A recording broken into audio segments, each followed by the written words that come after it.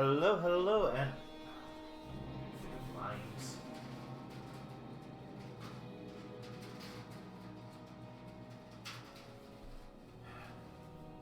I don't think they've ever worked, right? Oh, here I am with a cider.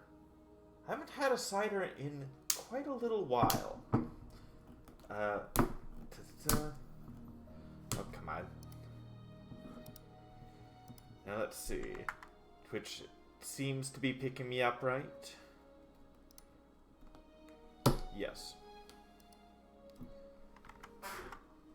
Chat is loading. It's gonna be like this. It's gonna be this much of a pain to get open. I will just pop that.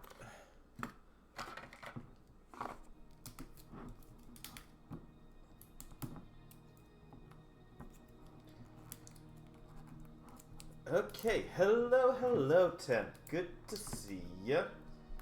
Just getting this open.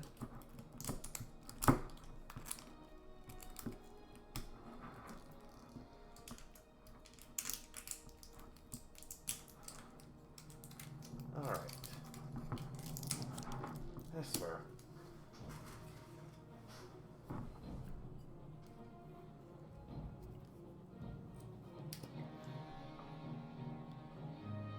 That smells delightful.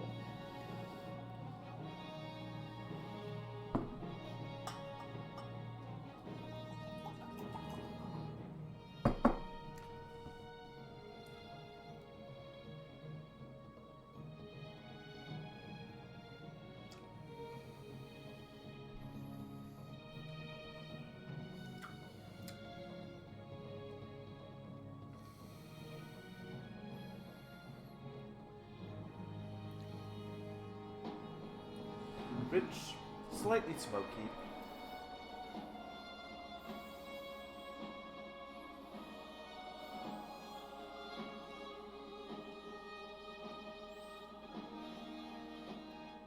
Yeah, not a bad cider at all.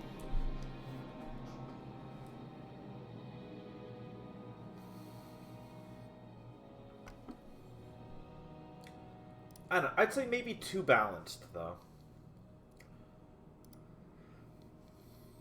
I like a cider to be a little tart.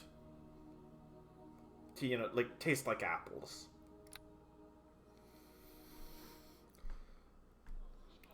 What? Not the quick save. This one.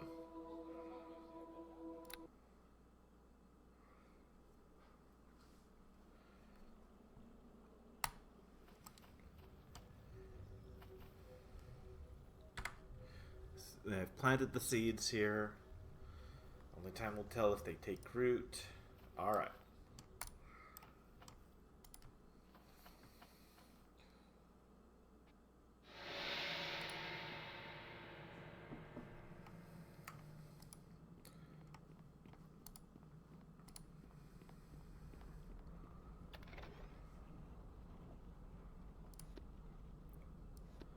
A fire opal and a potion of speed.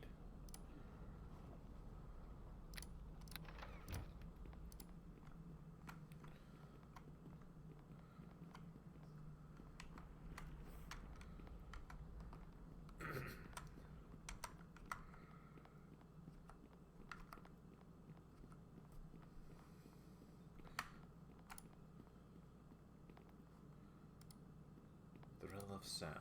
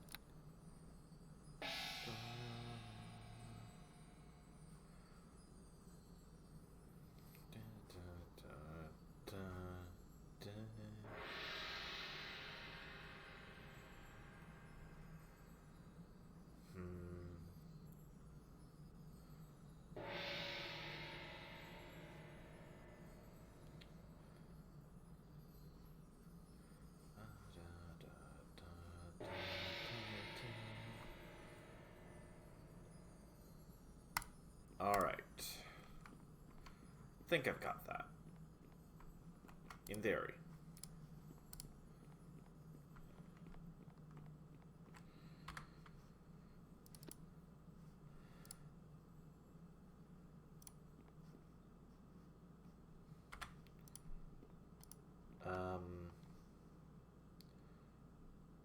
I need to go back to a sundial, I believe.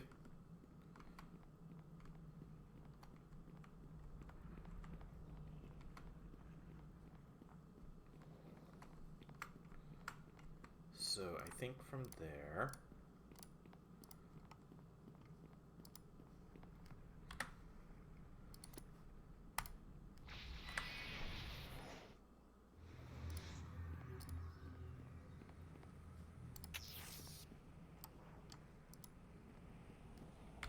Now that we're back in our time, though...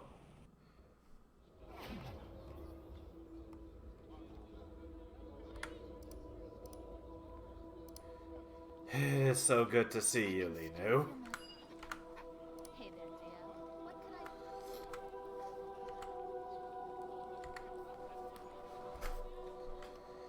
can I... Okay.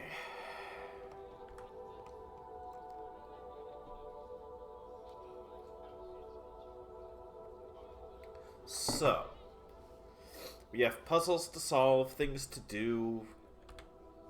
Definitely gonna be a moment to figure it out, it feels like.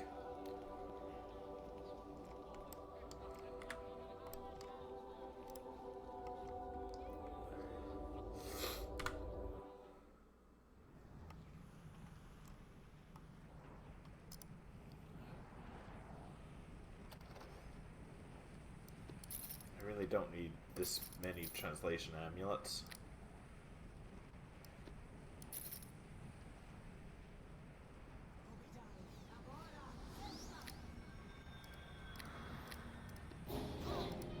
What?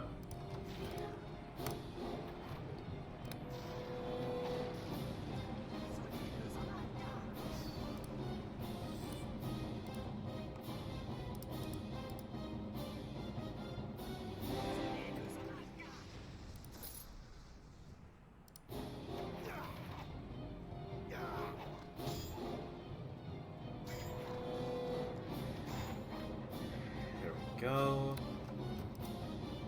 Yeesh.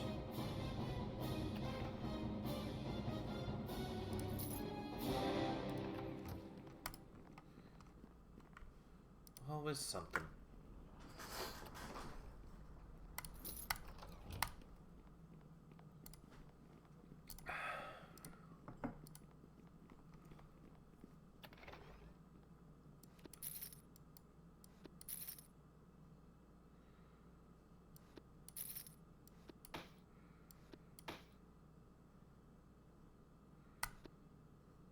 Do you have a spell active?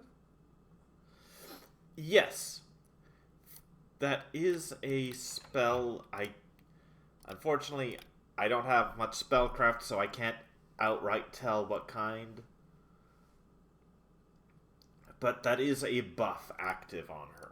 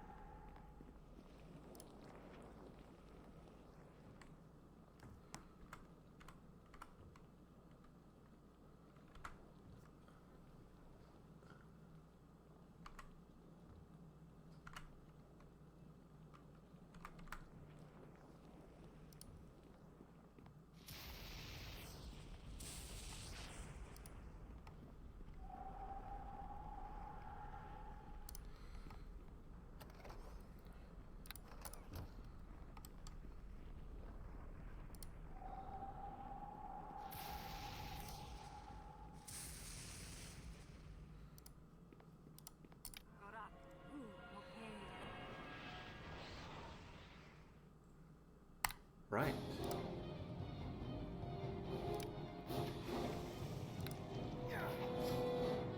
Vulnerable to piercing. I did do that fairly deliberately because, well... I shoot arrows, you know.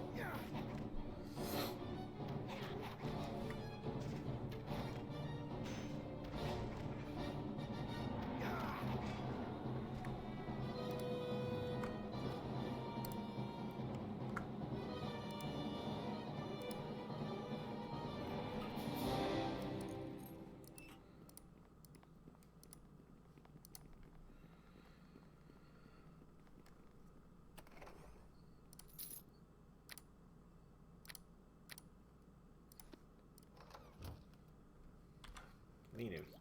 But no.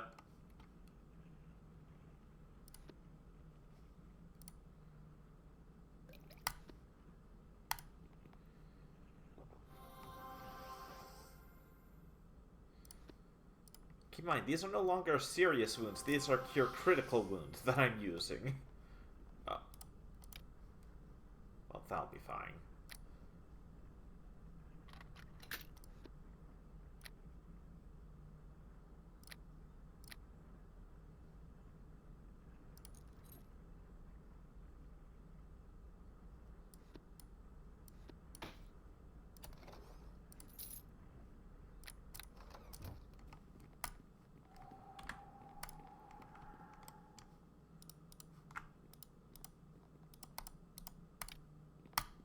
Alright, let's get that open.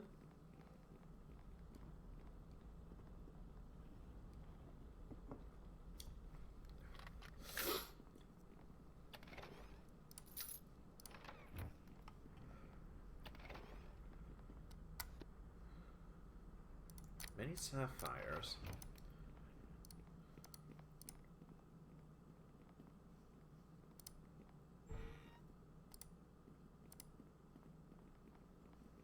Ugh.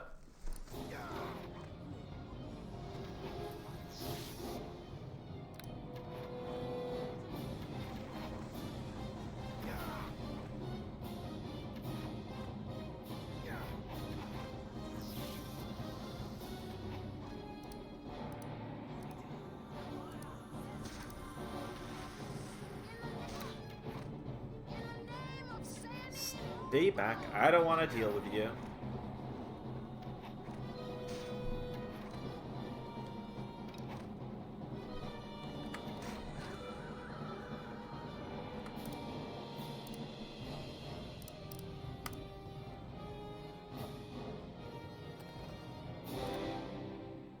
More sapphires.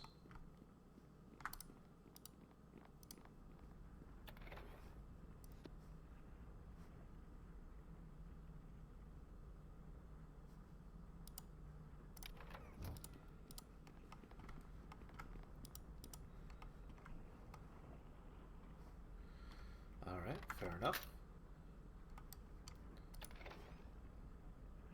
A fire trap. No, I'm not interested.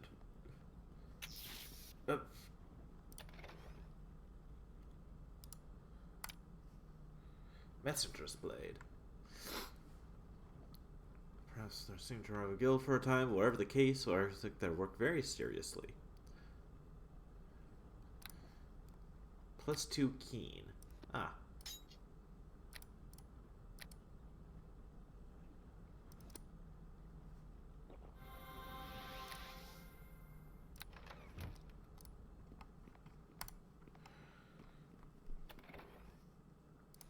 Another potion of speed. Alright, let's see. If I remember this correctly.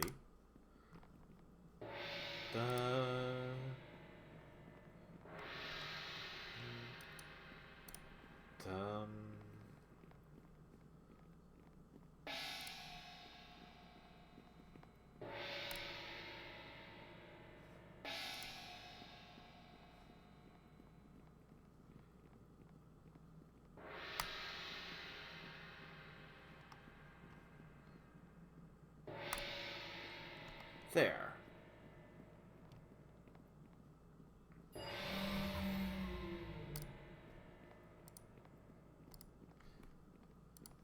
No worries, no worries.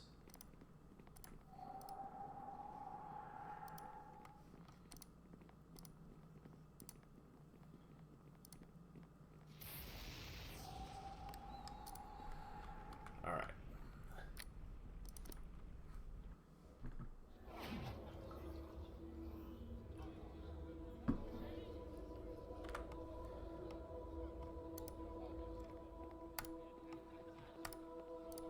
before I let this get like silly and ahead of me, I am going to sell a bunch of things.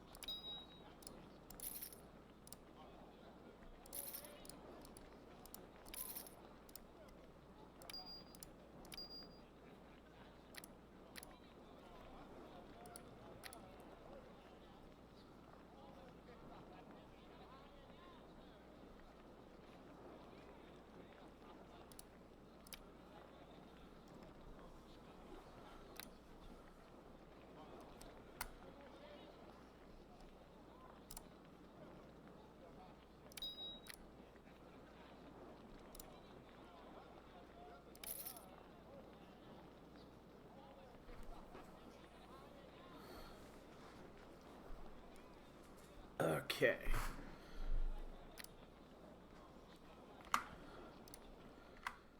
That frees up some room.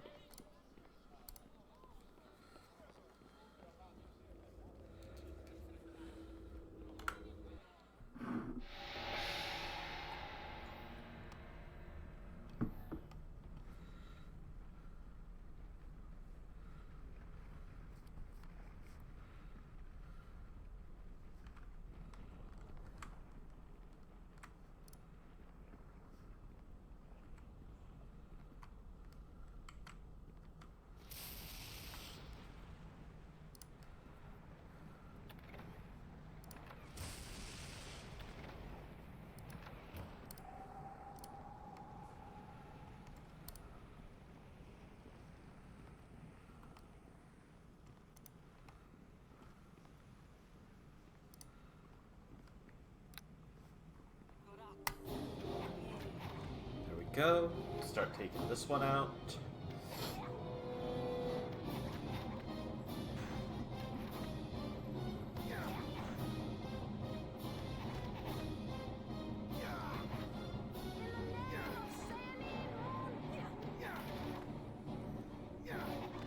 Can't be much more.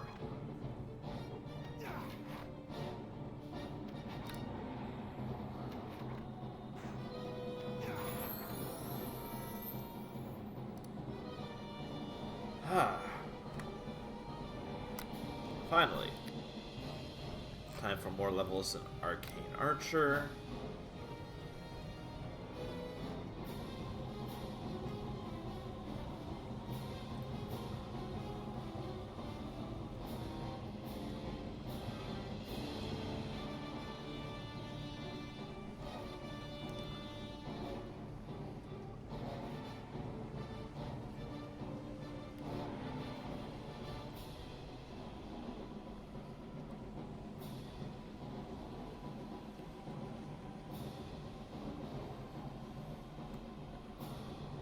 My open lock is pretty good.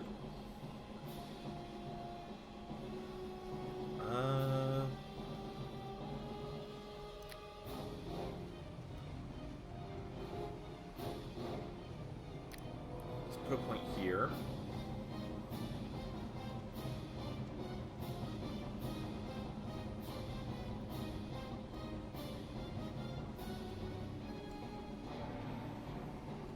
What am I looking? Where was I thinking? Do I want to put a point in hide? No, probably not.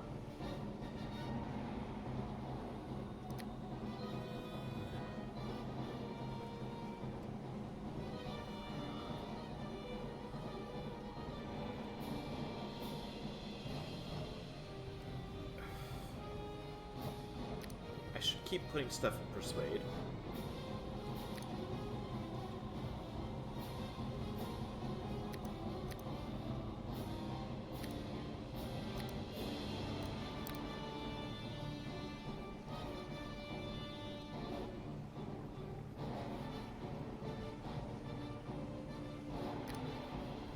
Fishing with the chosen weapon. Improved critical longbow.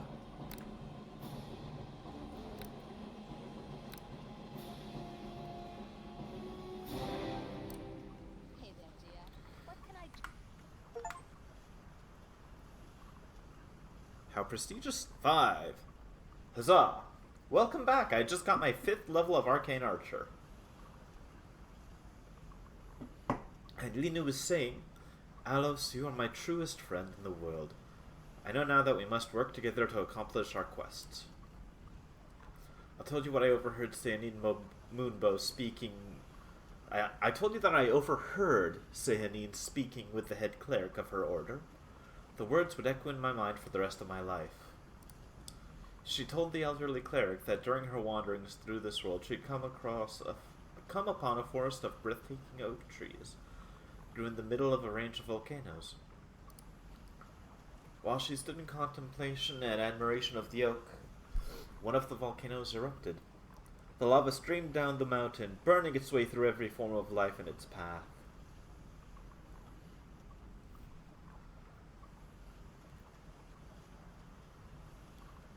But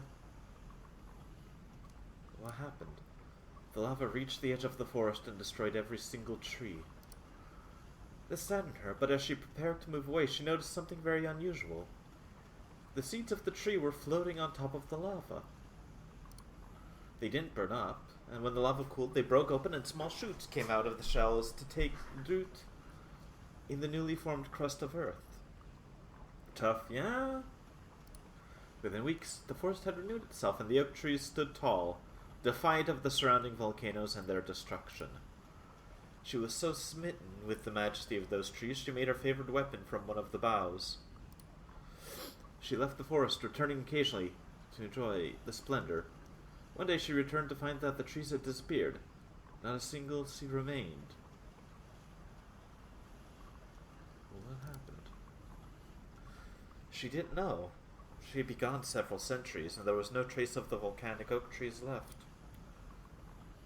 Thinks it's possible that one day an elf priestess will find a seed of the volcanic oak and bring it to Everesca.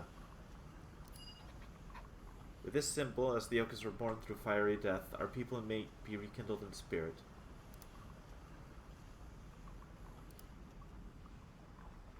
Find the seed somehow.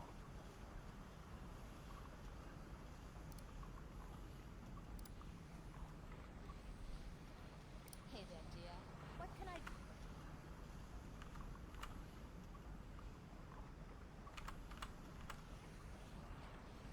Huh. Curious, curious.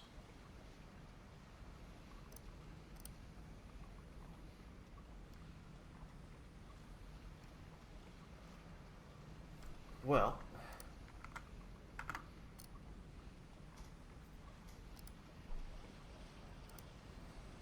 I suppose...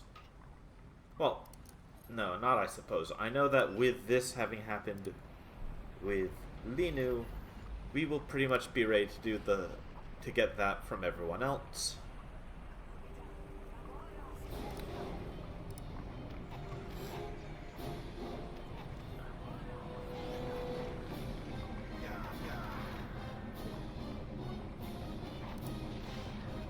Thank you, Linu. I can't really help out against skeletons.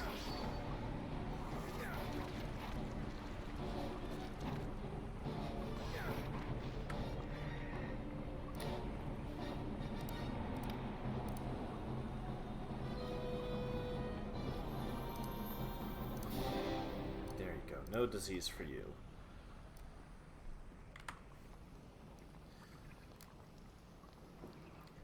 No. There is a bow A longbow you can get that deals blunt damage in addition, like that makes your arrows do blunt damage, but that was not in this campaign. Ryan has been playing. He also believes strongly in the power of certain gems. From Eric, he was set in place. Least magical was seen to be malachite. Amethysts were priced highly, but emeralds were revered above all.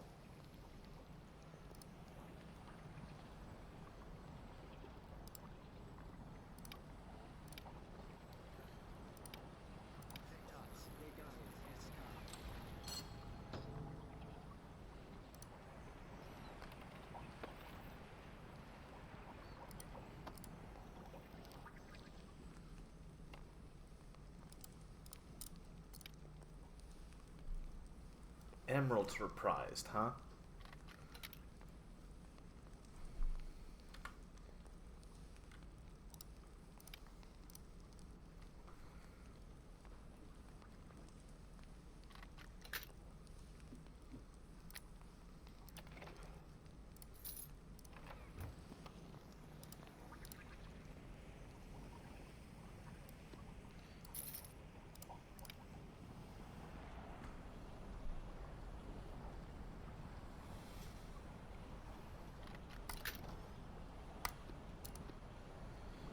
So I'm going to assume we need to all remember our colors here.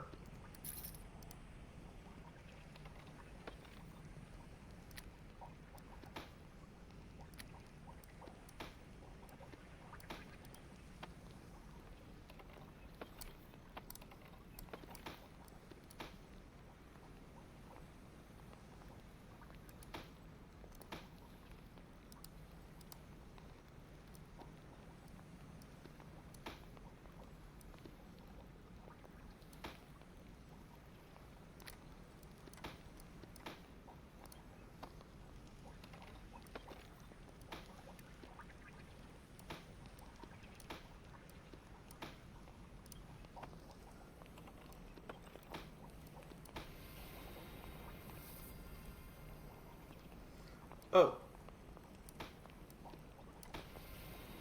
It's the order we do them in. Okay.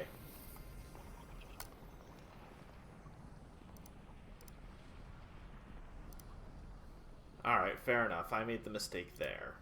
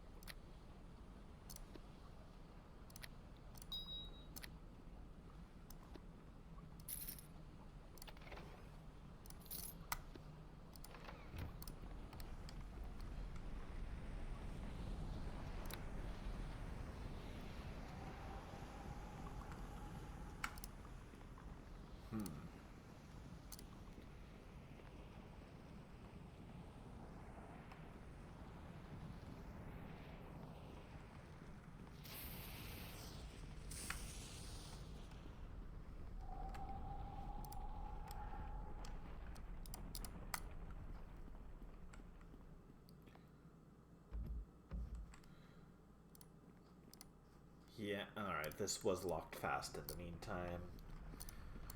Well, one more. Not this way.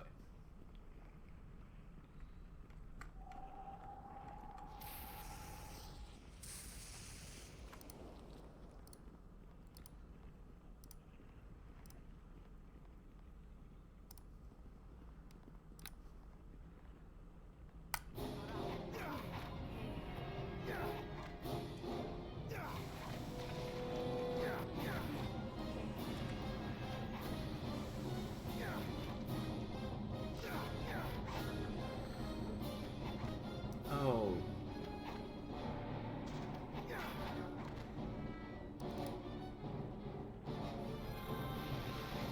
That was...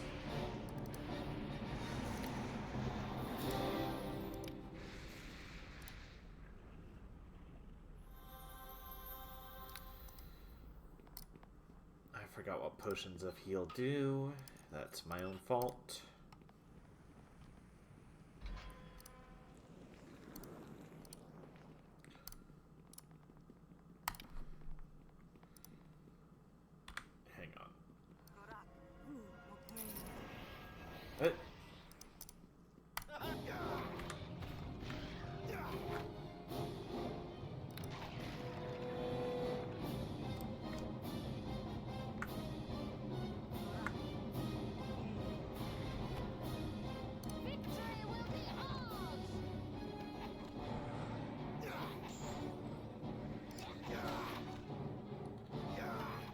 go.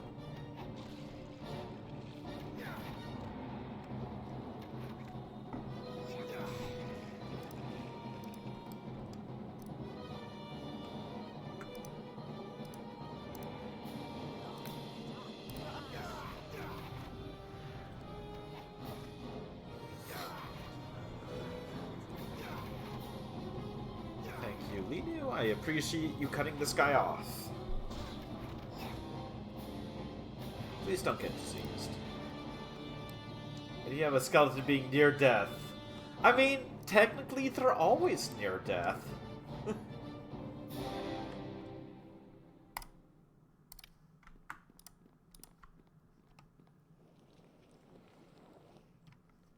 They had to have been.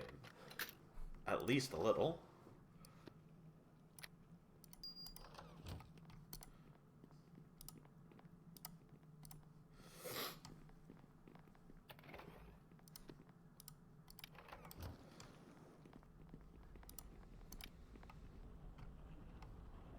Whoop.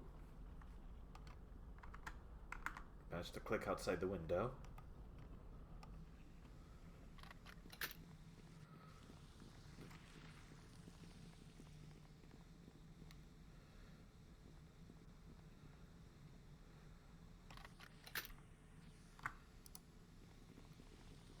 Okay, if I stand here, am I close enough to remove these traps? Yes.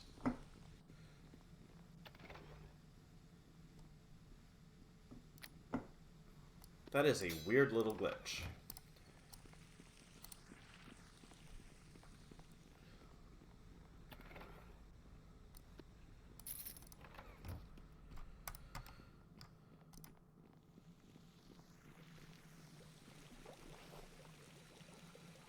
Old One defenses.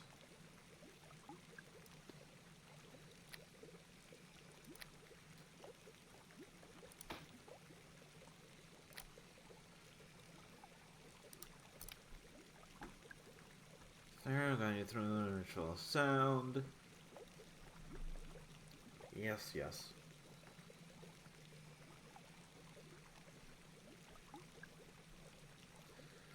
Complete using the stones drawn from the holy pool. Begin by choosing any two of the single stones in the primary color pools. Secondary pools must then be filled with the twin gems that match. Combine the hues of the stones in the primary pool.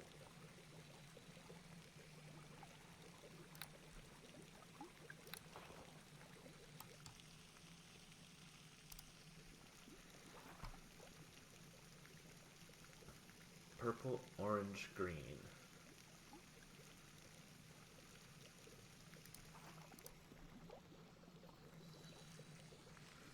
Yellow.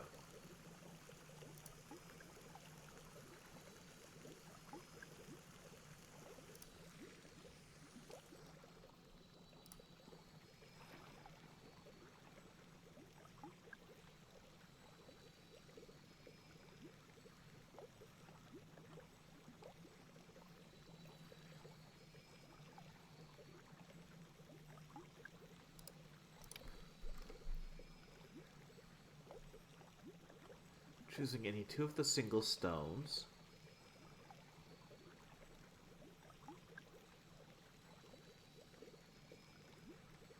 Okay.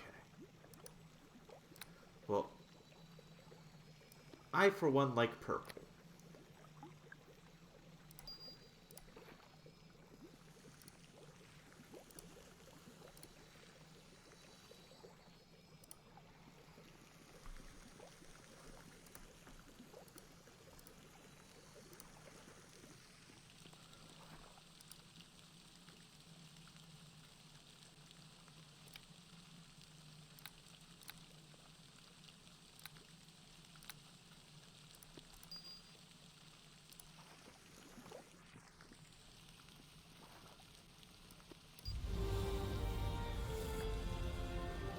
There we go. That is the door of 3 unlocked. There is sure to be stuff behind it. That said,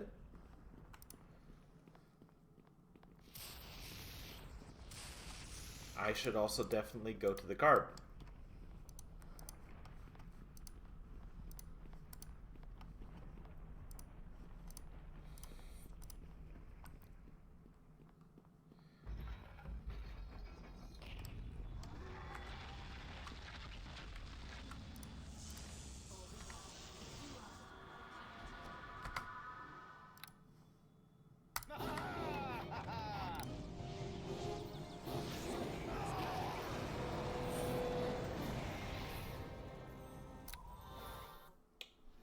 Save versus death. Good to know.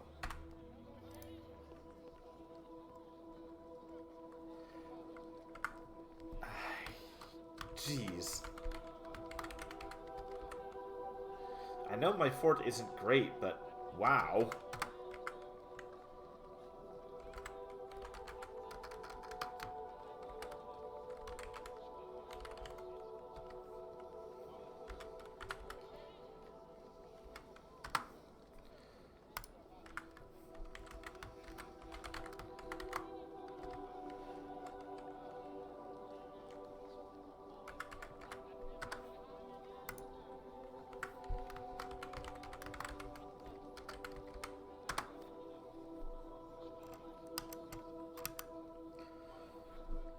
Okay.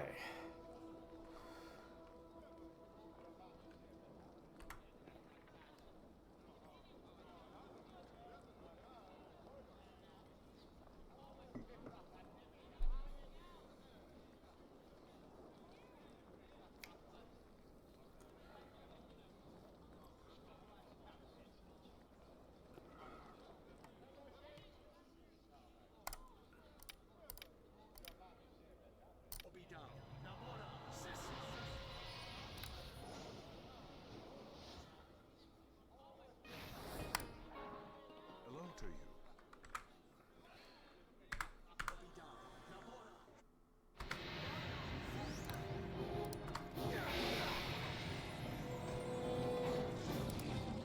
A Baylor. Good to know. Goddamn. Ugh.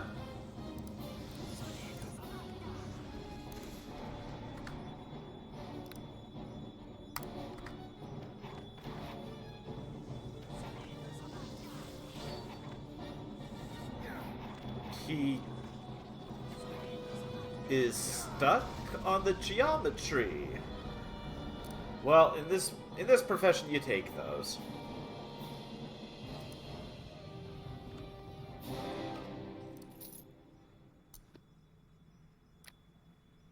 Key.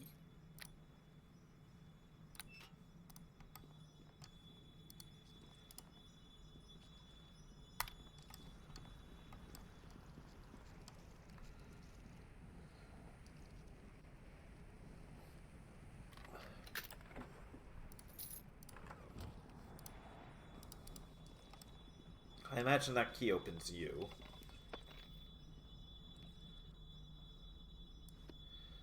It is a dire spider, I believe. You have done well to find the second word. I didn't ask.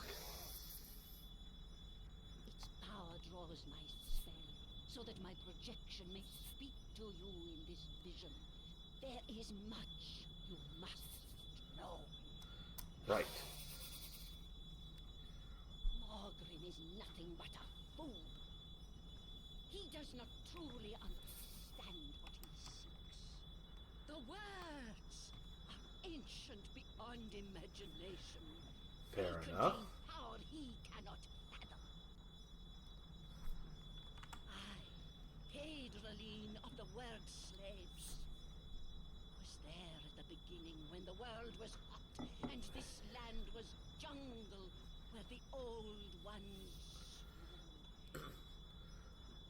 Word slaves. living power of the words Morgrim seeks had to be bound in the flesh of the Word Slaves. We were unwilling guardians, our souls Oh. tied to the ancient magic of the old ones. When the world was hot, we Word Slaves slaves suffered for the empire of the Old Ones. The words ripping their power from our tortured spirits and our living flesh. The Old Ones are my people. An ancient race of lizard folk who ruled the north before the dawn of time. We were old when even the elves were young. We were the first. We were the creator race. I wonder if, like, the Saruk were finalized at this point in time, actually. I wonder if they had gone that far back into Faerun's... Well, into... Sorry, Toril's history at that point. But we were also a race of unbridled cruelty. The strong ruled and the weak suffered. And we word slaves suffered most of all. Such was the way when the world was young and hot. Once this winter land was a lush jungle. Okay. Vents from the earth blasted scorching steam into the sky, and the world was warm and fruitful. The Old Ones lived in this paradise, as did we word slaves. What happened to this tropical paradise? Well, plate tectonics are a thing. The world grew cold, the jungles died, frost and snow covered the land. For all their power, the masters could not stop the change. They vanished from the world, consumed by the earth that had turned against them. Mother Nature does her thing, and we just try to survive. When the Old Ones vanished, the power of their words remained, as did we, the word slaves bound to that power, forced to walk the now frozen and desolate earth, forced to preserve the words and legacy of our masters. Curious. Many word slaves died when the endless winter came, but some learned to survive in the frozen waste, hiding from the lesser races who now hunted us. To survive what the masters could not endure. Over the centuries, the magic of the words I became see. dormant. Their power faded. And as we who were left behind grew strong, the bonds enslaving us were broken. We who had once been slaves scattered and hid the words, so that we would be forever free of their legacy. Now, thousands of years have passed, and even we who hid the words no longer know where to find them. Morgrim seeks to unlock the dormant power of the words, so that he may enslave again. Word slaves, humans, dwarves, elves. Morgrim would have all bow to him as master. Now, I could be snarky, but I'm gonna be the hero. Mogrim will never succeed. I will stop him. Morgrim is already doomed. Oh, well, that makes that easy. The words were meant to release ancient evil upon the land, to devastate those who survived the change the Old Ones could not. And there's the complication. Good to know. The plague was only the first of the evils the words will unleash. The world as you know it shall be no more if Morgrim succeeds. This is the legacy of the creators. Oh, No! It can't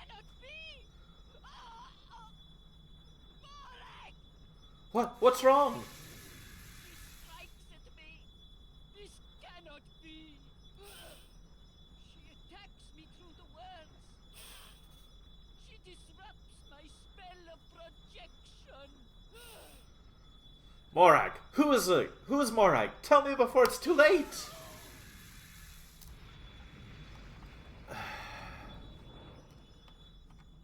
Can never be that easy, can it?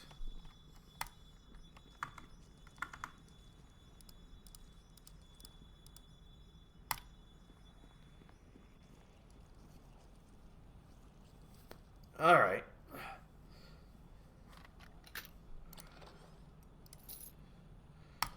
Well, I got a word of power.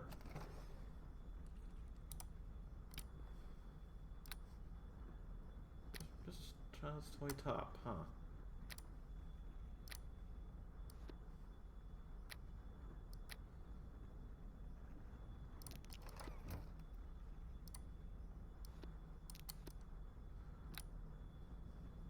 I'll put that in my bag of oddities. Get some good rest, Temp. Pleasure seeing you. Take care.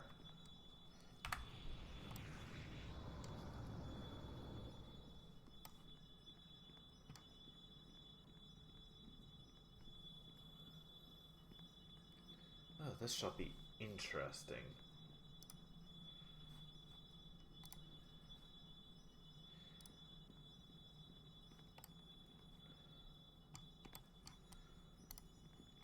Before I take that portal, though, I'm going to go to the garden.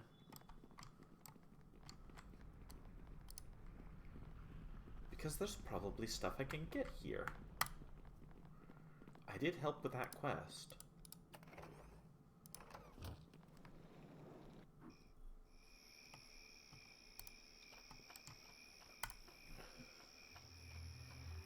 Greetings. Once more, I must thank you for planting the Utaric seed trees for me. Or is this the first time I'm thanking you? No matter. I am grateful in any case. Oh, have I not given it to you yet? No, I suppose I haven't.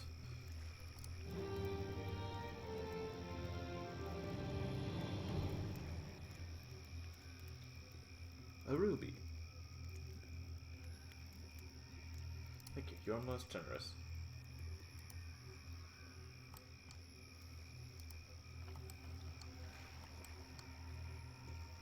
Until we meet again for the first time.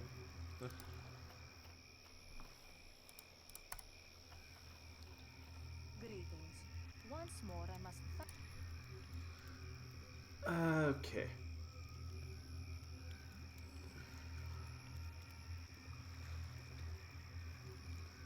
What are you doing?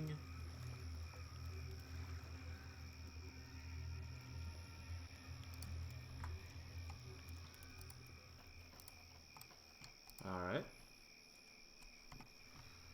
Well, fair enough. She's waiting for it to bear fruit.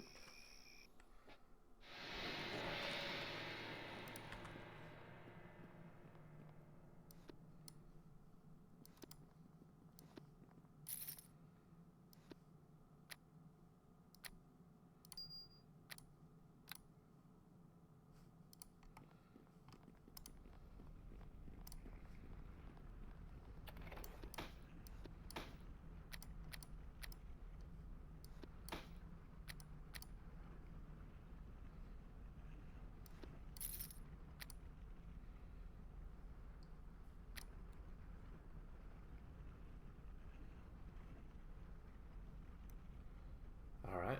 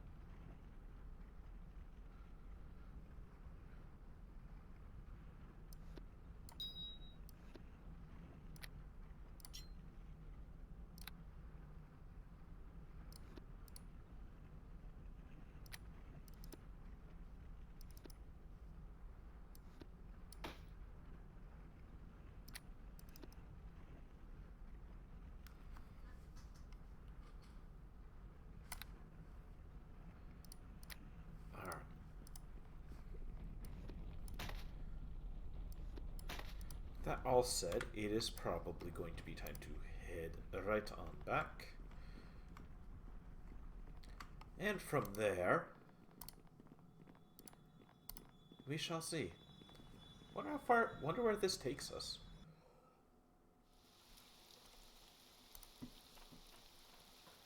Up to here, eh? Right. Well, no time like the present, I suppose.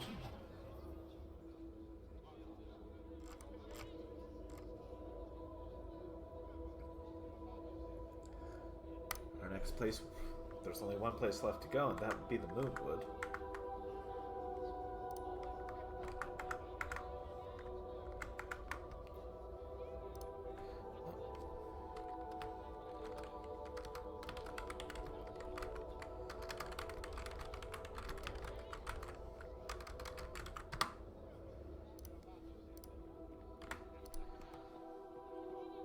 Let's see.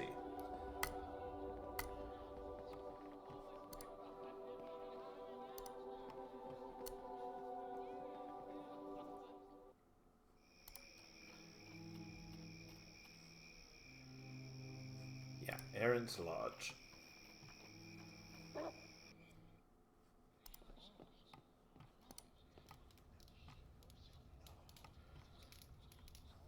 Come on.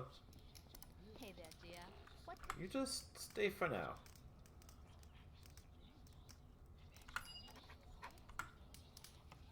Don't you worry, I'll be back. Alright, time for Tommy's story. What can Tommy do for you? First off, how about you level up?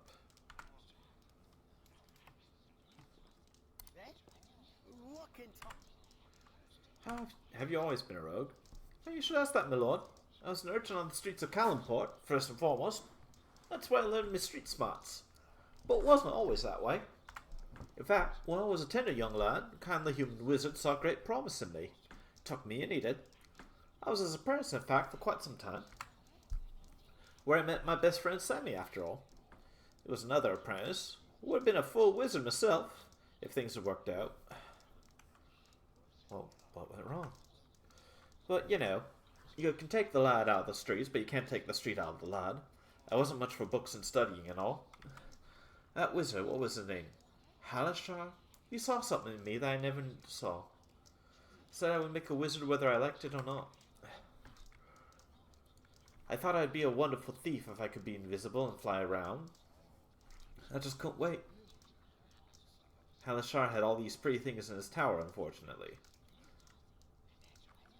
So you stole them. Of course I stole them. What kind of rogue do you think I am? Got a good price on the streets too? Even Halashar beat me black and blue by the time I returned. Once I swiped his spellbook and sold that for a pretty piece, boy was the old man furious. A storm brewing around his tower by the time I got back. Of course I had to lie and say Sammy took the book. Come to think of it, that's how Sammy got kicked out. Well, he wasn't much of a wizard, and old Sammy wasn't my friend back then. Made up to him by becoming his pal later once I stopped being an apprentice. Well, the end of my apprenticeship is quite the story itself. Sure. What can Tommy do? Was I telling a story, my lord? Oh, right. The end of my apprenticeship. Well, wizards are a funny lot, you know. No self-respecting thief would go poking his nose into places where it's sure to get cut off. But wizards run like moths into bonfires. Halshar was no different. He didn't want me to find out, of course, but I had a way of sneaking around his tower without him knowing. I saw him summoning demons.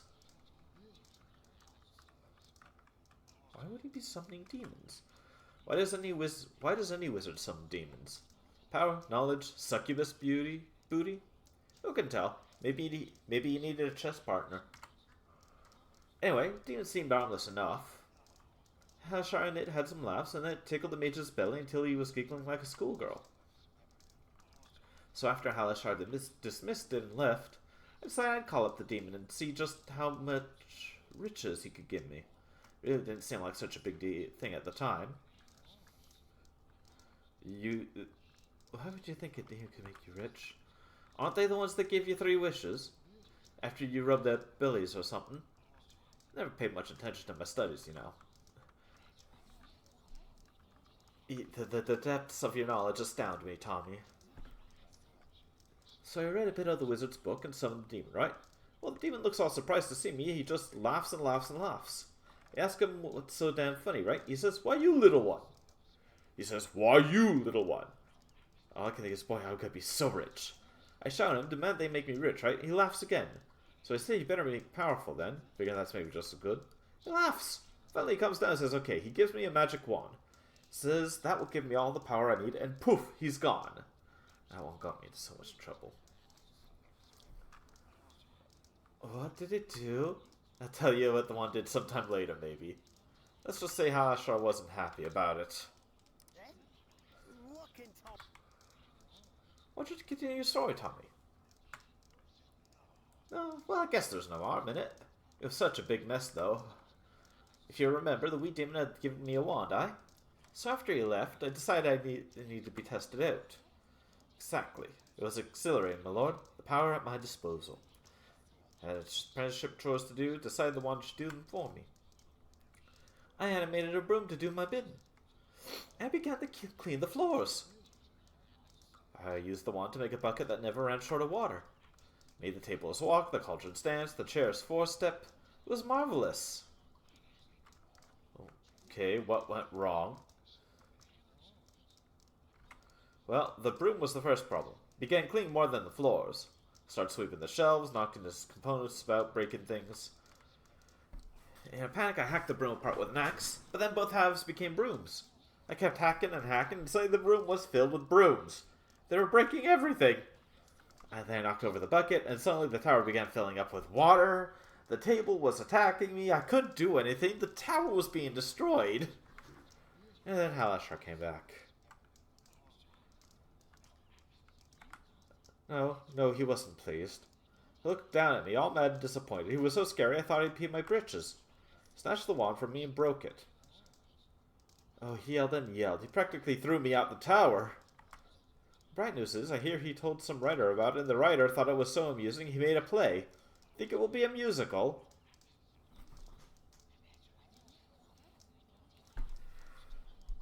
Fantasia! Tommy right here was in fucking Fantasia. Lovely.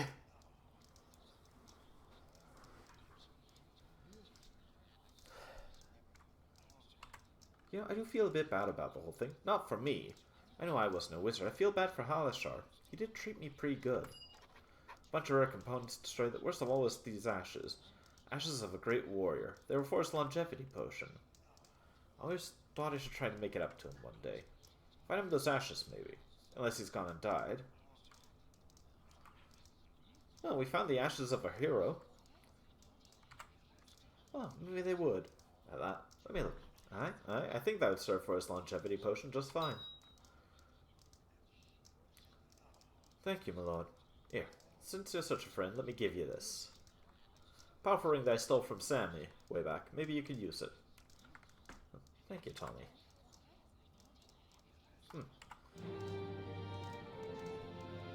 Sure, as soon as I get the chance. I wonder if you'll still accept an apprentice at my age.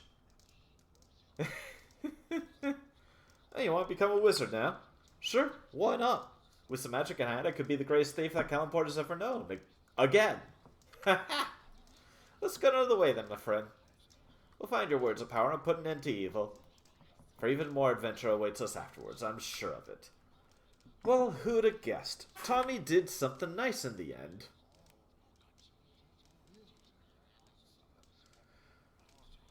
Remove this page. Wow. These bots.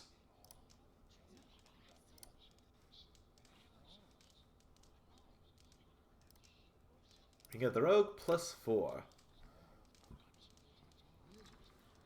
Okay, +2 to all those skills. +4 to my dex.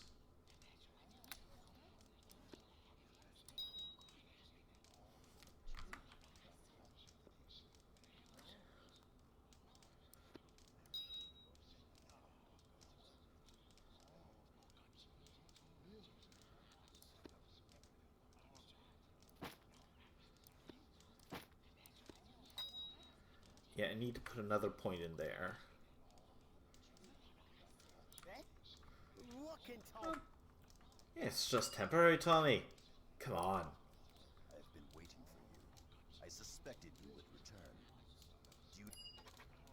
My blade is yours to command. Yes? Is there something... You ought to level up a little. Yes? Is there something... Let's talk. What are your thoughts on her betrayal? Some will claim Arabeth betrayed Neverwinter out of grief. Others say she seeks to avenge Fenthic's death, out of some sense of justice. There are even those who say she was driven mad, and is not aware of what she is doing. But I think something else drives her now. What do you think? Neverwinter turned its back on her. The city rejected her, and its people cast her out. There is no pain so great as being turned away by those you most wanted to take you in. They never turned her out. Perhaps not, but Arabeth no doubt felt that they did. They blamed Fenthic enough to kill him. How could she not feel they despised her as well? And then Lord Nasher sent her to Port Last. It was obvious he wanted an excuse to send her away from the city. There's no doubt he thought it best to calm the people. But in her grief, she would have seen it as a cold and brutal rejection. A banishment. So I think she was justified. I'm not saying what Arabeth did was right, or even justified. But there's a tale among the Youthguard. An ancient legend of consequence and betrayal. Fenthic's execution and Arabeth's betrayal remind me of a tale of my own people. I only hope Neverwinter does not suffer the same fate as the Youthguard. Perhaps later I will tell you, but now is not the time for me to speak of this. We must focus on finding the words of power for Eren, if we are to save Neverwinter. Yes? We should focus on finding the words of power, but I suppose I could spare some time.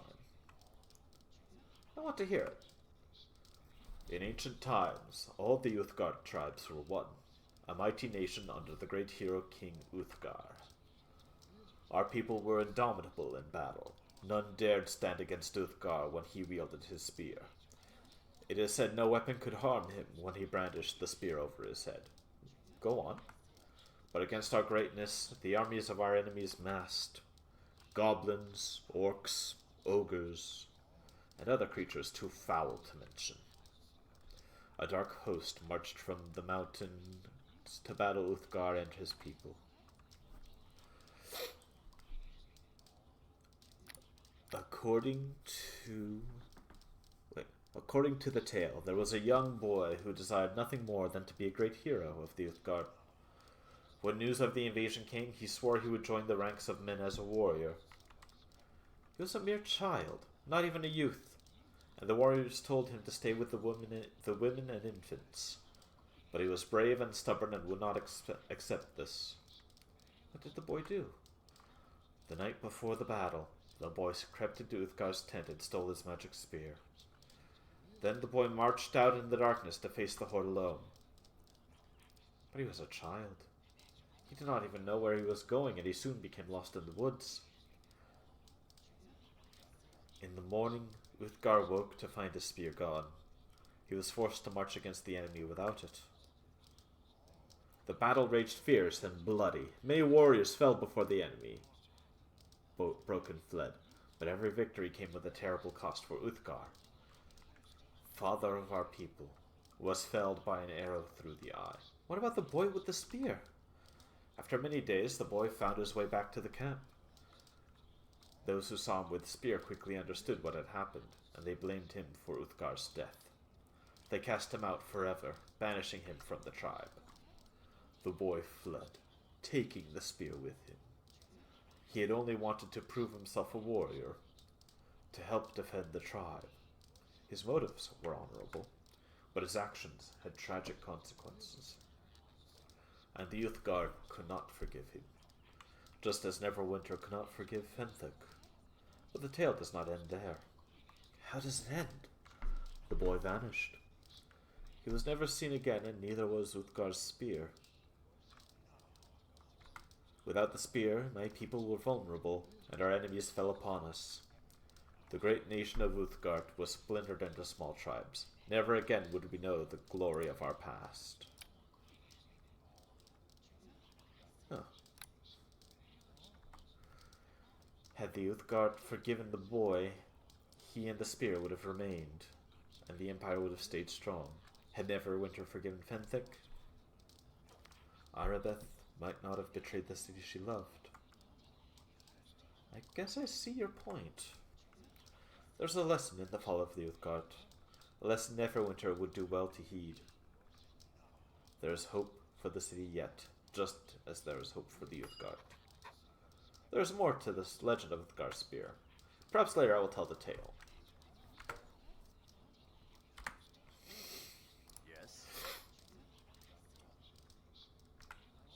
Yes, I promised to tell you the rest of the tale of Uthgar's spear. Uthgar's spear, when the time was right. That time has now come. As you know, I am on a vision quest to prove myself a true warrior. Last night I had a vision to guide me on my quest. I have seen the spear in my dreams. According to the legends of my people, the Uthgard tribe will never be united until Uthgar's spear is found.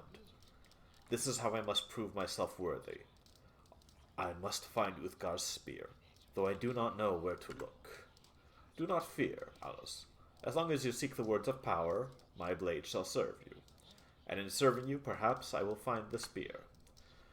I've come to believe it is the will of the gods that I stay by your side. You found my mother's brooch, you avenged her murder. I cannot help but feel you are destined to help me in this as well.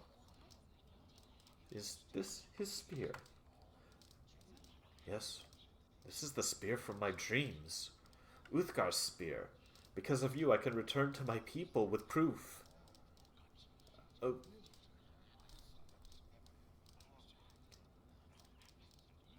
With proof my spirit is worthy. I can never repay you for this gift, but please take this small token of my gratitude. It was a gift from my mother before she died. Amulet of the Uthgard +4. I can never properly repay you for this gift, Alice. Yeah, okay. The talisman has powerful magical properties, though I know it is hardly a suitable reward for all you have done. Alas, the only other thing I can offer is you as my continued service. What are you going to do with the spear now, Dale? I'll bring it back to my tribe and present it to the elders. I have no doubt they will declare my spirit worthy. The chieftain will summon an intertribal council. Congratulations, the return of the spear heralds the return of Uthgar himself to be born among our tribes. Oh, cool. Perhaps I'll be hailed as a hero, or perhaps welcomed back into the tribe. The elders could allow me to take a wife and raise a son of my own. Either would be pleasing. I'm going to miss you, Dalen. I long to return, Alice, and reclaim my place among the tribe, but I will not abandon you. As long as you have need of me, I will stay by your side. Cool.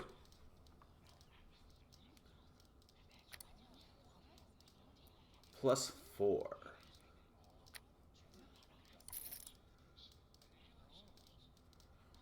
Now this is strength +4, spell resistance 12, immunity fear.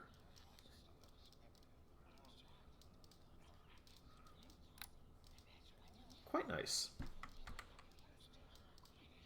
That would get me to my... Yeah, that would get me to the most I can have in... Well, the +3 to my strength from my bow.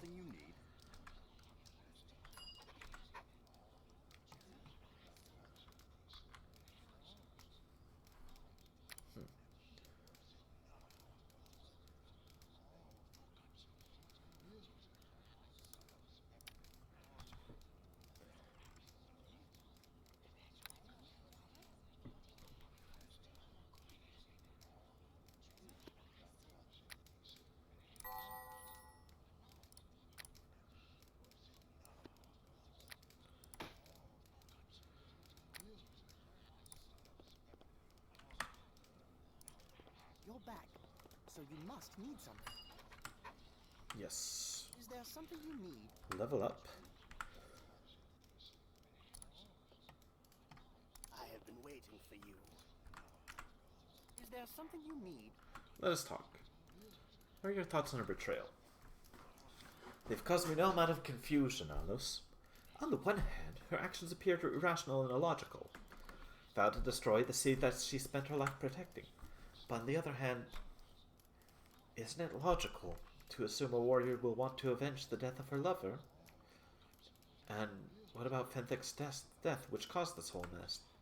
His execution made no sense. He was not an enemy of the city, and had he lived, he would have done everything in his power to help Neverwinter make up for what he had done. What purpose is there in killing a man who is only going to be your ally? Such irrational behavior is difficult for me to understand.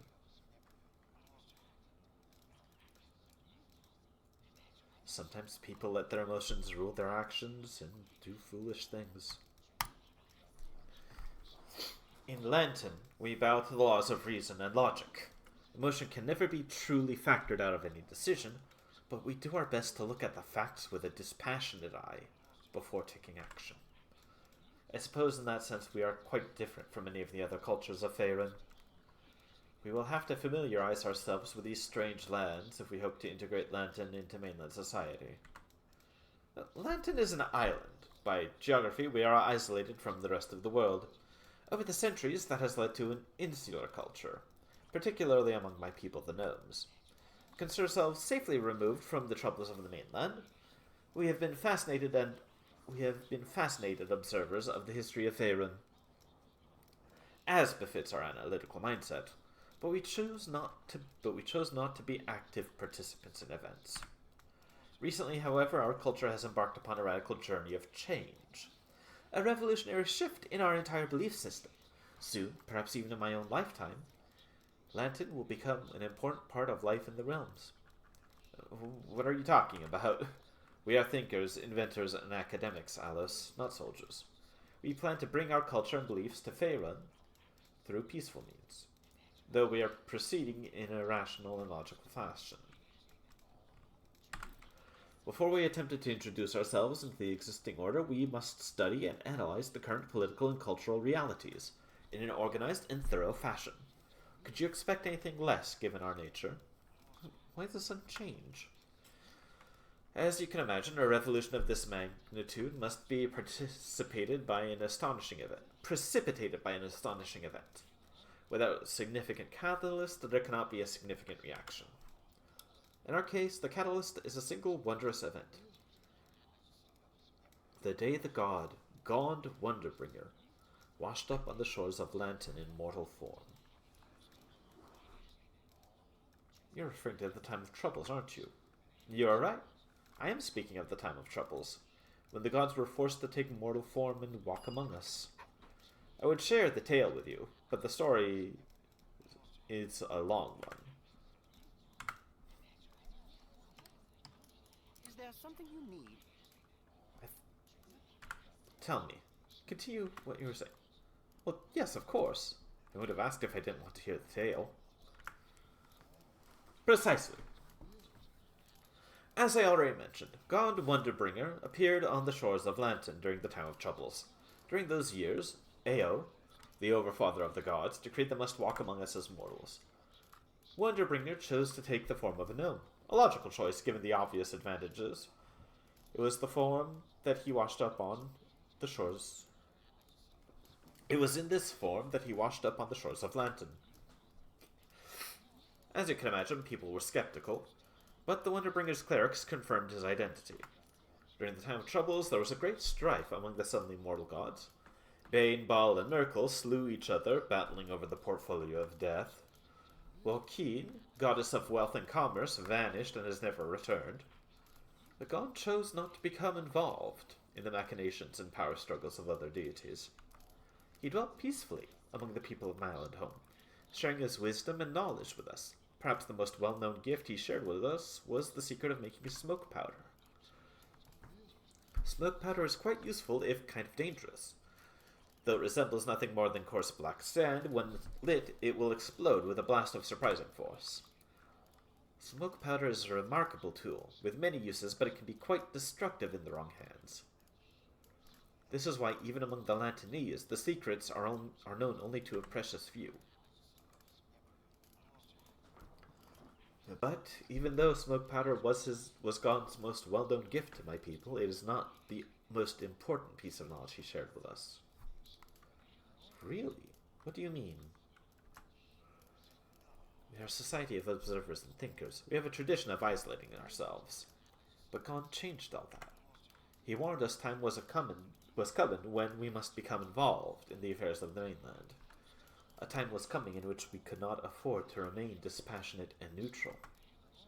He will not say when, or what the circumstances would be. But when a god tells you to go forth into the rest of the world, you would be wise to listen. London is still very closed and mysterious. Well, given the analytical nature of our society, you cannot expect we would suddenly integrate ourselves with the rest of Faerun without careful study. Suddenly, the discoveries and accounts of those who had left our island became infinitely more important as a tool to teach us of the society and culture we knew we would be interacting with.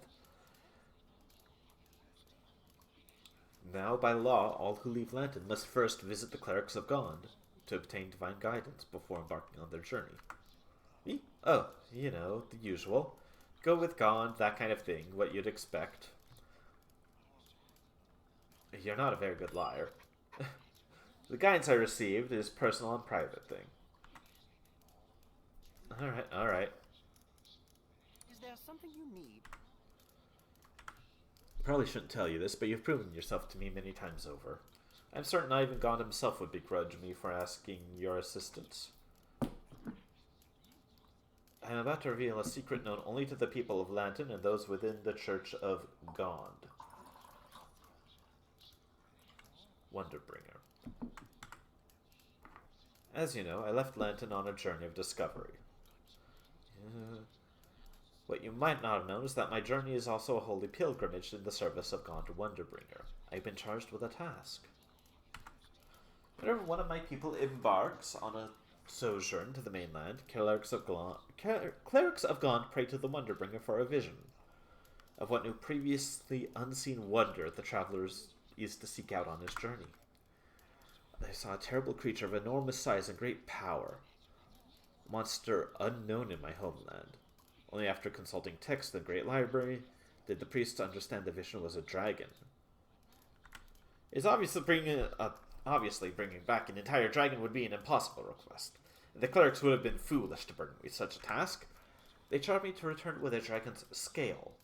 Through experimentation, study, and magical divination, we can learn much about these creatures from a single scale.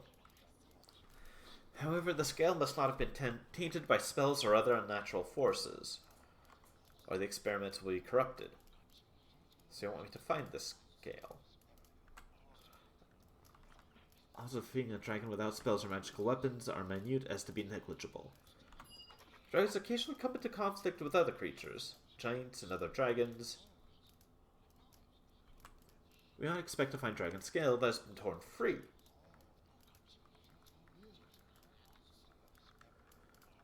So we're off to search for some dragon caves. Don't worry, Badinok, we'll find you a dragon scale somewhere. Is there something you need? Let's part for now. I have been waiting. Hello, Is there Grimnaw. something you need? You could stand to level up. Is there something you need? What are your thoughts on Arbeth's betrayal? Mixed feelings about the Paladin's actions. They say she was driven to her betrayal by the execution of her lover. She cannot accept his death, and it drove her mad with grief and a desire for revenge.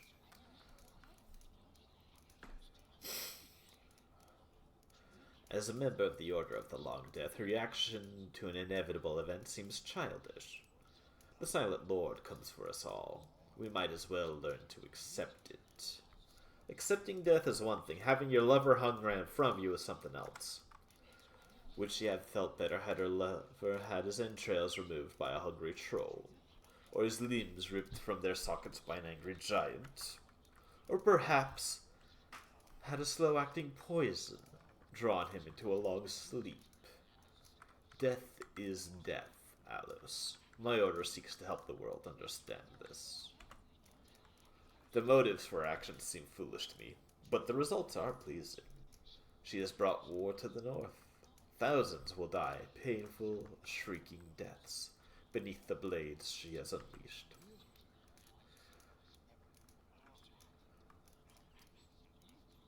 It's a horrible thing to say. You only say that because you do not comprehend the mysteries of the Silent Lord.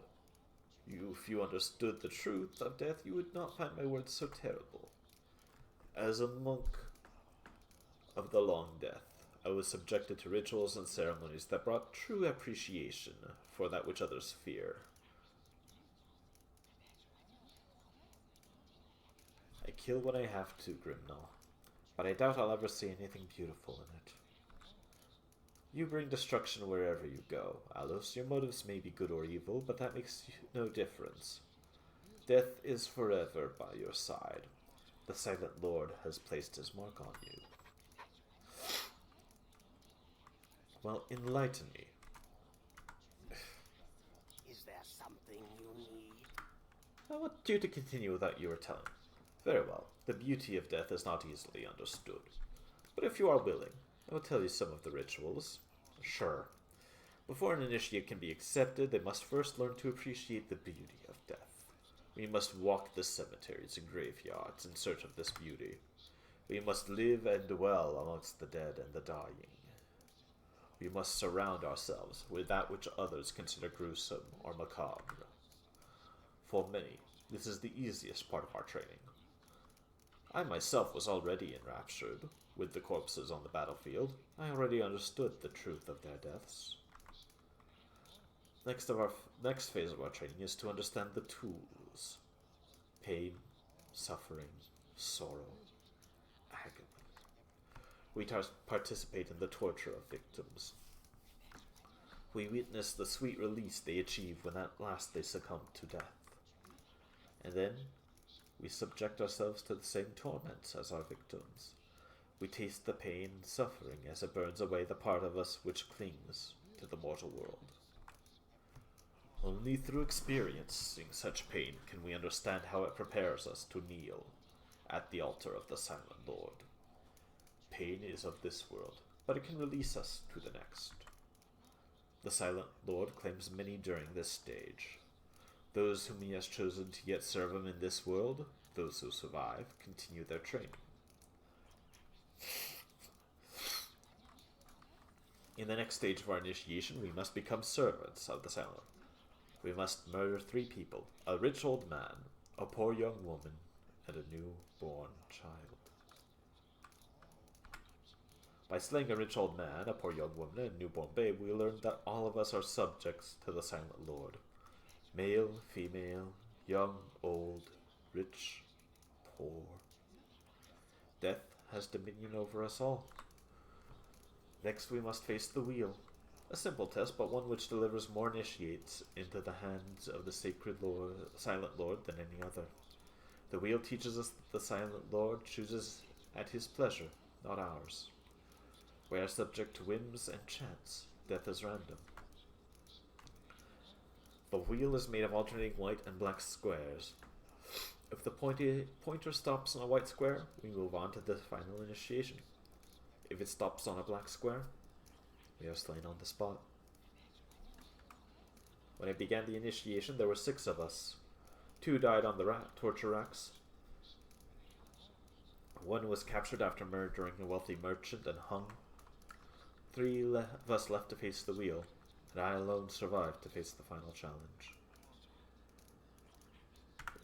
I am not yet ready to share what the final challenge was with you, Alos, for I have not yet completed it. I am a monk of the Long Death. The final challenge is necessarily only if I want to to enter the inner circle of my order. I want to ask for your aid in this, Alos. Oh.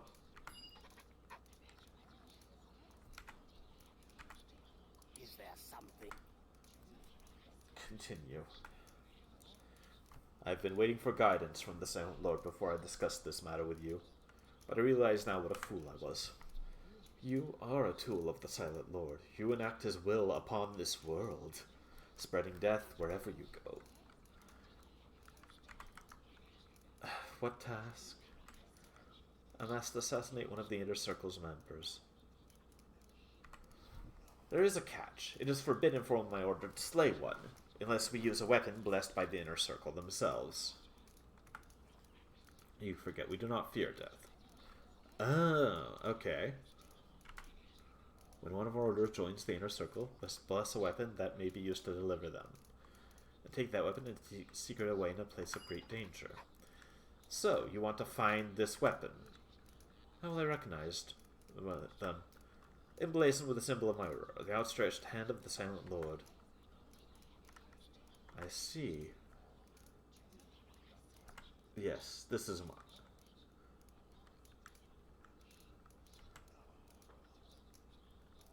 I thank you. Powerful magical properties. What are you going to do now? For what task? Here is not yet done. Is there something? Is there? I think it is time we parted ways.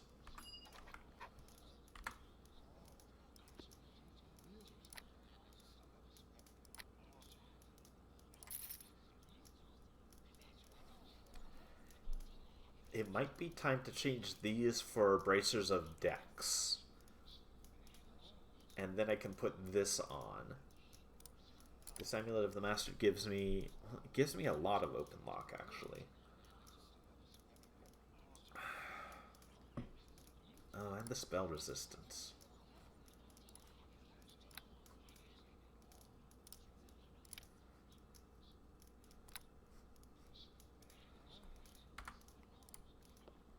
I suspected you'd show up here soon. Of course, Robin. Yes? Please do level up.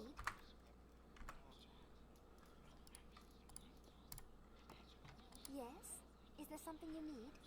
Shall we talk? Tell me a tale.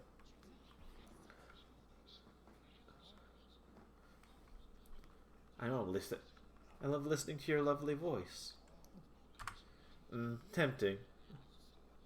Perhaps I should ooh. Of course. What story should I tell, then? Of the great Aloe, savior of Neverwinter, and search for the words of power. I think I know that one. Not like I tell it, believe me. You're probably right, however. It would be a bit familiar, and I'm a bit fuzzy on the ending. Cute.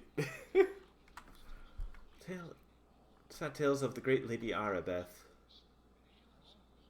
Torn between love and honor, fallen from the grace of Tyr. I've heard the ending. It's true, isn't it? You know, the great Lord Nasher. That's something original. If you're going to be picky, aren't you? Very well then. Give me some time to think. Yes? Alright. Story to tell you. It's an odd one. The story of Temurlin and the Song of Love. Sounds promising. Be quiet. Temurlin was an elven bard.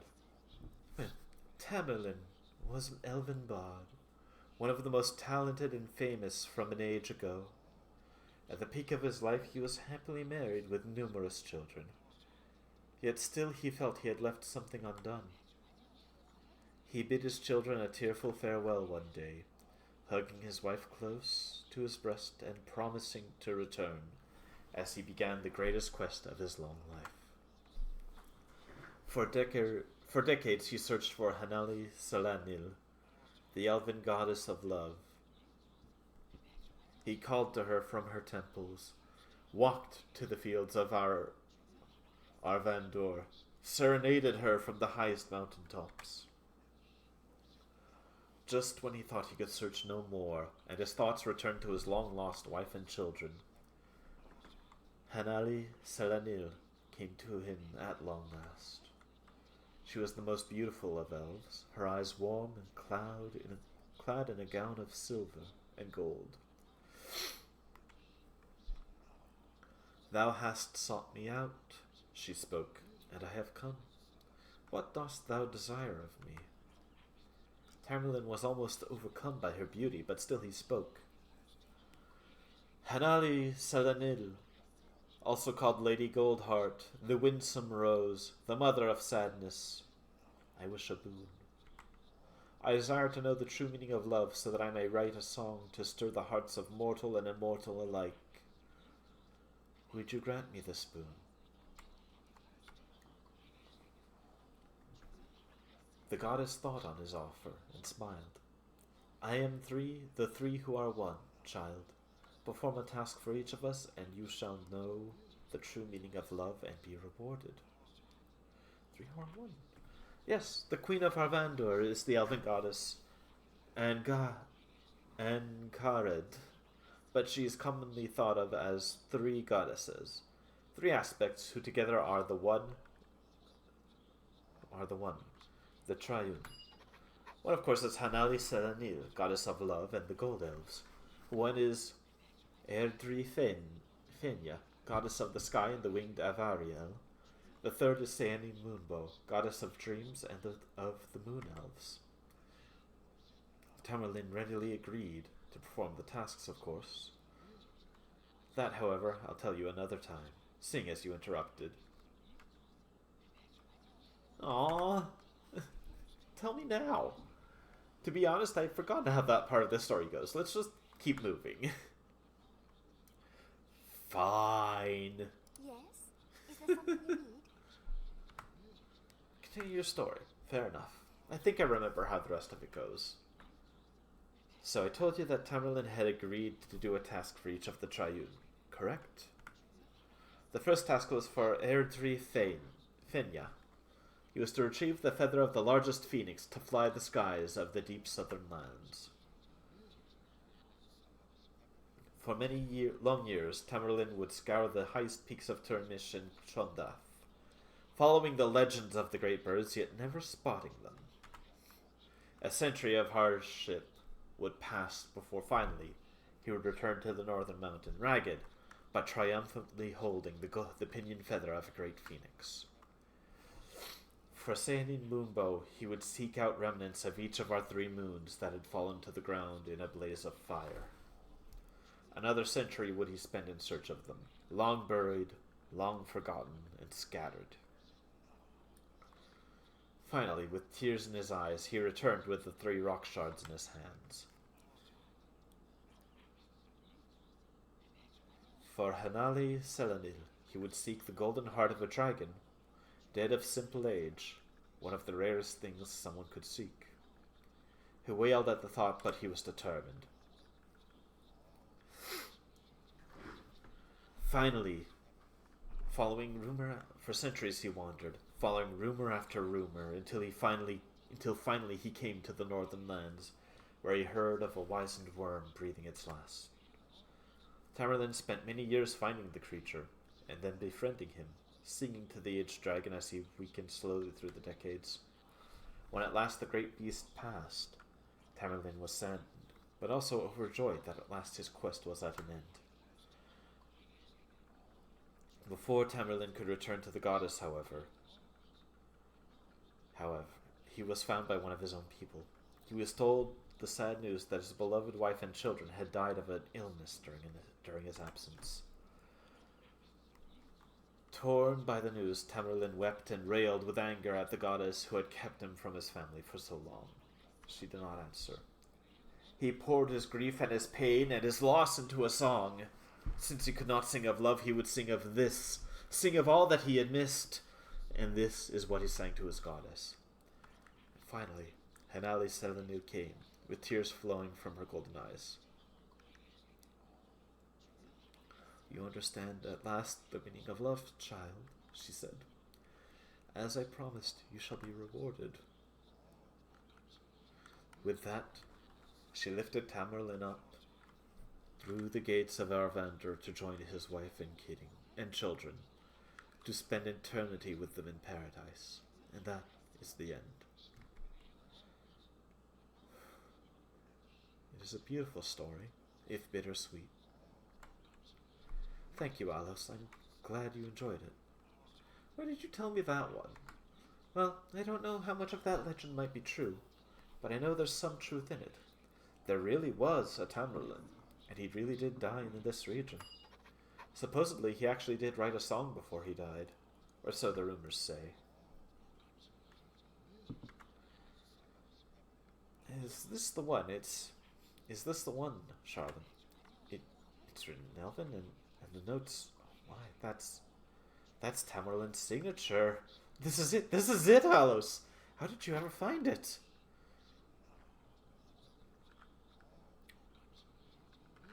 What are you going to do? I'm not sure. I want to sing it. I want to spread it. I think I'll sing it to the elves first. Who knows?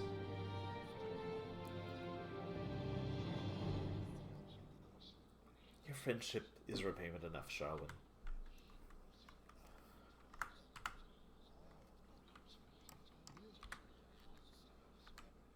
Yes? Is there something you need?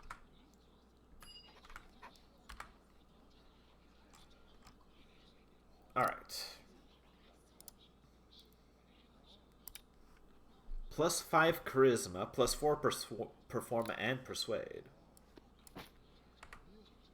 Pretty darn good, if I may say so. But yes, it might be time to change off the gauntlets of ogre power and put on something else. Again, thing of the Uthgardt would be really nice. And I can add some bracers of dex on top of that. I hope that you would return.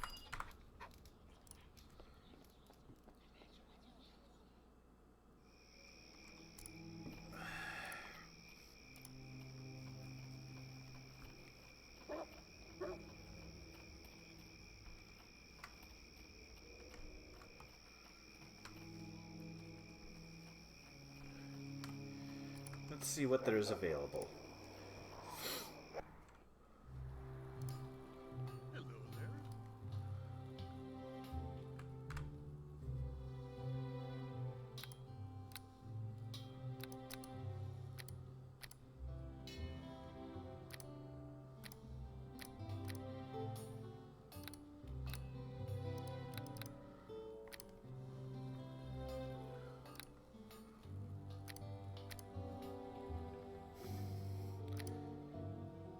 It wouldn't be you, then.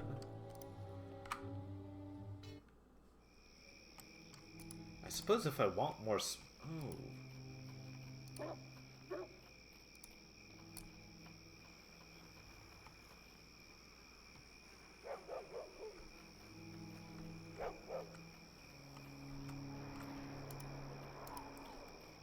Actually, wait, no. Many-starred Cloak might have something.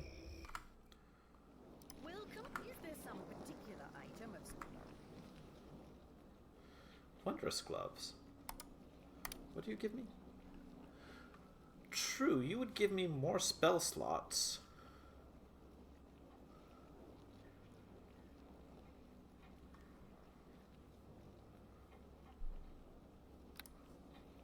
Well, it wouldn't be bad.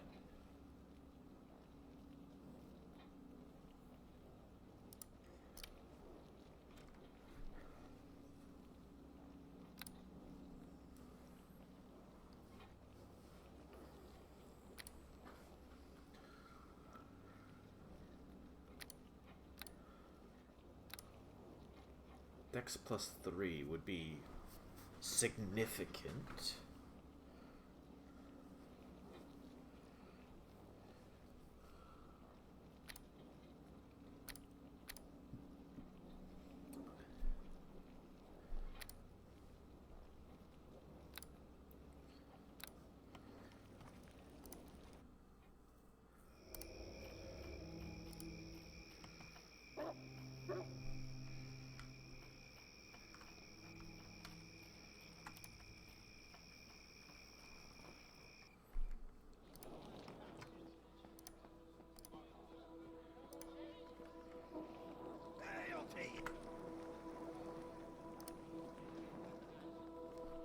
those. Dex +2.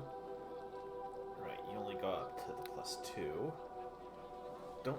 You don't offer me +2 AC. Carnival boots wouldn't be awful. Except these give me extra dex, which I kind of want. You can hide, but you cannot run. That haste is always nice. I'm going to be right back. I need to think. I need to use the washroom. Give me a second.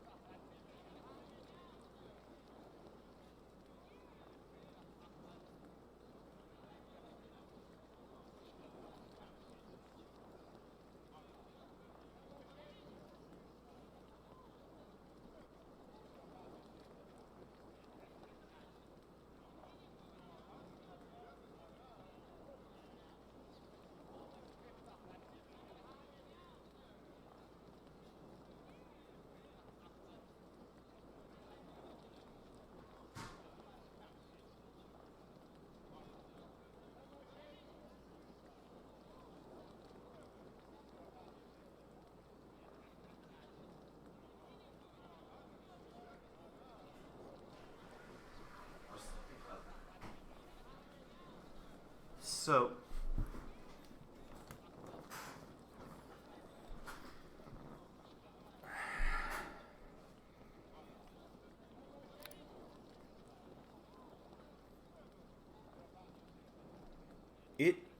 Robes of the Dark One, what do those do?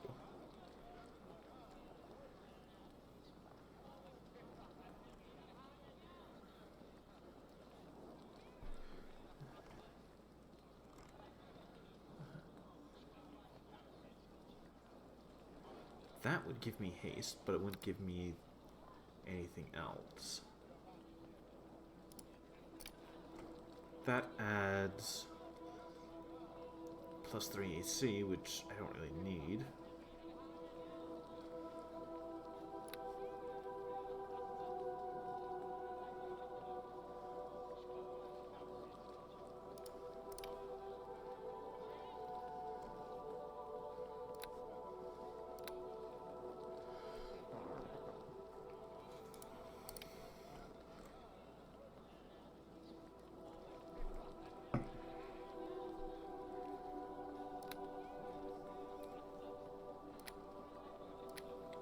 I probably ought check.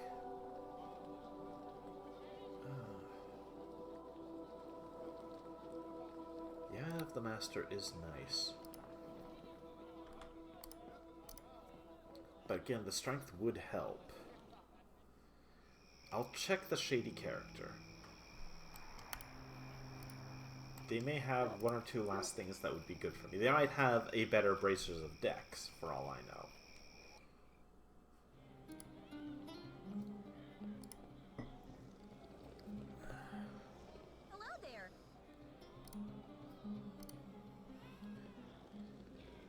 To 3. That's a chain shirt.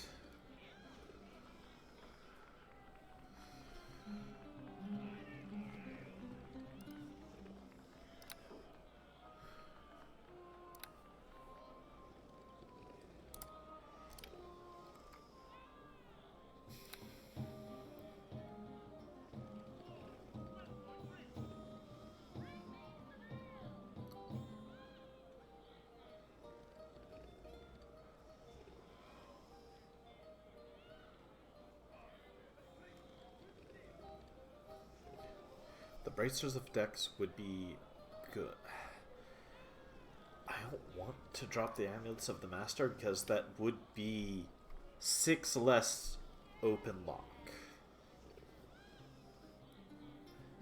And the spell resistance as well.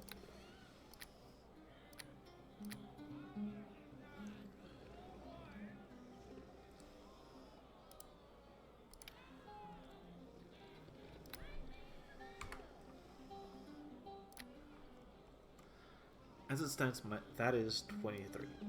It would go down to 17.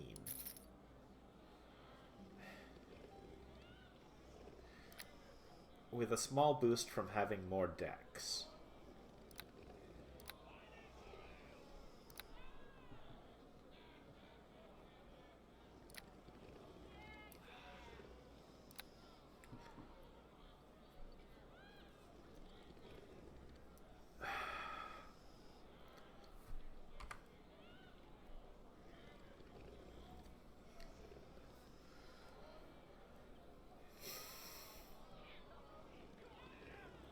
I'm not going to get better gloves for strength. That's not happening.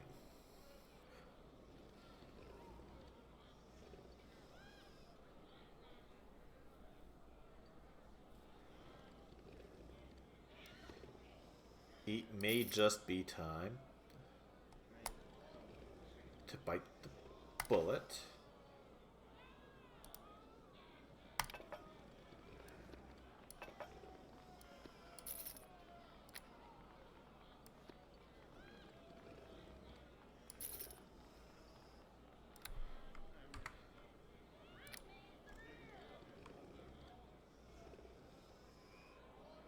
Okay, 19 instead of 23. That's not astounding, but that could have been much worse.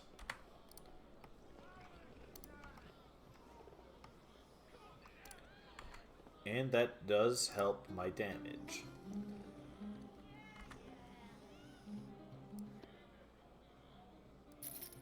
Yeah.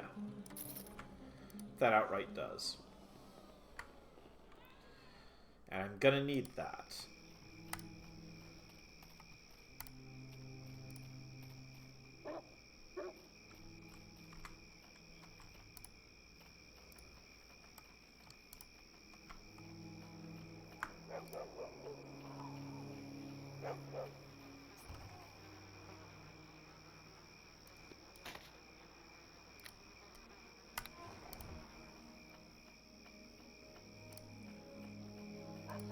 Alright, to the Moonwood.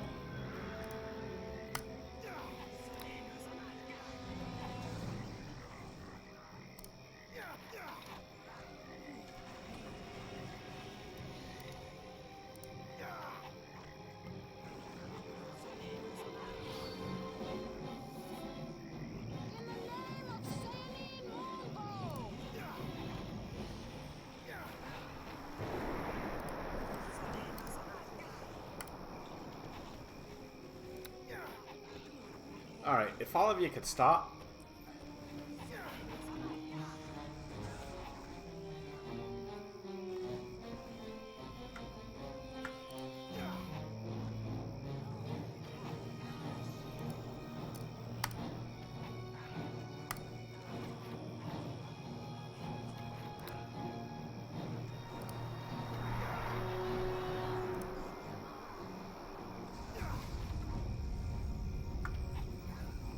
Jeez.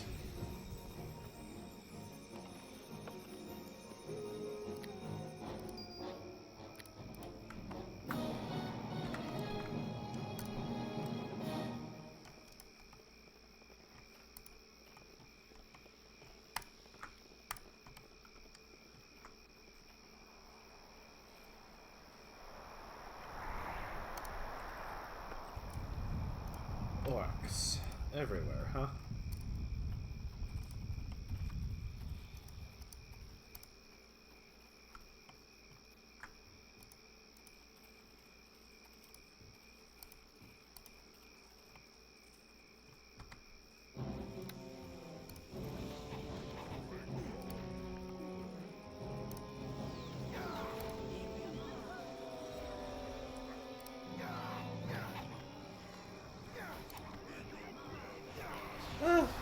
How about you stay right there, buddy?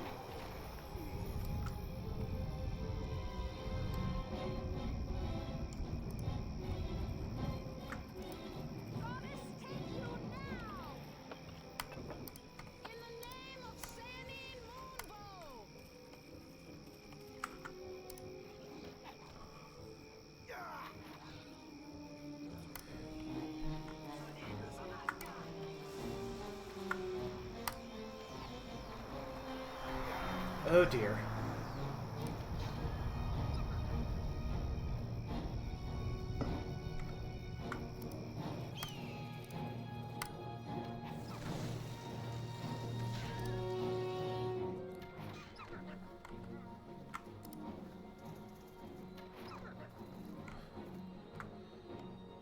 Are you done, Lena?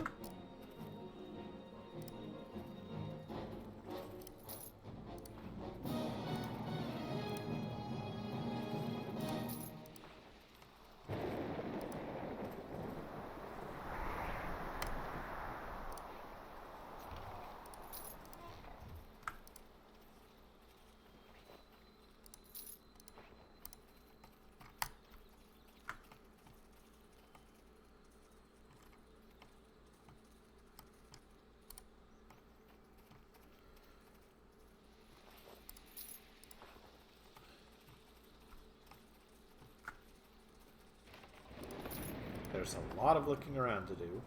Kinda.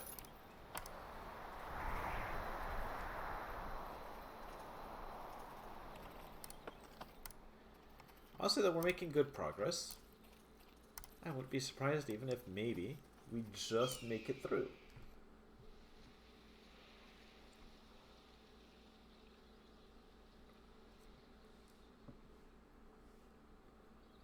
Okay.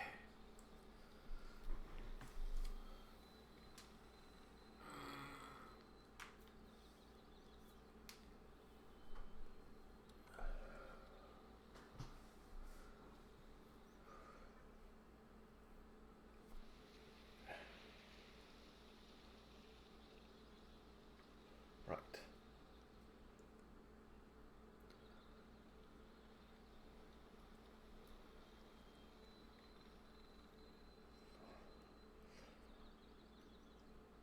Oh well.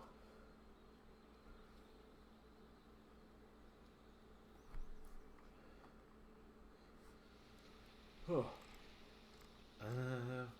Right.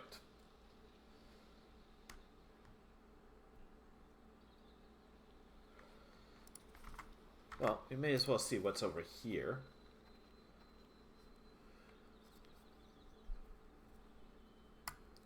I doubt it'll be a problem.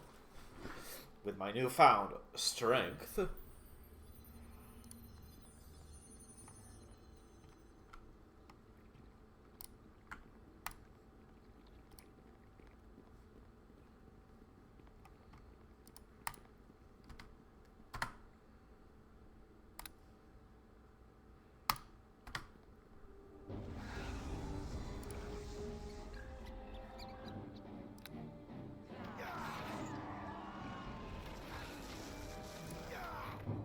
Uh-oh.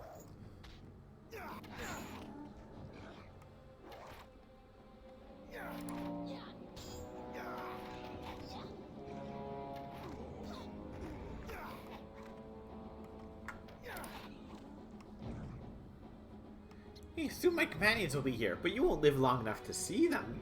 Hee Bah.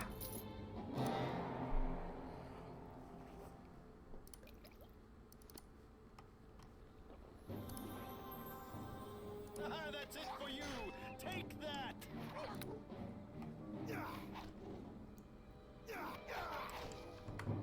Really?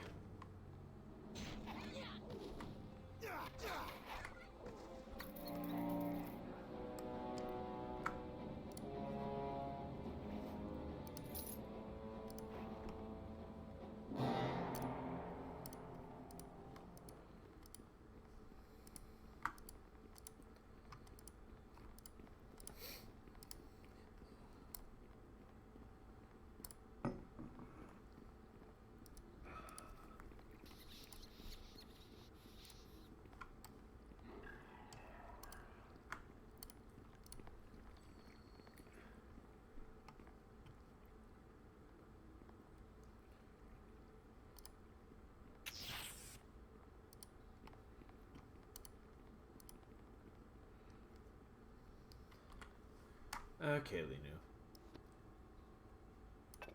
Give me a sec.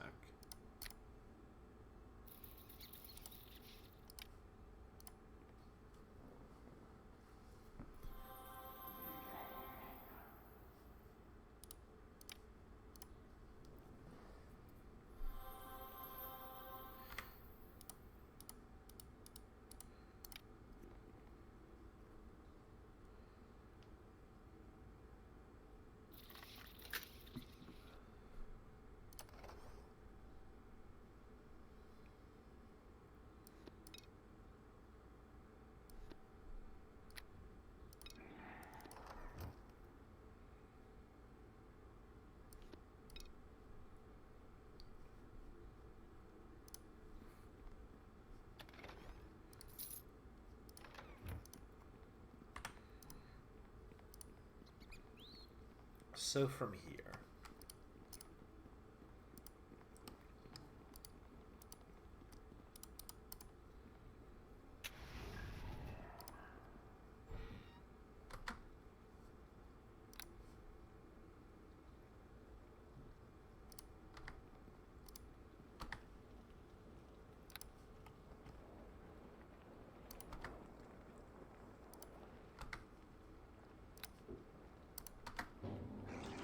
Boof!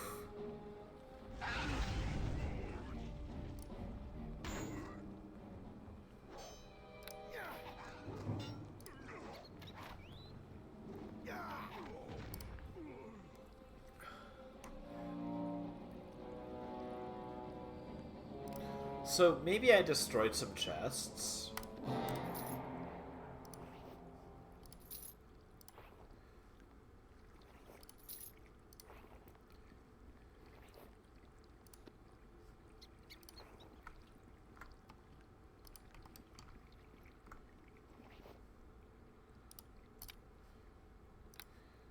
Will +3.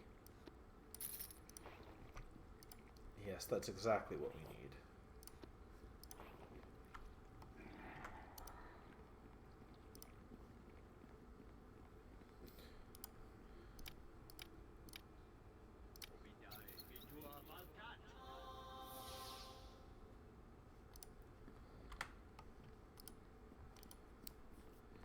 So, hey.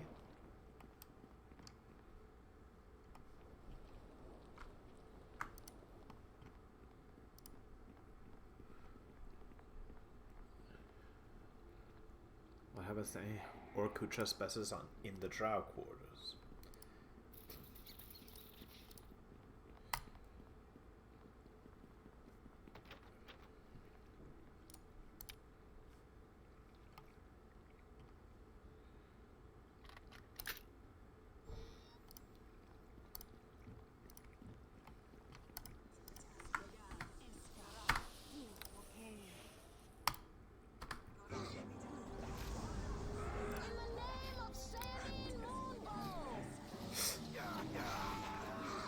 Ow! Don't poison me.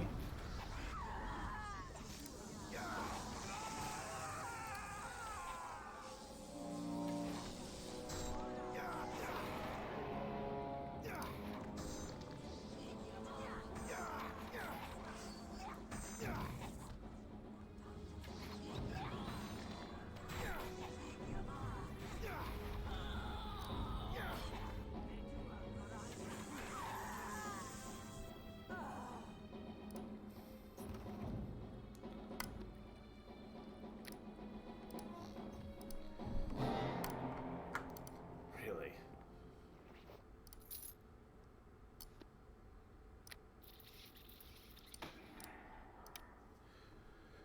Paid you well, must humble sort of that was signed by King Obold. Ah, okay. So he paid some drow.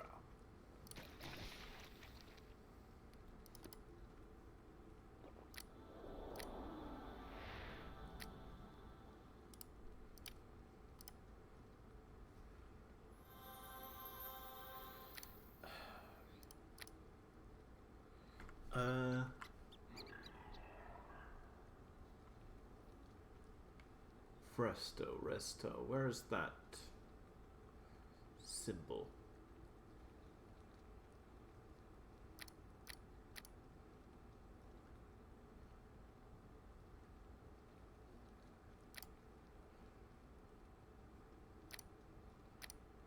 Where'd it go?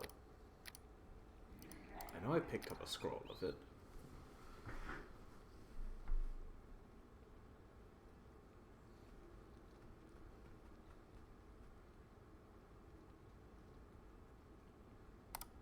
There it is.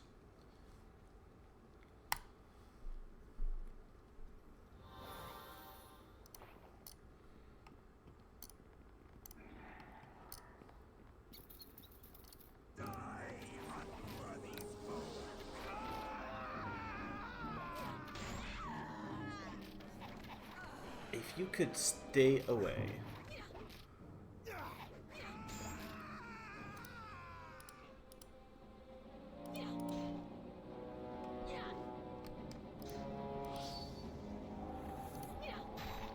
Boop.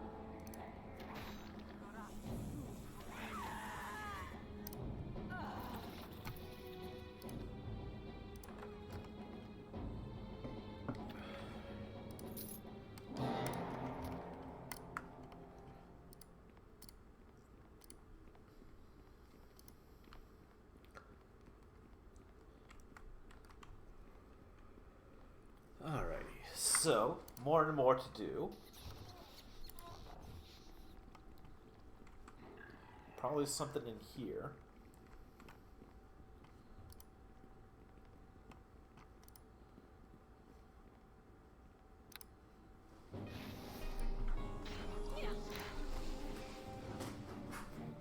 Goddess, take you now!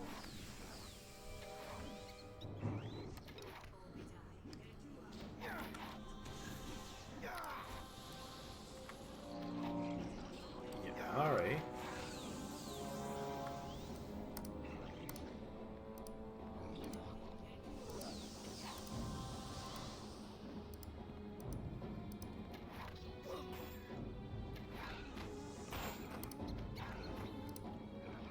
Goddess, take you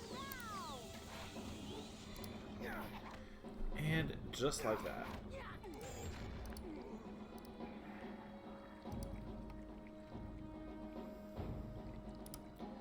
I have a hunch.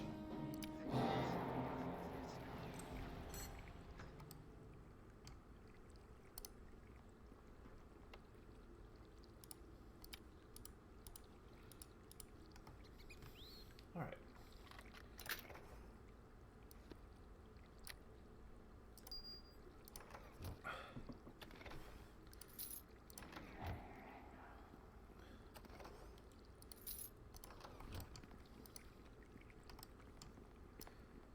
Honestly, pretty meh, but I'm glad. I am glad I went to 10 in Bard just so I had the find traps that disables them and stuff.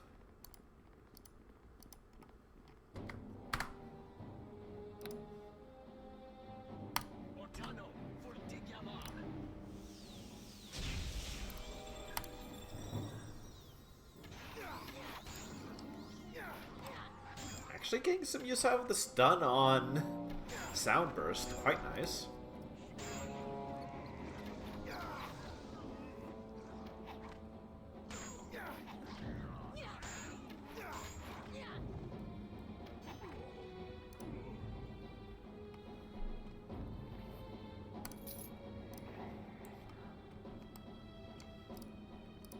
Sweet.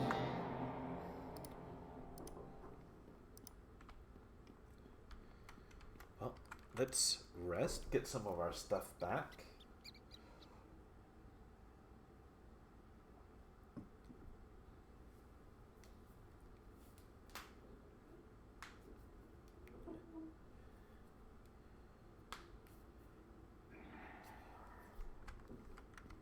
Onwards. It is going to be a bit before my next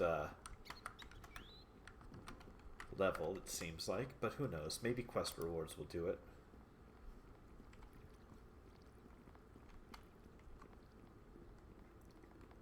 That all being said, we're doing a pretty good job. So Obuld Many Arrows probably is here somewhere.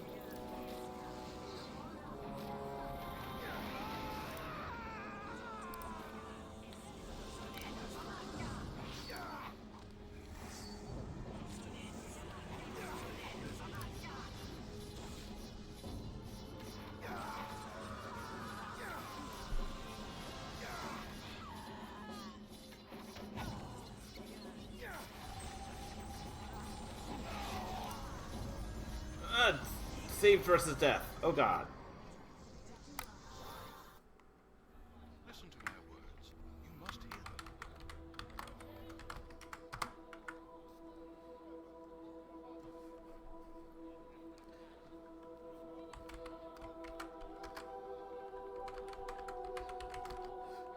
them. I am not good. I am not built well for save versus deaths. I definitely should have kept more con. But I wanted to fit more other things into my build. Oh well.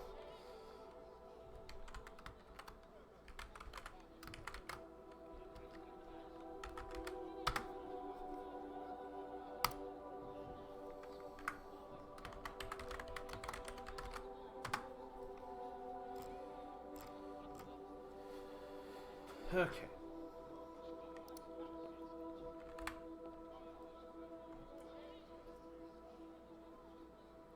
I really should be going around Bard Song up more as well.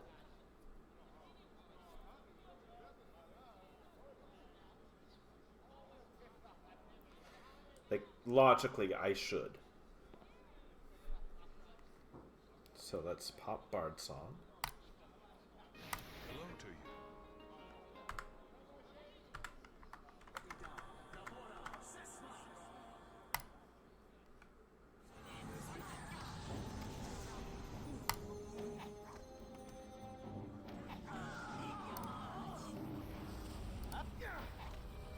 Uh-oh.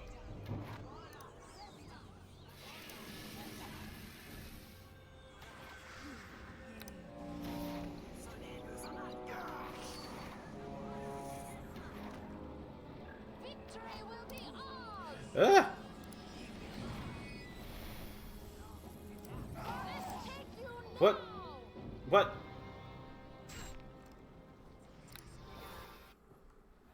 Listen to my words. You must hear them.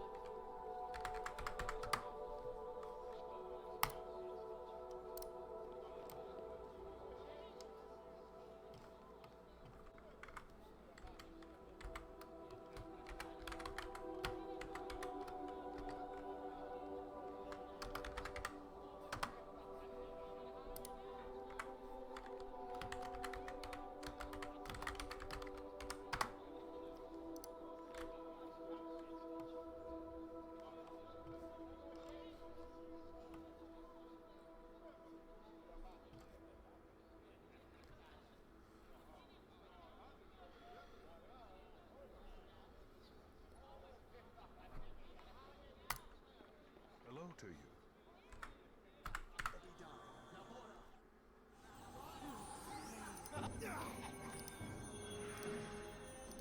Goddess, take you now!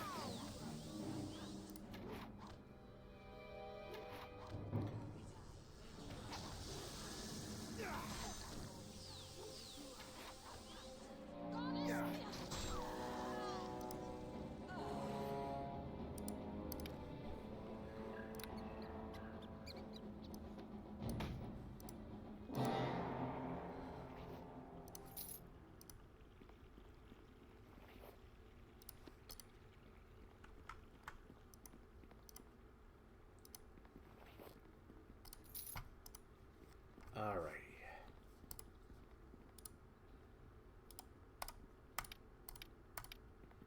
Find traps, buddy.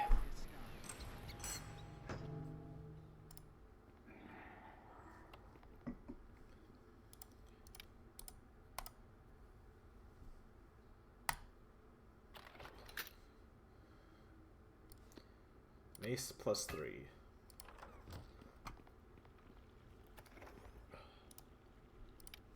Staff of Power! Eh.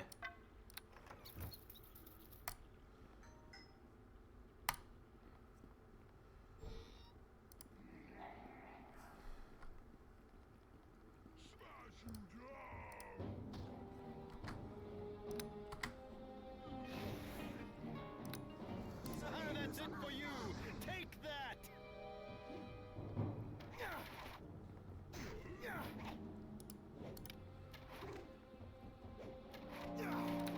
Interesting. You too strong upon. Obald Many Arrows begs for his life.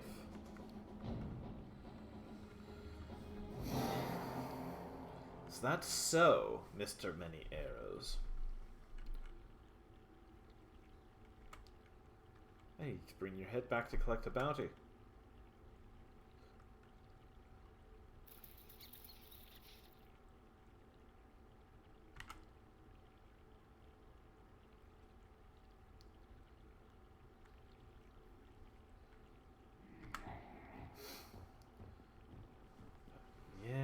Yeah.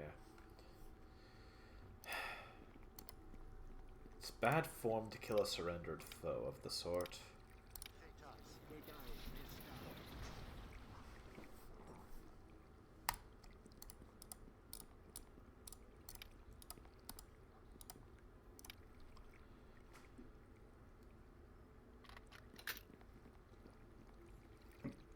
I may not be the most awful, but I am good, damn it.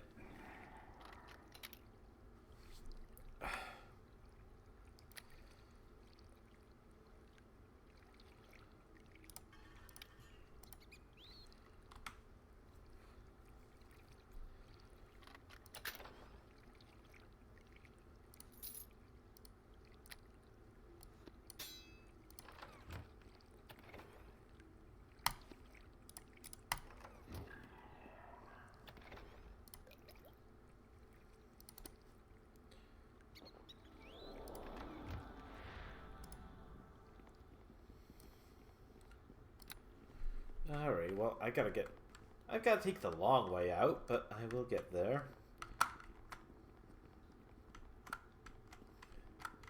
But with the head of Obald Many Arrows, I'll be able to pass that over.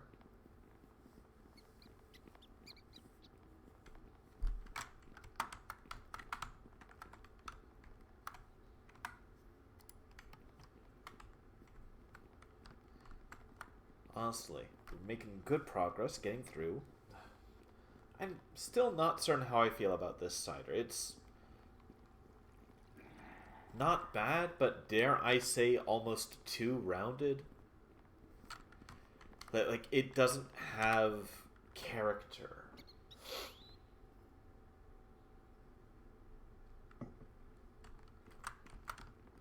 It is a perfectly acceptable cider, but it's got no bite.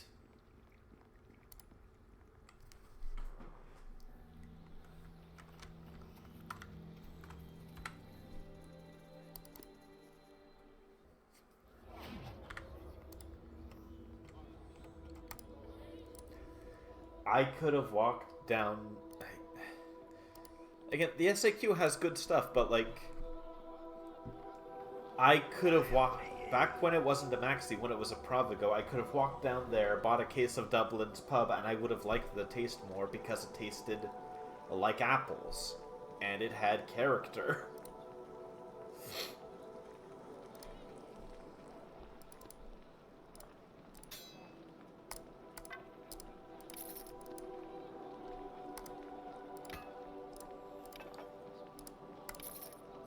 I will fully admit, like, this is a preference thing.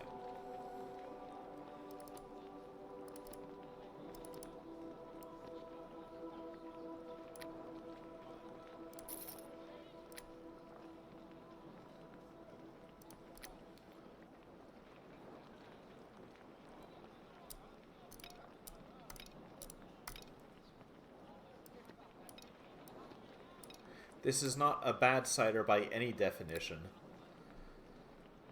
It's just kind of generic.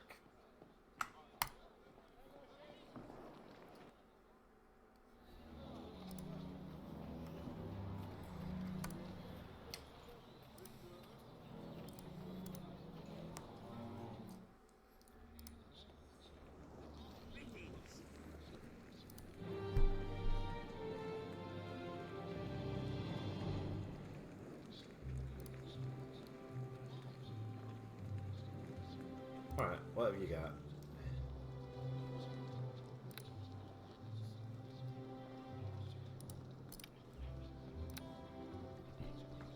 Uh-huh.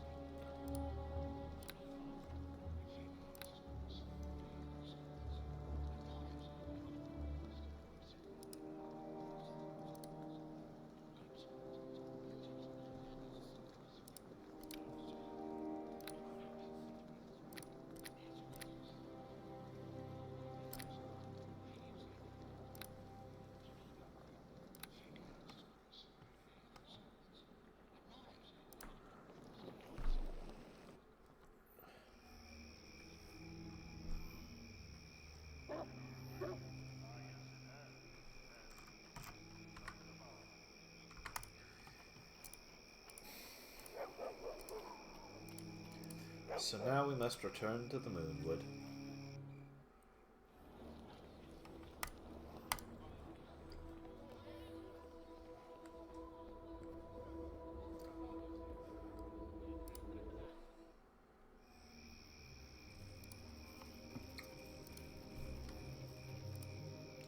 I don't think I missed anything in there.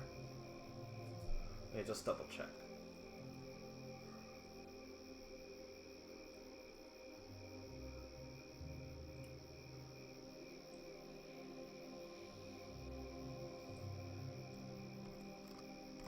Indeed.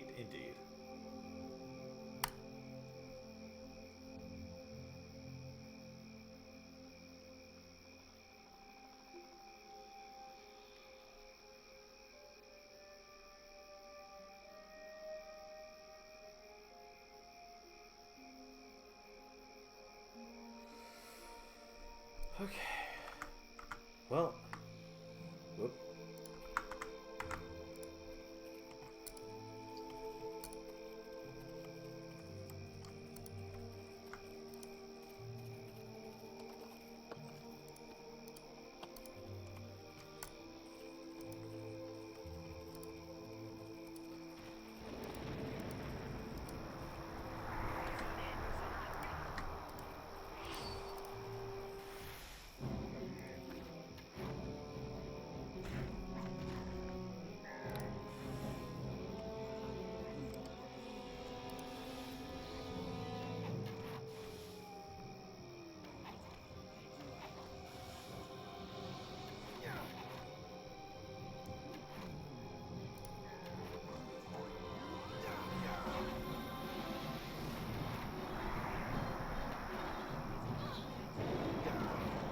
Heal yourself, please.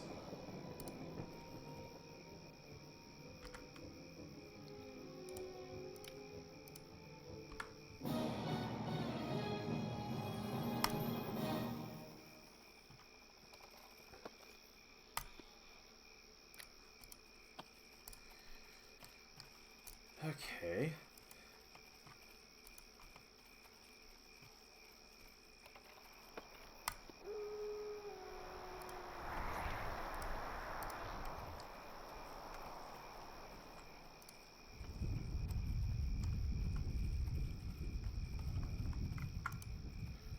Where to?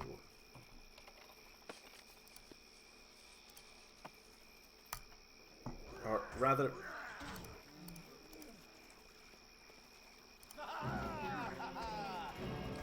Polar bears? Seems a little weird.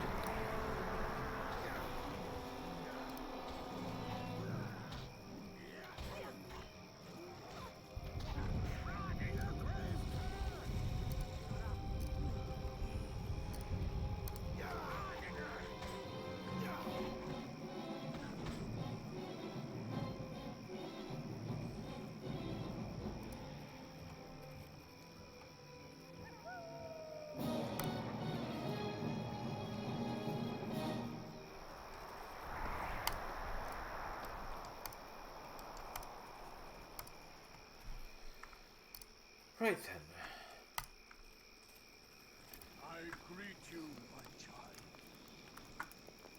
Who are you? So, showing up the Golden Eagle, practitioner, son of Eagle. Is your tribe aligned with Duskin or Neverwinter?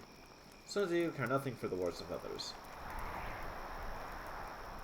Please do tell me. Well, why did they attack? Why have you not fled with the rest of them? Why did they attack your people? Who are you? I'll be going. I think you can do something more here if you're a divine spellcaster, but sadly, I'm just a bard.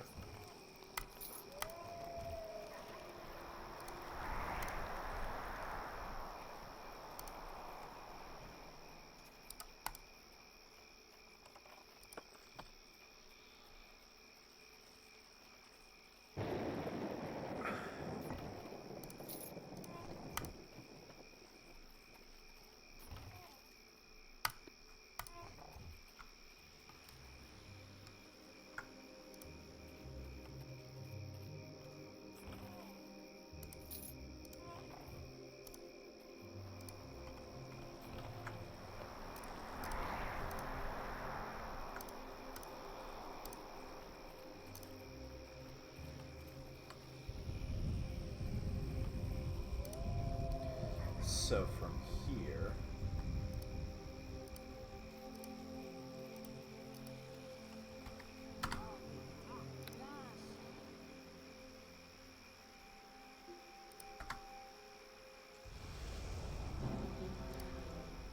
Uh-oh. Linu.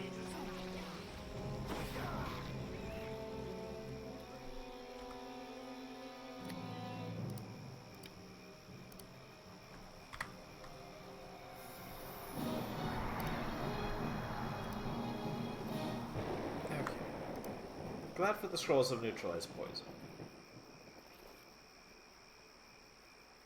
Dagger plus 2, sickle plus 3. I mean... I guess.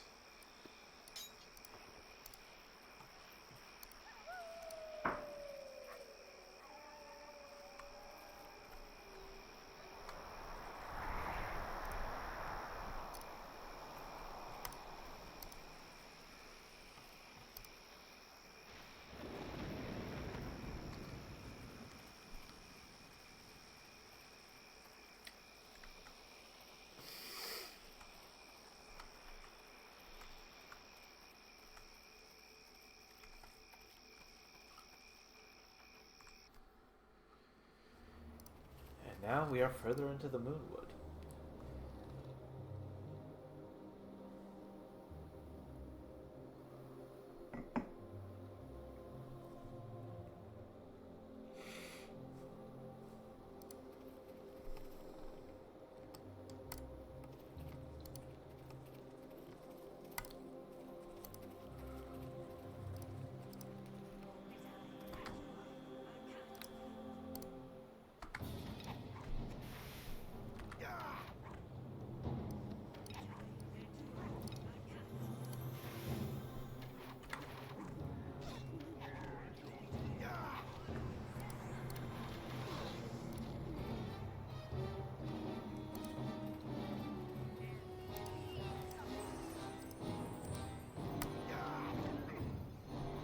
Oh, get off.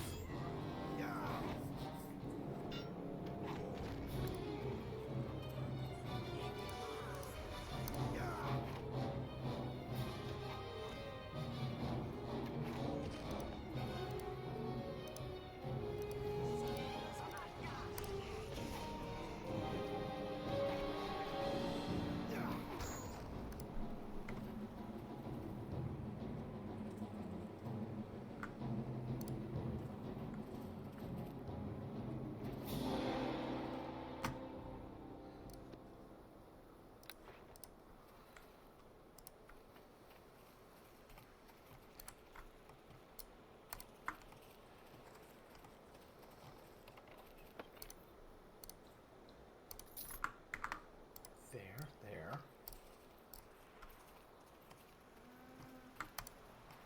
We're doing good. get some use out of my magic. Not the most, but some.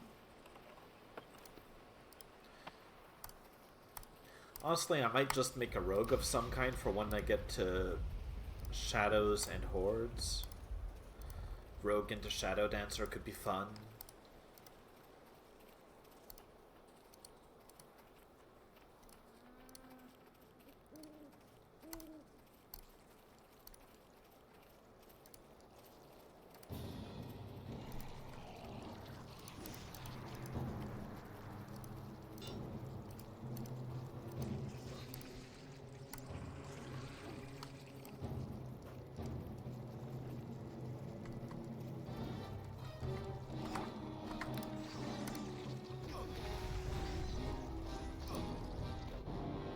Uh-oh.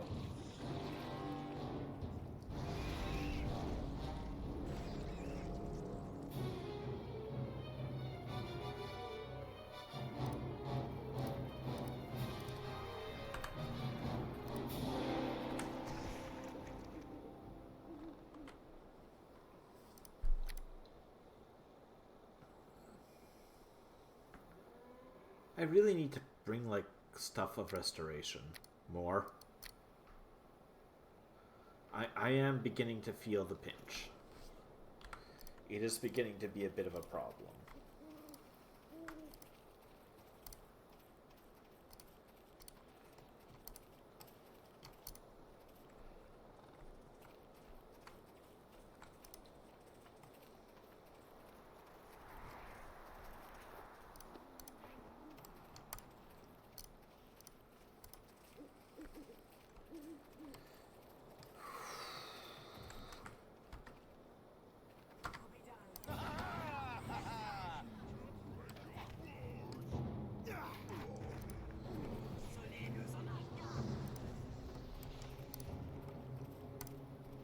Victory will be ours!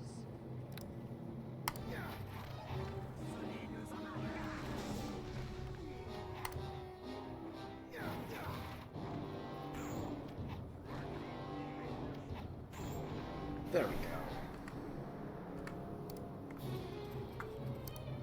go. Ugh.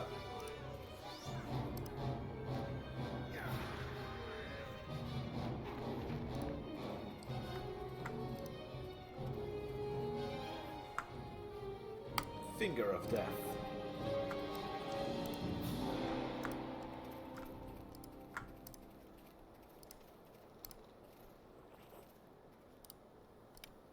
Arrows of the Vampire.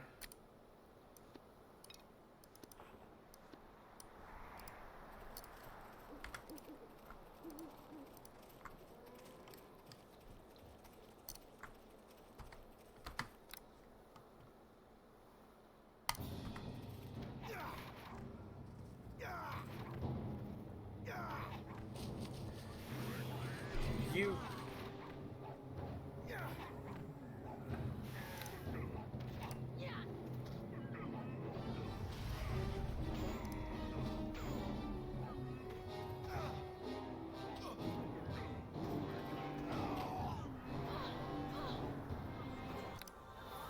You must hear them. Ow.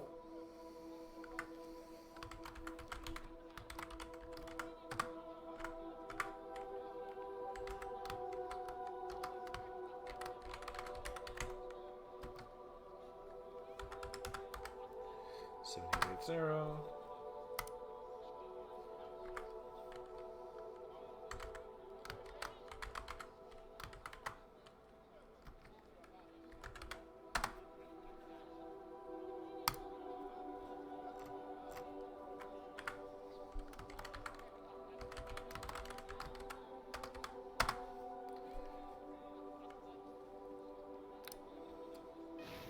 Blow to you.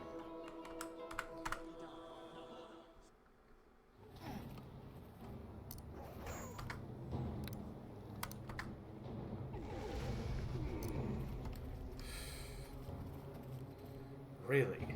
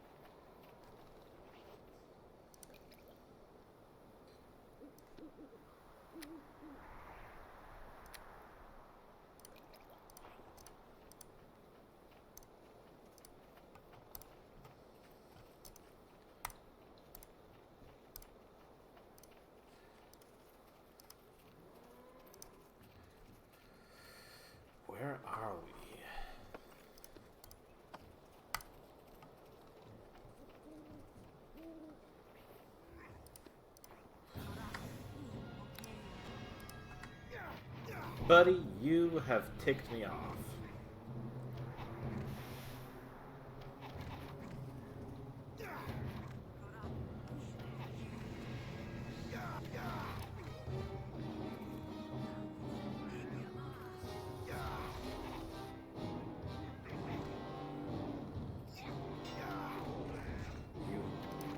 You do not get to just throw boulders at my face, but...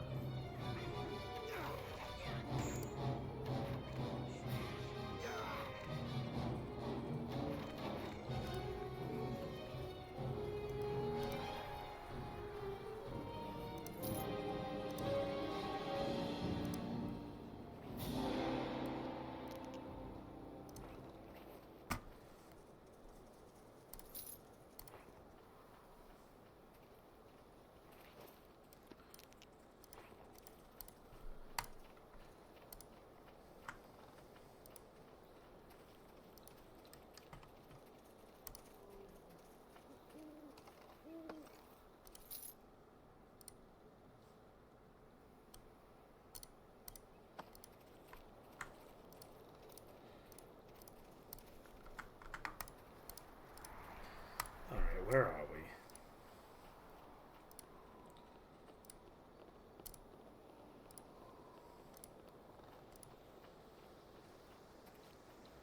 A cave.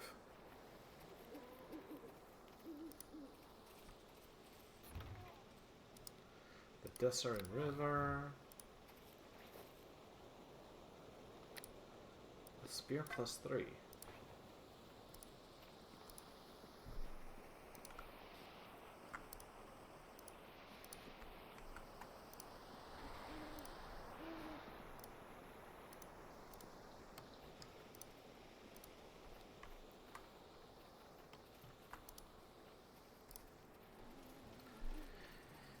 Let's gather these all up. Wine. Lightning arrows. How am I doing on those? I am doing pretty good on lightning arrows.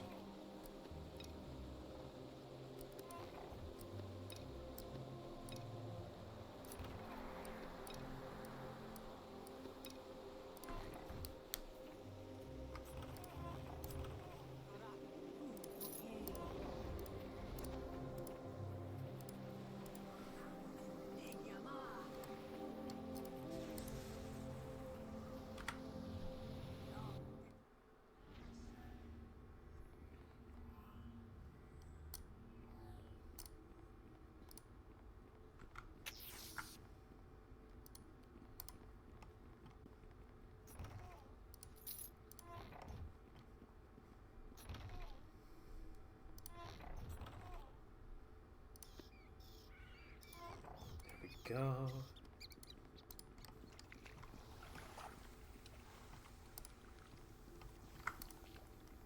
Moderately curious. Where to?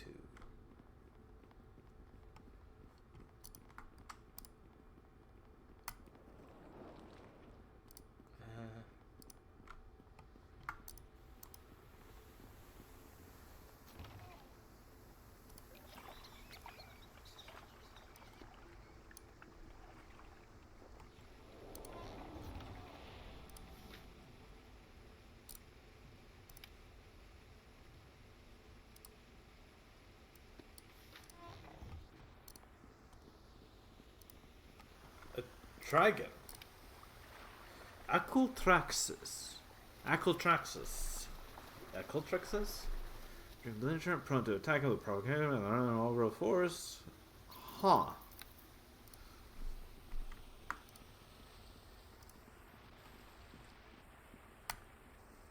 Hello. Why have you come? For what reason have you sought out the cave of one greater than yourself? Why do you disturb the magnificent Aculatraxis? Aculatraxis. Good name.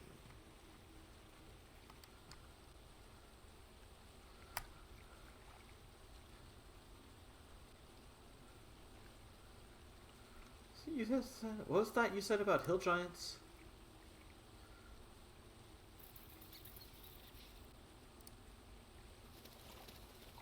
They're trying to steal your eggs. Well, how dare they?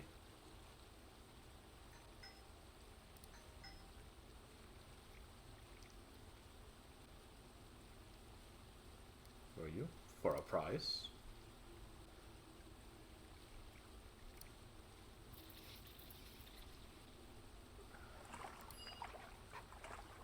Where might I find the hill giant chief?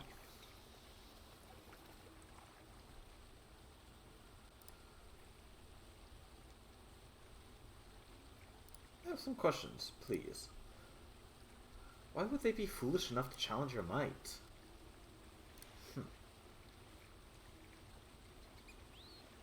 They deserve death. Something there.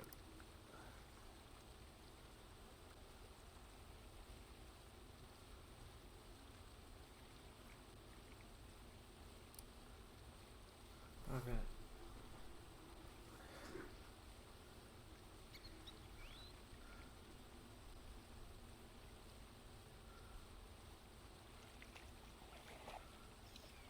I will be going now.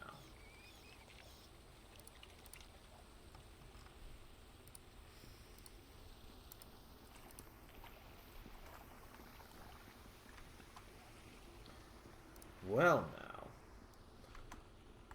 So we just walked up to and spoke with a green dragon, and we have remained mostly intact. I'm going to count that a victory.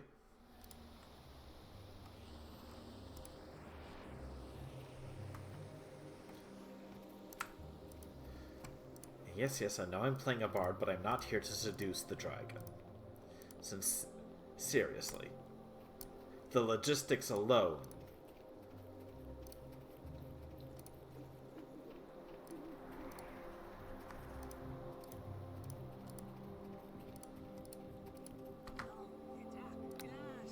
In the name of Sanin Moonbow!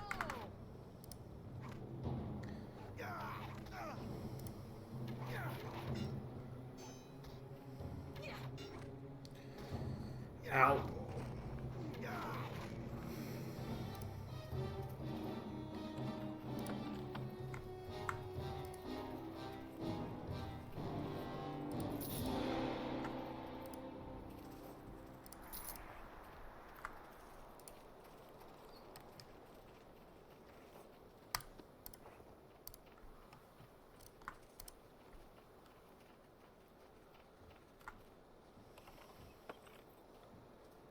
Regular ass arrows at this stage of the game.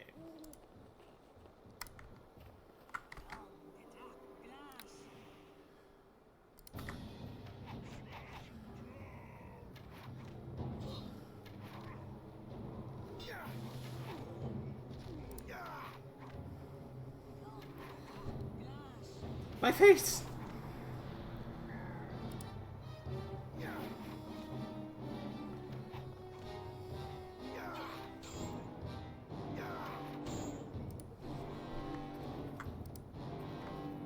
There we go.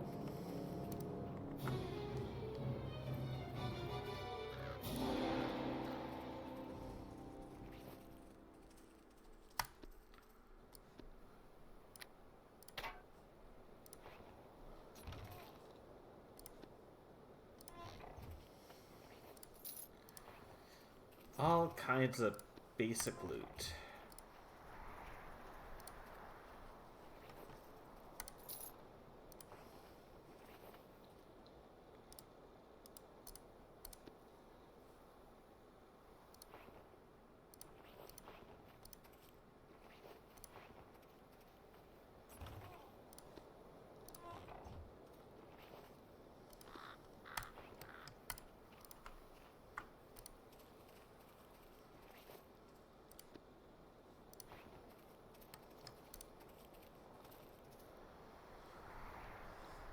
I presume this is the Hill Giant's cave.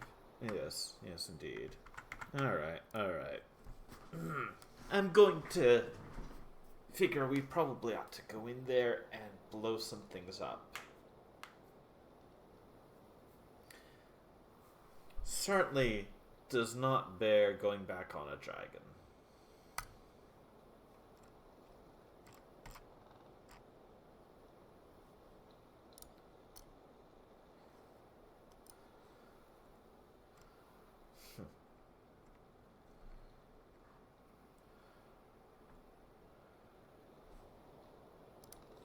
No, Firefox, I don't care about Adblock Plus right now.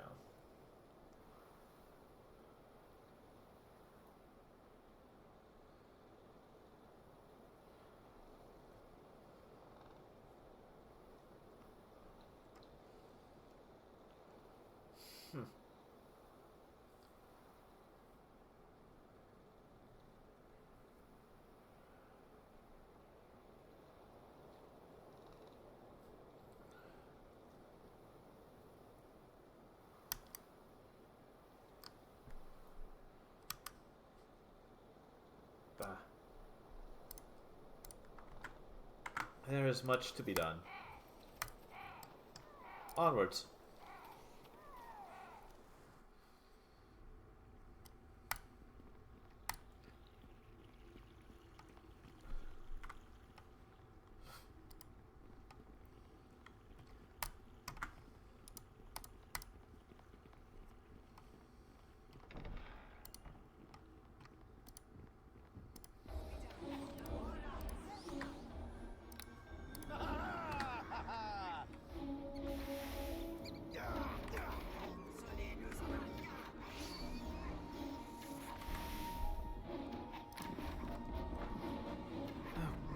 Kindly give up on your yapping.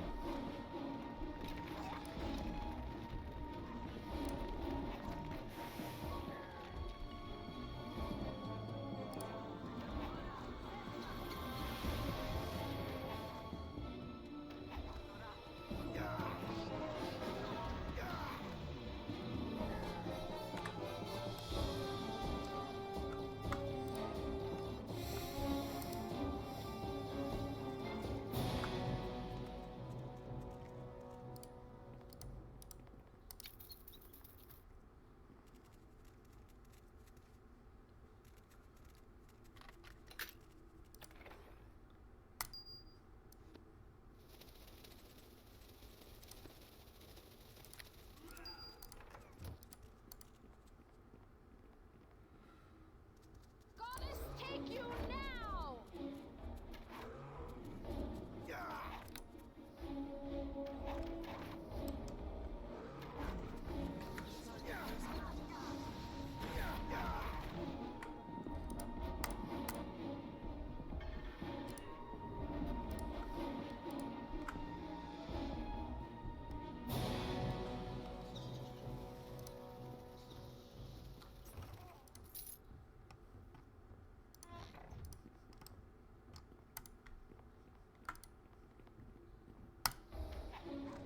Be God.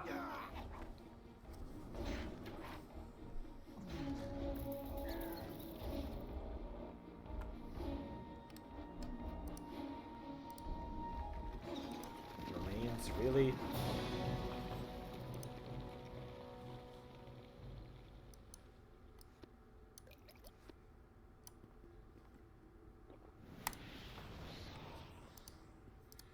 Hardly no have.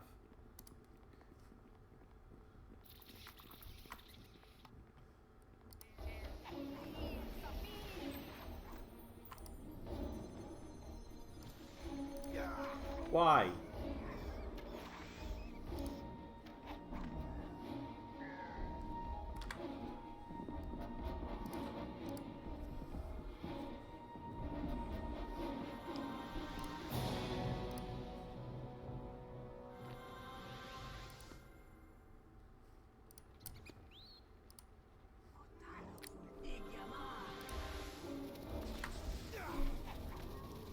Oh, get off.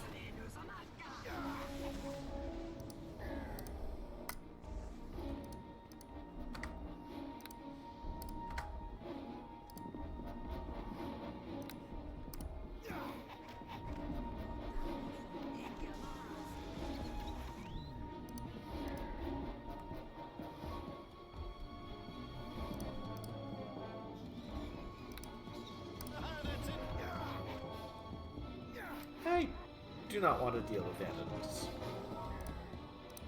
They seem like they'd be a pain.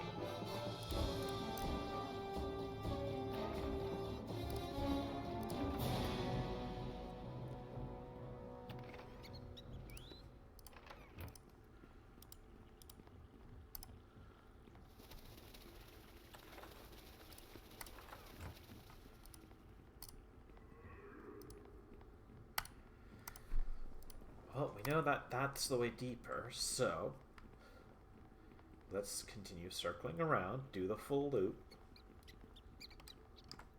You know, diligent little adventurers and all.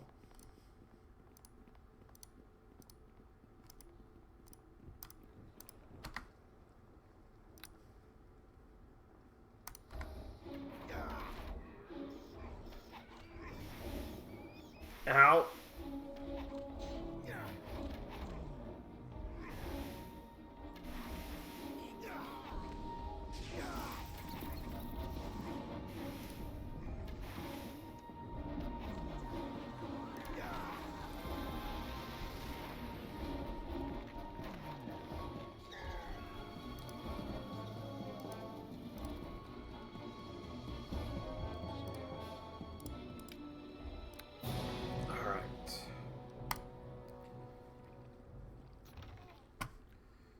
More gold.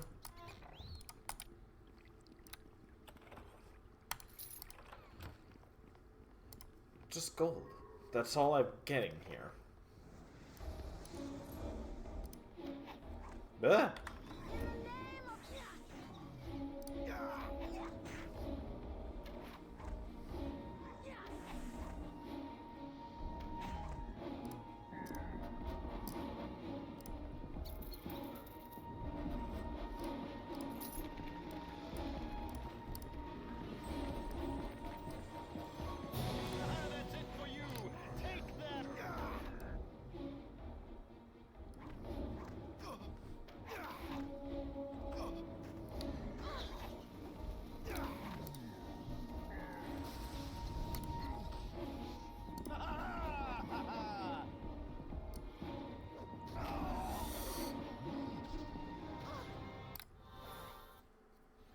Listen to my words. You must hear them. Didn't ask.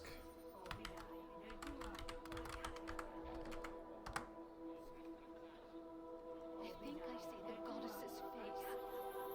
Hey there, dear. What can I do for you?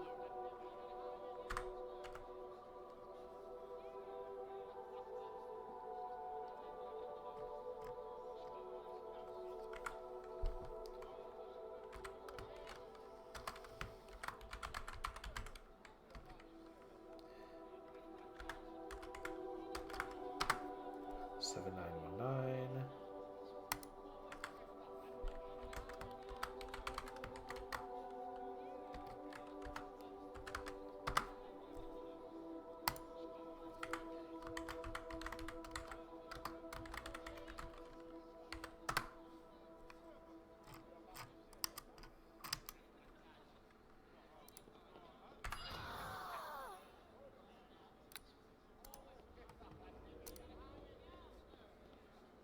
I can still feel my...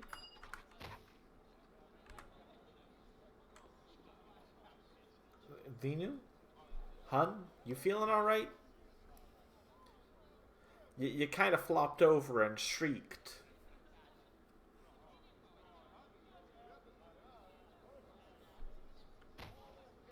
Hey there, dear. What can I do for you?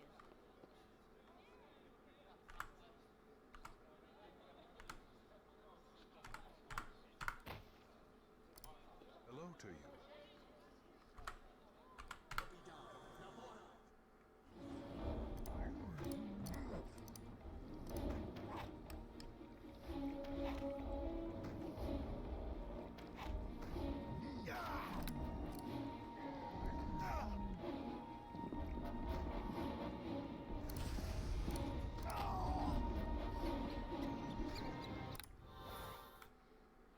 Listen to my words.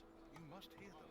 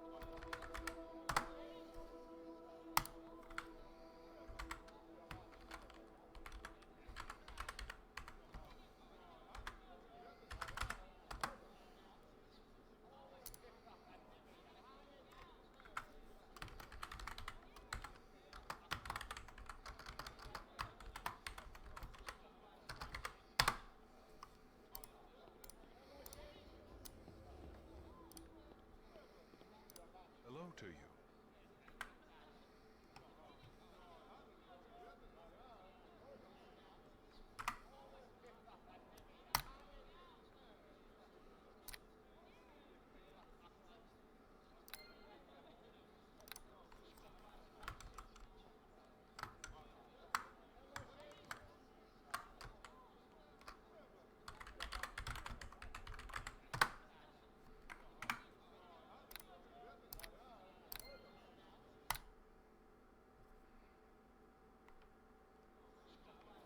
Hey there, dear.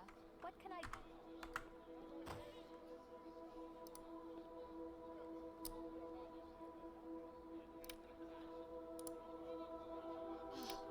don't think I can do that. All right, dear. I'm getting to it. Hello to you.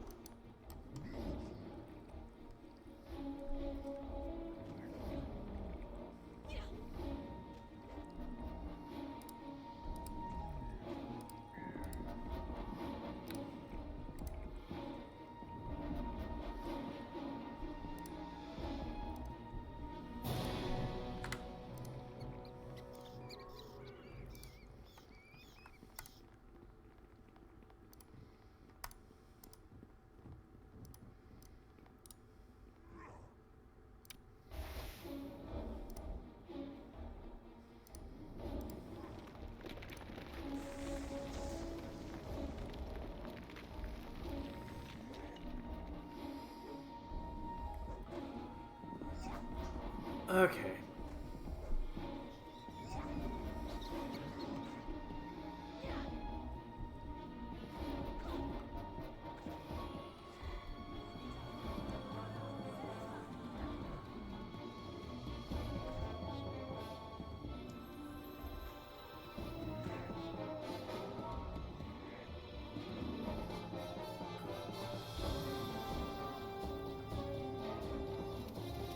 Oh, keep hitting.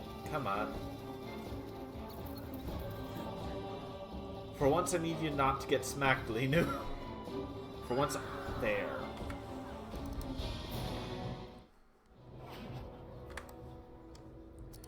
Are you back to normal now? I can still... Yes.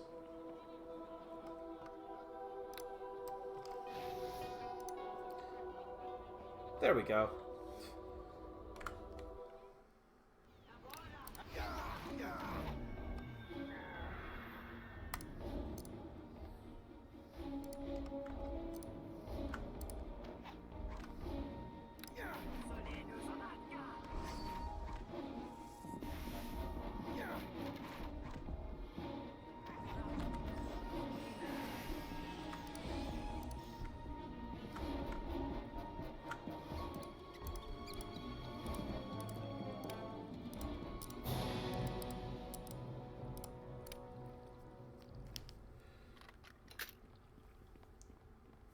Excellent.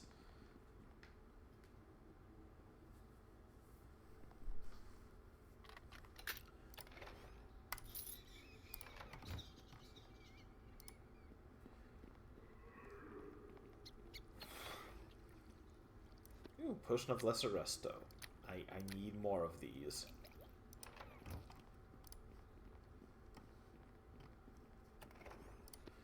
I always need more of those.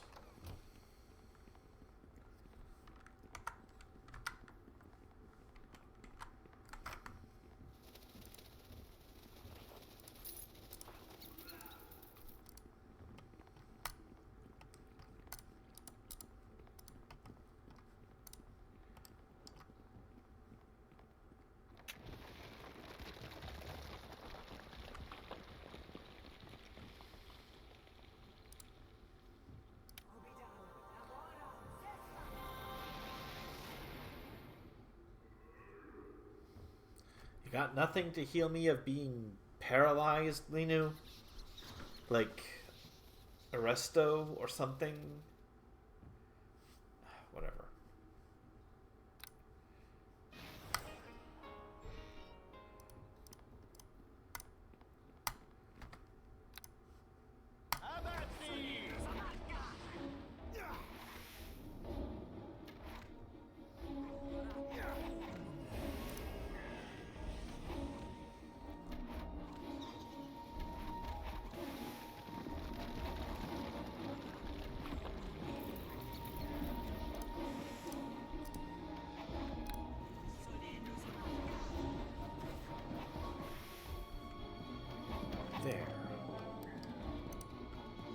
Easy enough.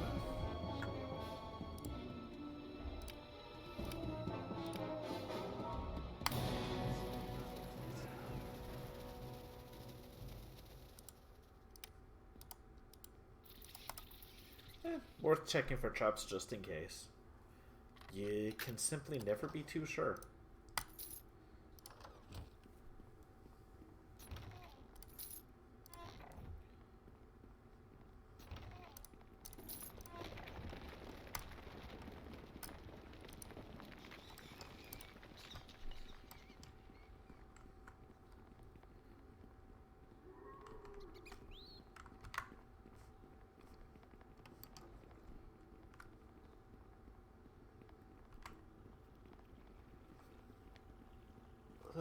Okay.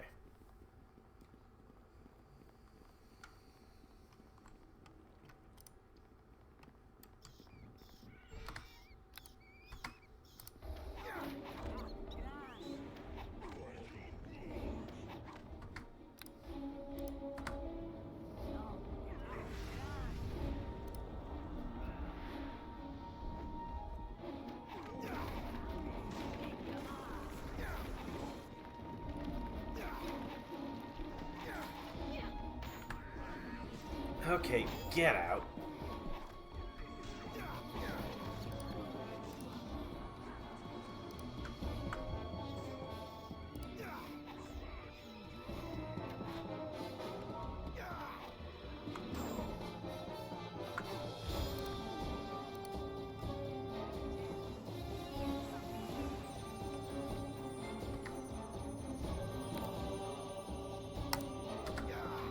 Away with ye. I've got die, puny intruder. Buddy, you're the one who's dying here.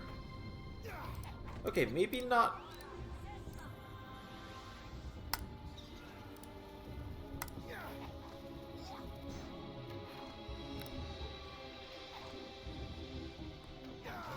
Thank you, Linu, for taking hits.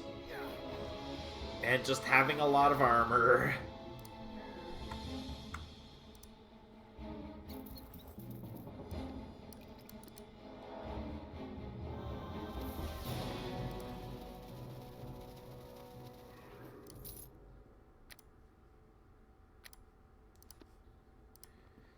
Drink up.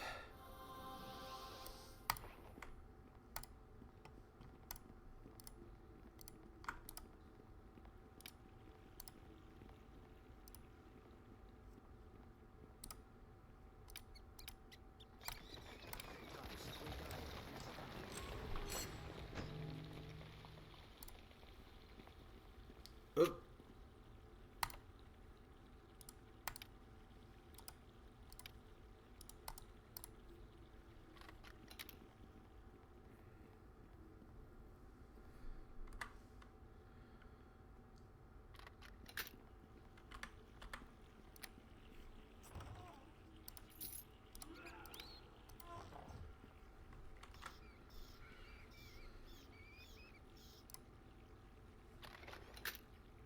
A golden ring. Horde wilting again.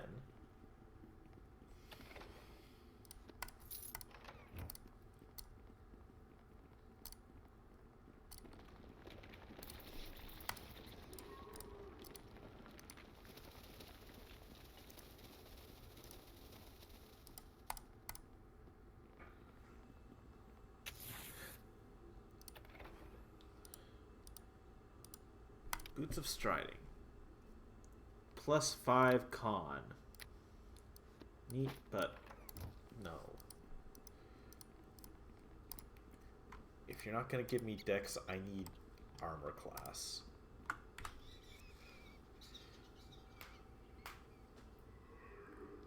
My requirements are fairly simple. In that sense. If you don't give me the thing to get more armor class, I want more armor class directly.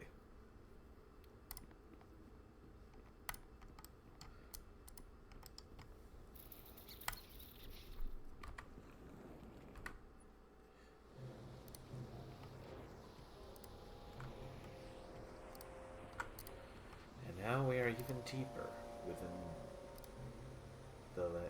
the hill giant's lair.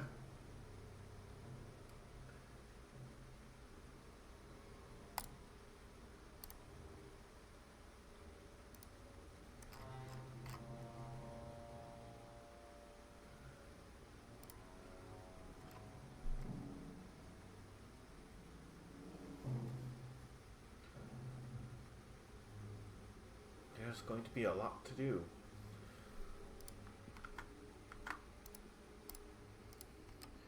Right then.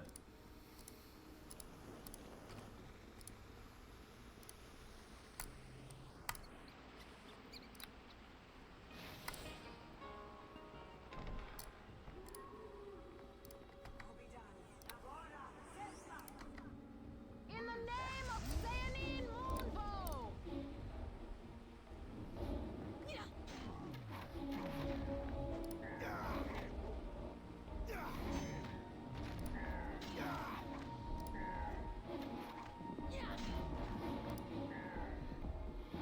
Okay, that's a whole bunch of enemies taken care of. Oh, but there's still one more.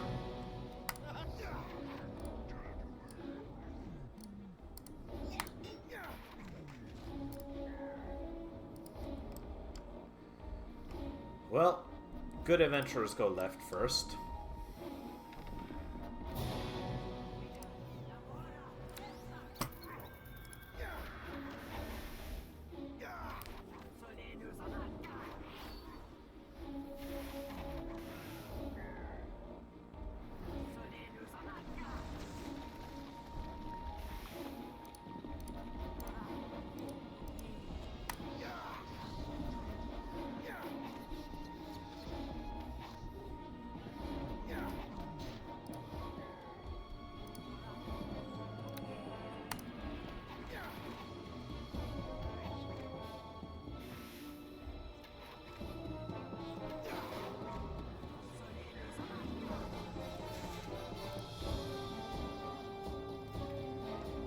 Lovely.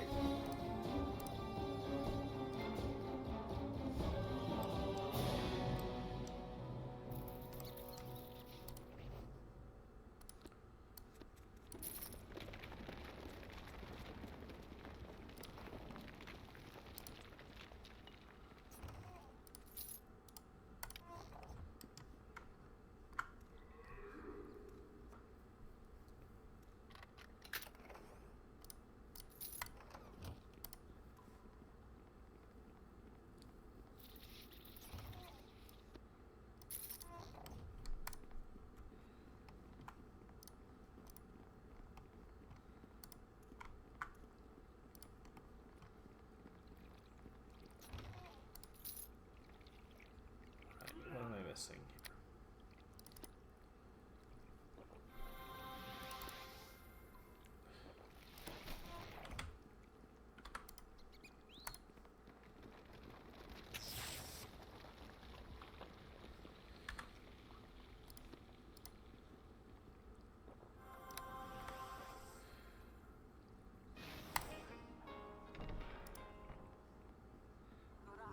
Oh.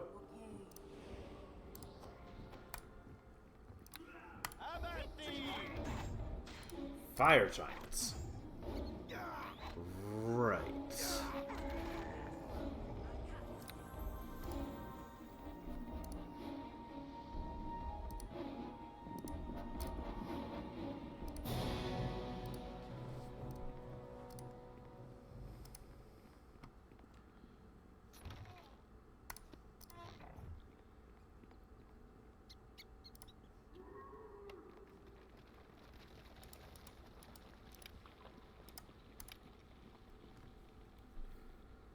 Well, that's worrisome.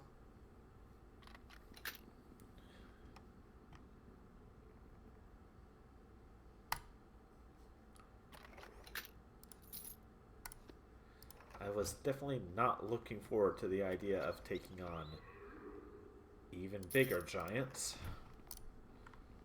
But you know, sometimes that's what you get.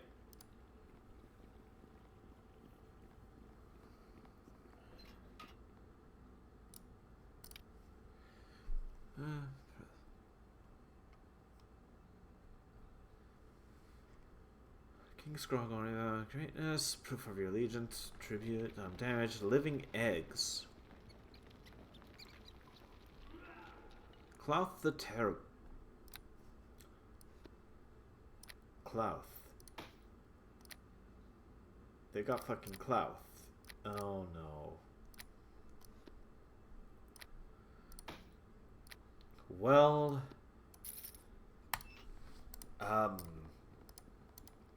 jeez, I don't want to deal with Clouth. For those not in the know, Clouth is not just a big ancient red dragon. He is the big ancient red dragon.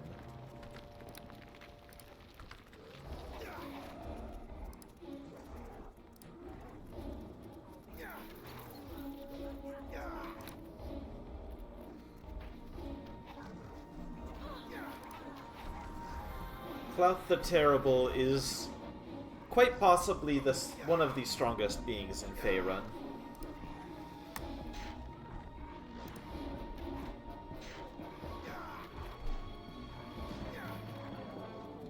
I would not want to run into him when he is feeling merciful, let alone when he is upset.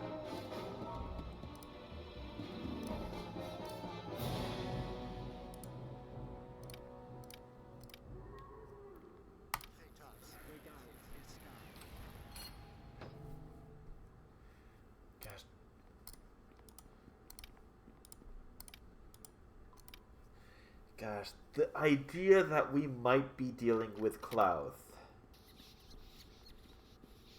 horrifies me.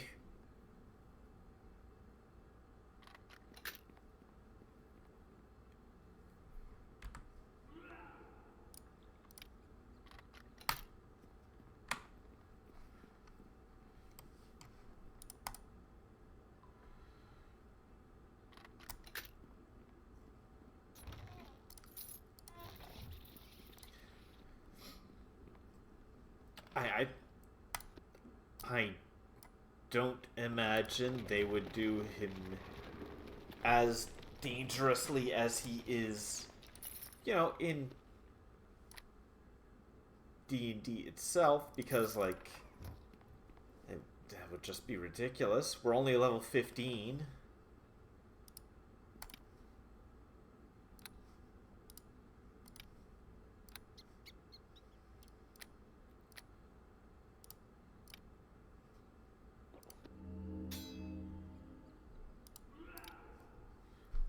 Blessing of the Daystar.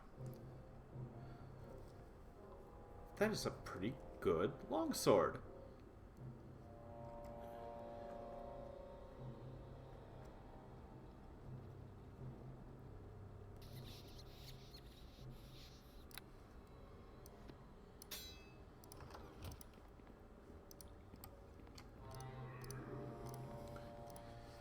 A shame it is not a longsword I have much use for. Okay, but yeah, Clouth is the oldest living dragon, from what I understand. Quite possibly the most powerful. Dude has wands strapped to his wings that, thanks to a mythalar, an ancient kind of magic no longer really able to be done, from what I understand. He can have all of his wands go off at once.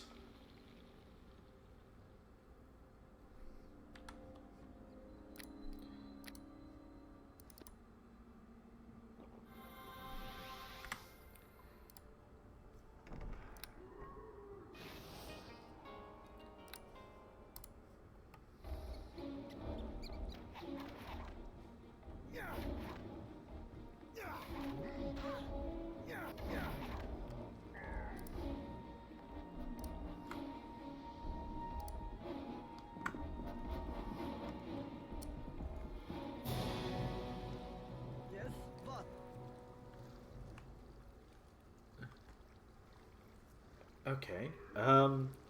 Can you find your own way out of here?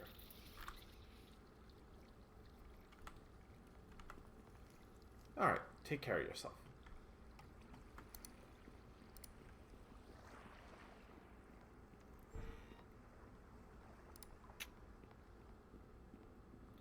I greet you.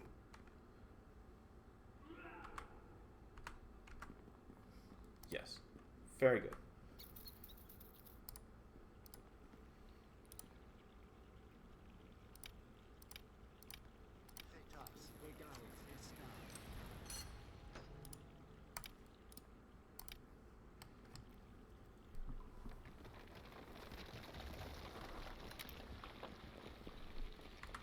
Man.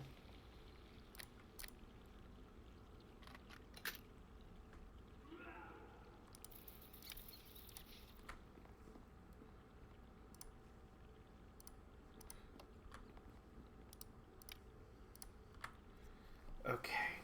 We're doing good.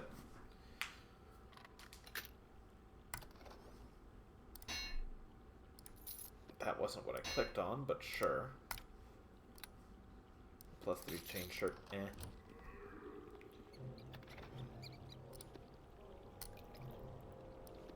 Take a potion of antidote.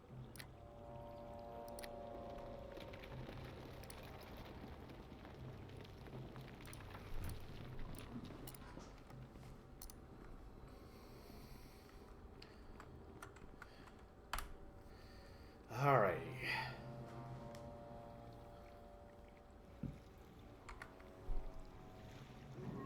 We're doing good.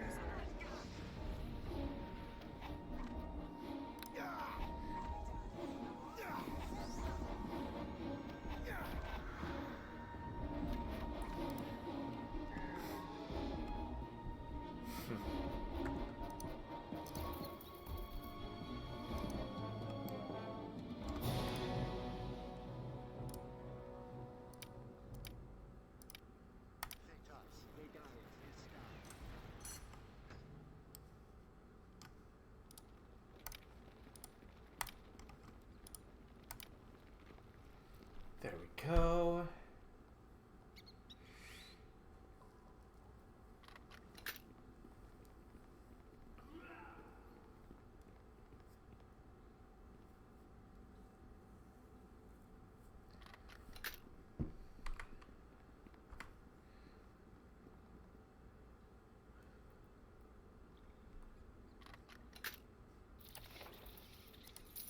Gold.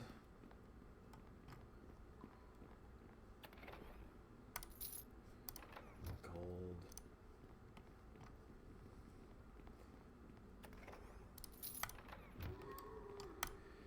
Again, I don't know why I'm complaining about not finding, like, weapons. I pretty much got as good as it's gonna get for me in that regard.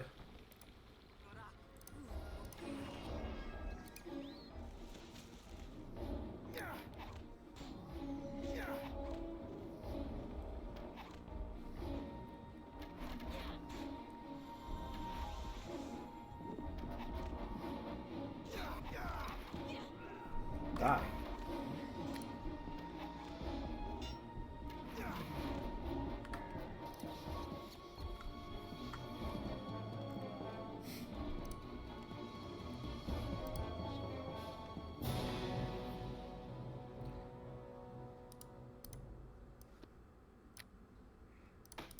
More notes. Okay.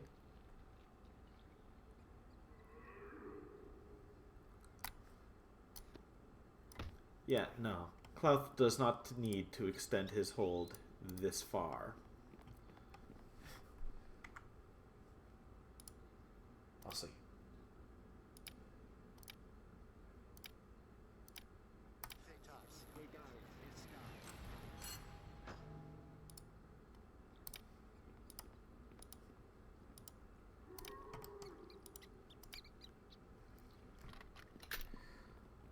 Far enough already, I would say. But, you know, say so. It is cool, like, we're hearing about Clouth.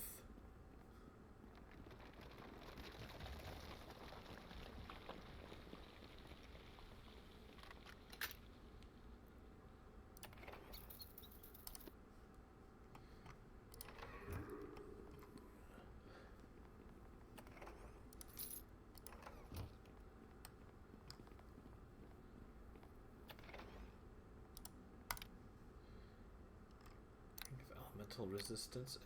I'll be able to sell that.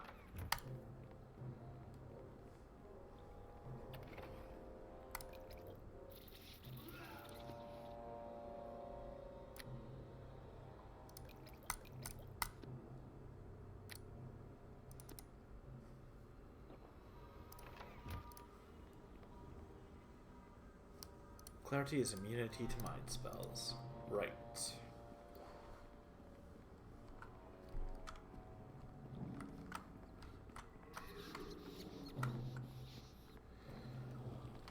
Well, that's the hill giants handled. Gosh, where do we even go from here, though?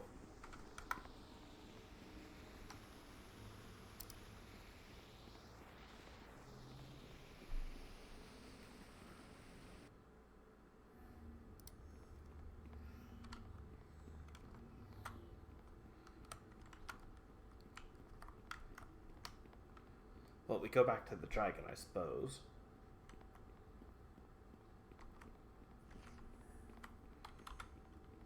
Then I go back to town and buy more arrows. Because, holy cow.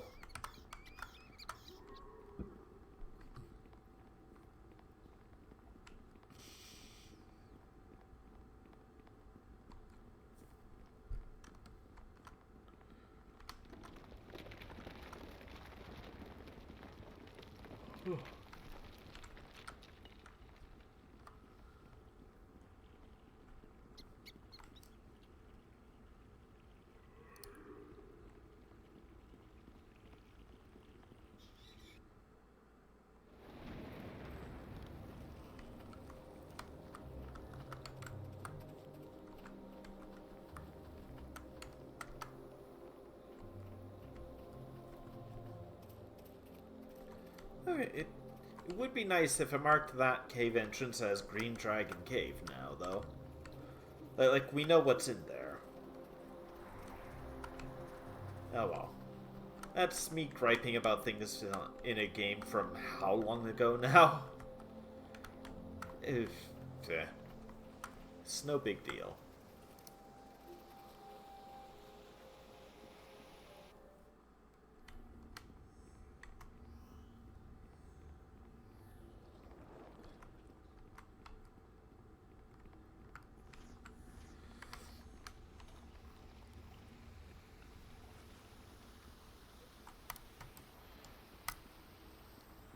Oculatraxus.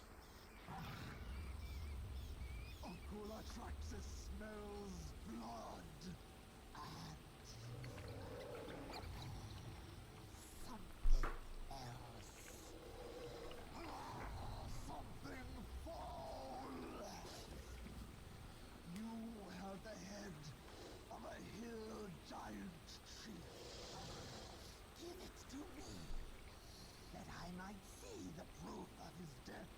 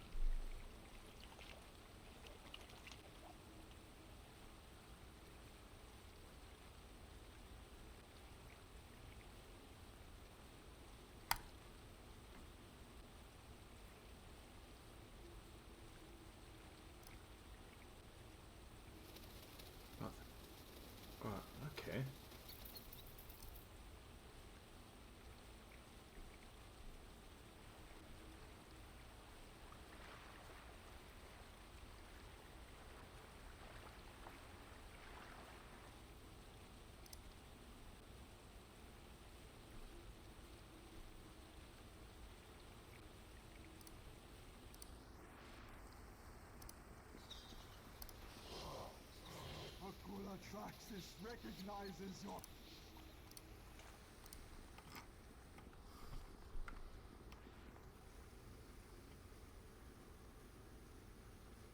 Door 2 eggs. Oh, I don't want to take... Nope.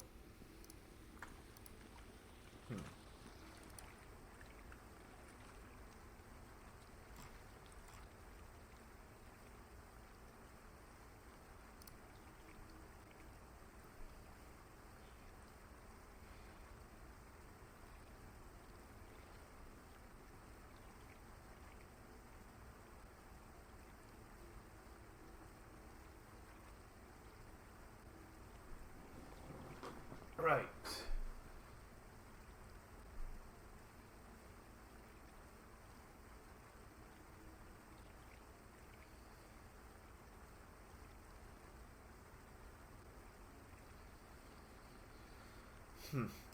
Aquila Traxxas. I don't really have any reason to go into the room with her eggs.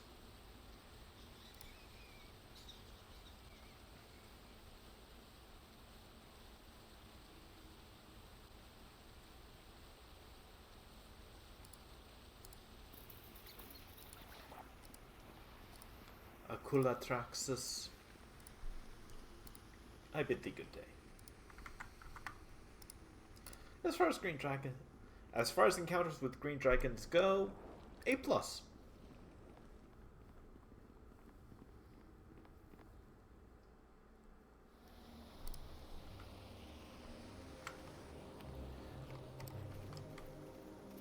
I certainly could have ended up regretting that far more.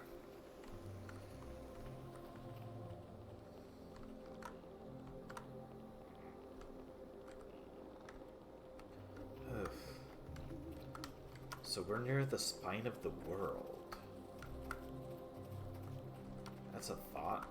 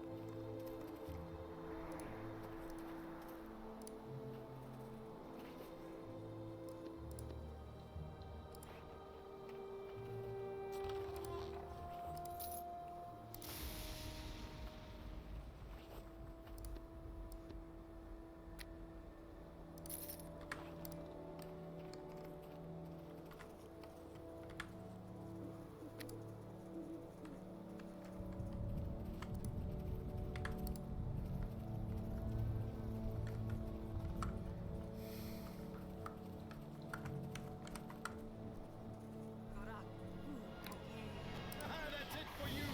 Take that!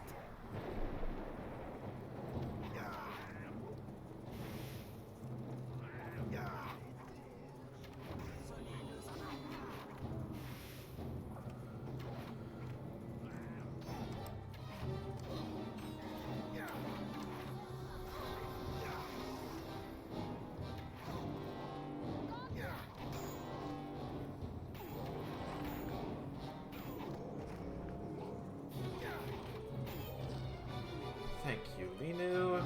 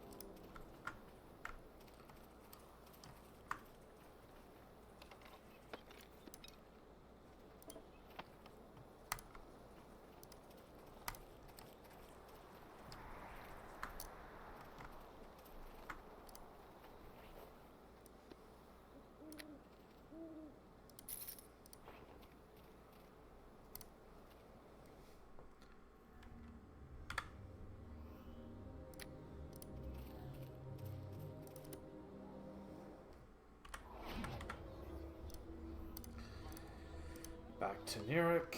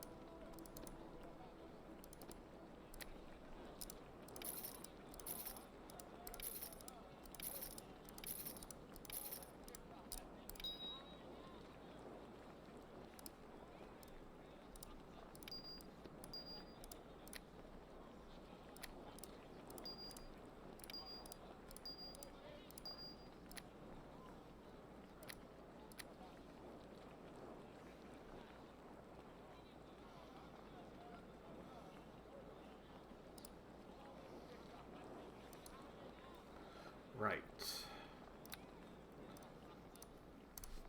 That gets us a good chunk of money.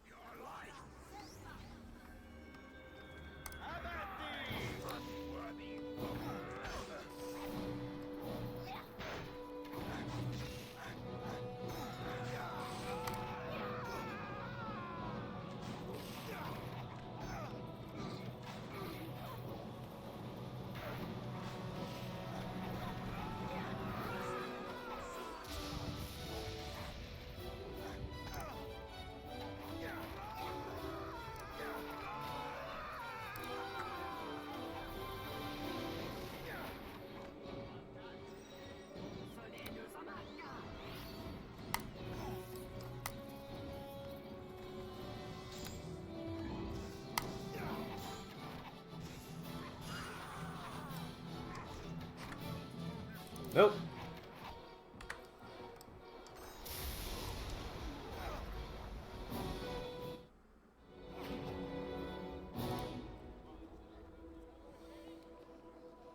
I can. Linu, I am not doing that again.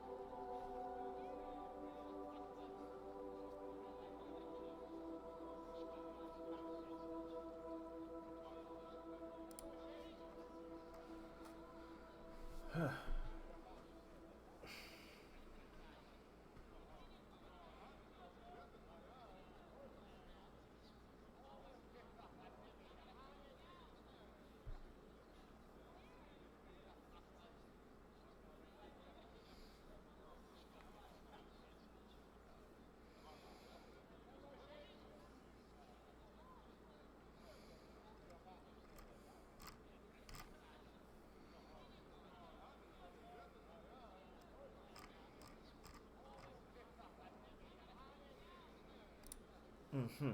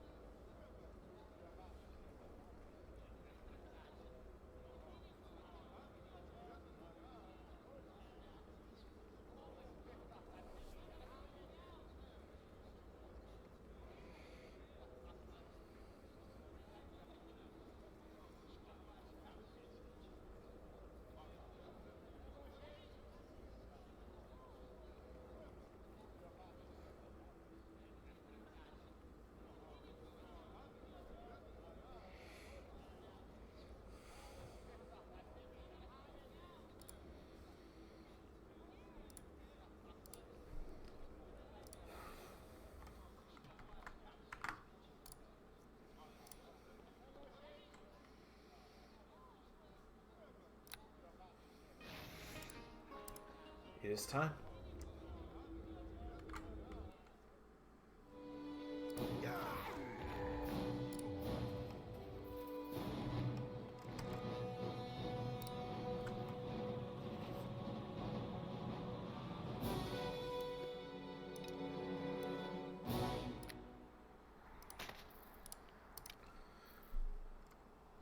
Seeking woods.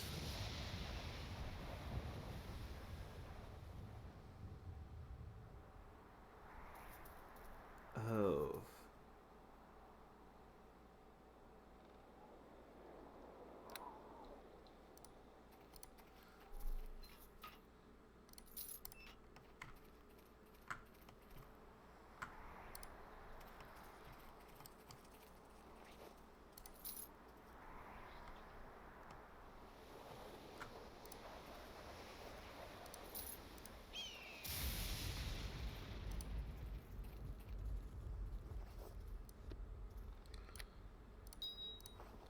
I think I like the sounds of that.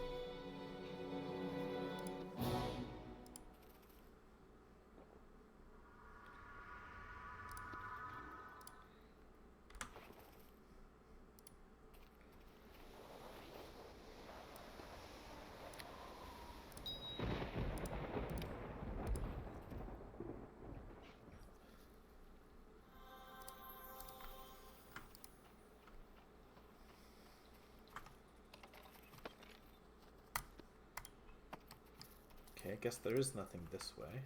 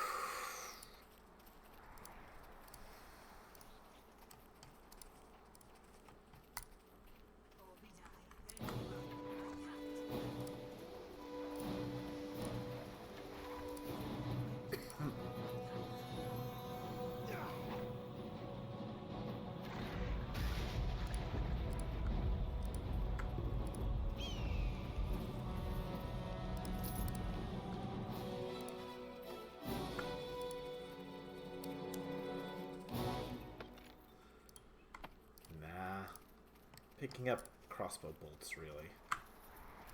Not really worth.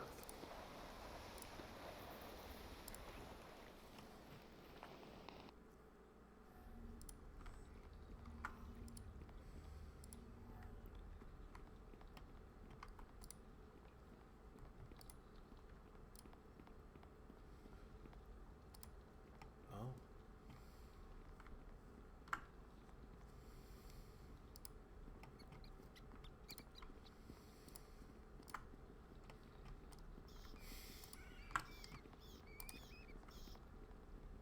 adult brass dragon.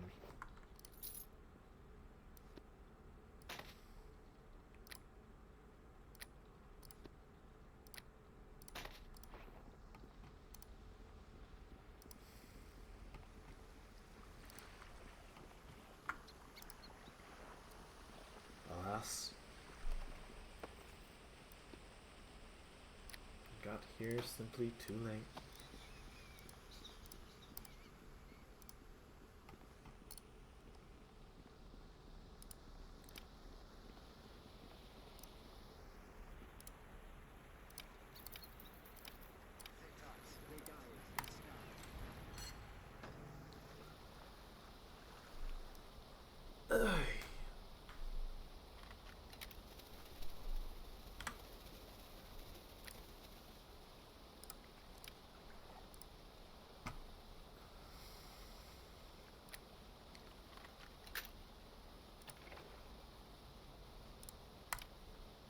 Necklace of prayer beads.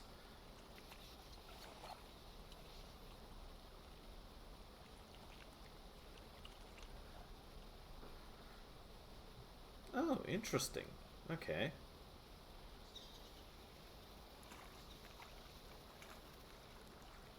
No other real bonuses, but still.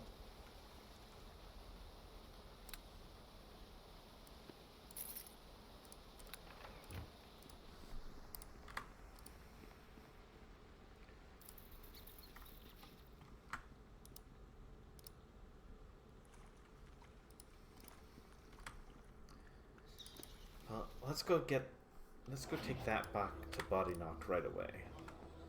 Because frankly, I would love to have that ring.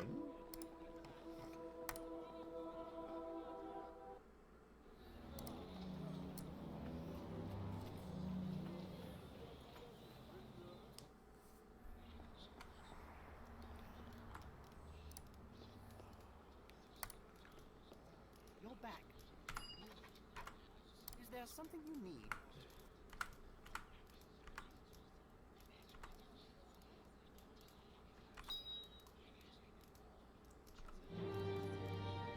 I thank you.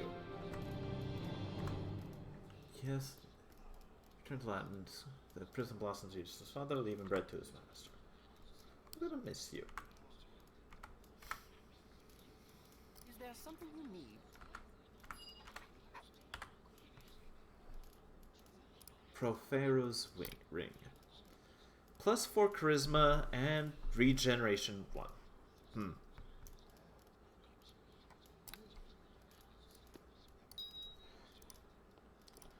It would have been nice to be like regen 2. Given it's been regen 1 the whole game. But, you know, whatever.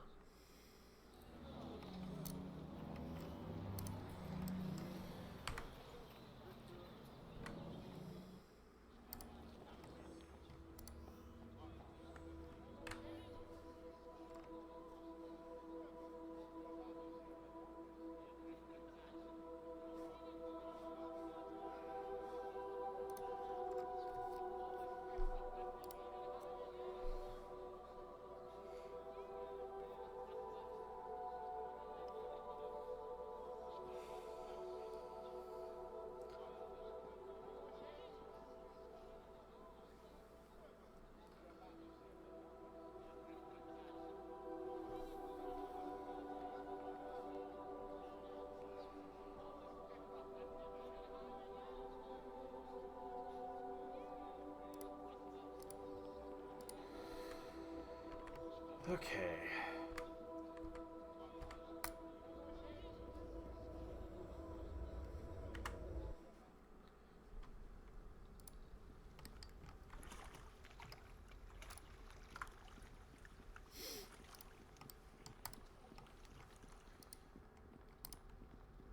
Well, we've got exploring to do.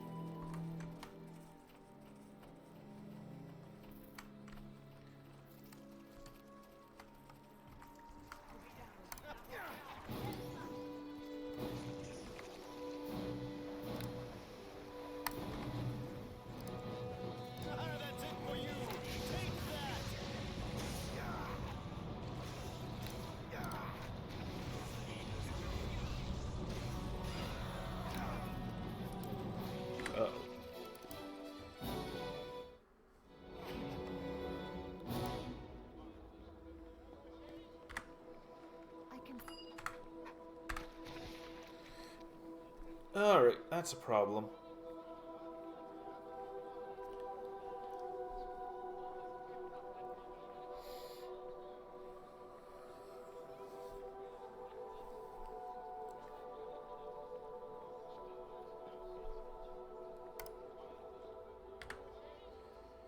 Okay. Linu. Me. Me. Linu.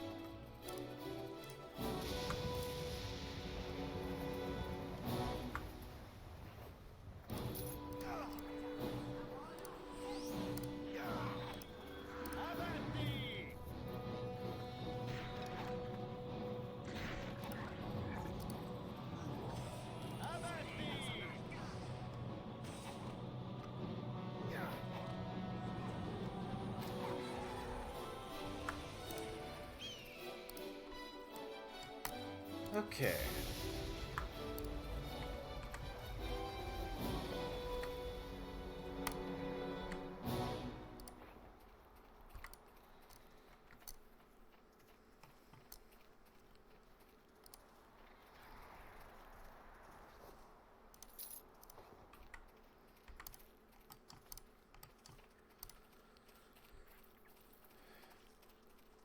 Well, we've got to go around this way now.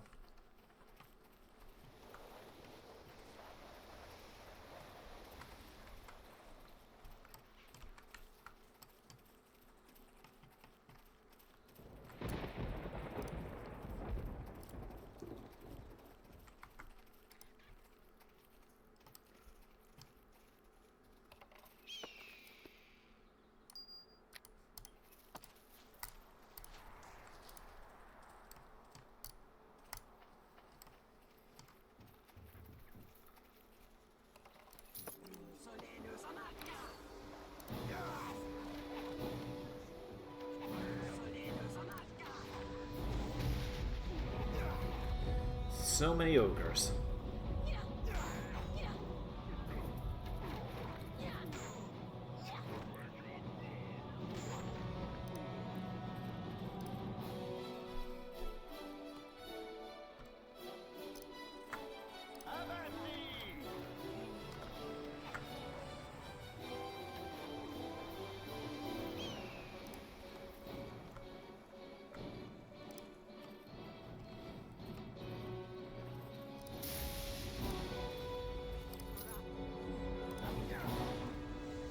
Boom. Bop, bop.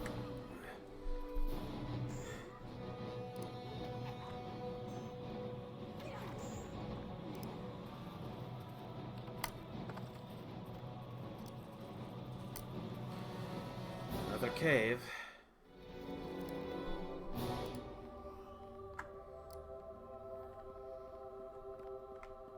Well, this is peaceful.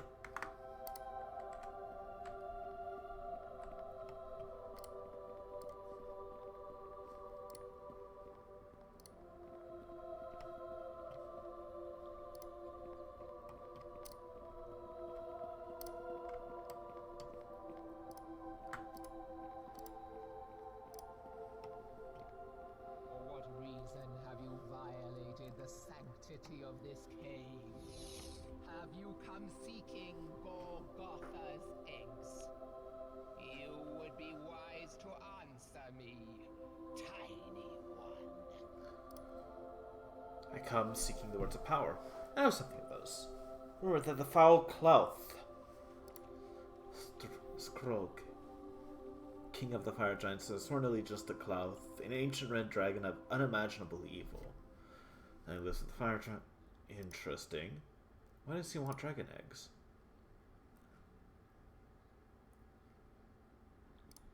Eggs will soon hatch. Cannot resist.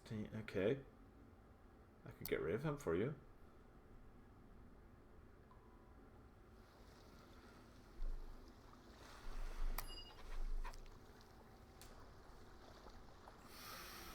I will do this for you, Gorgotha.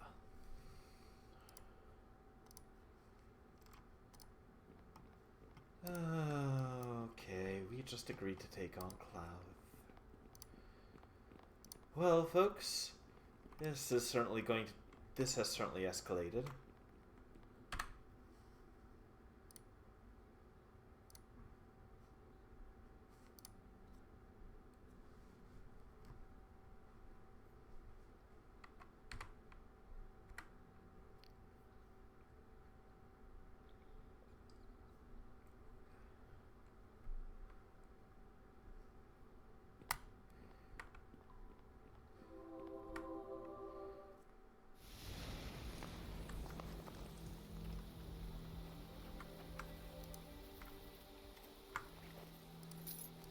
I must be frank, I don't like our odds against Clouth. But that's not saying anything negative about our talents. I don't like anyone's odds against Clouth.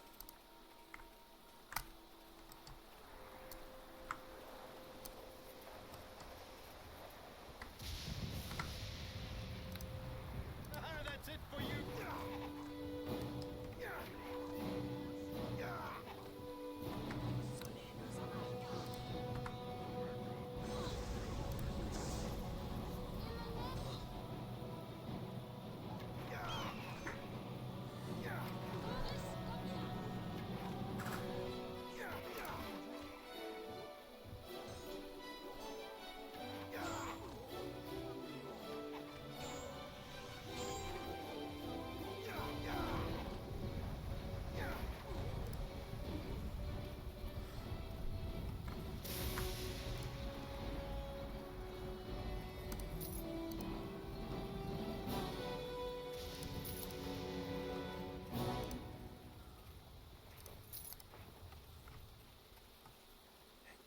I said I don't like anyone's odds against Cloud, because you don't have odds against Cloud.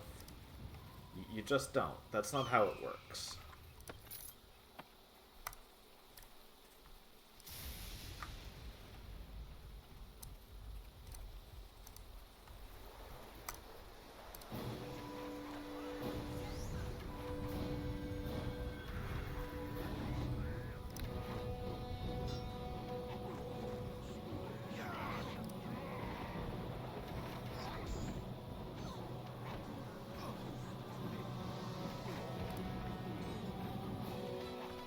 If Clout, for whatever reason, decides you need to die, you're probably dead.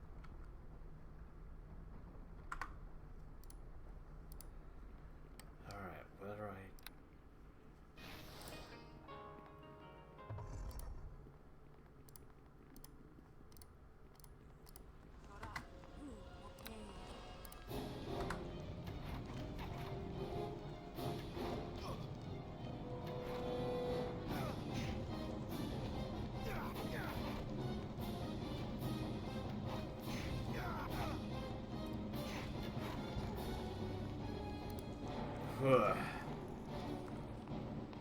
That stung.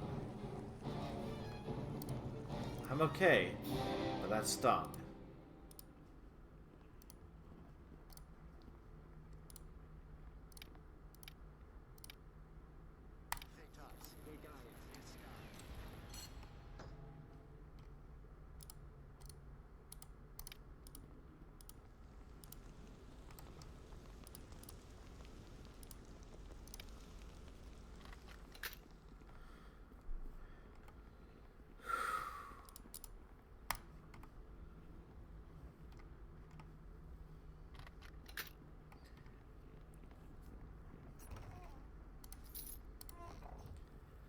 I am not sure how well we're gonna do here.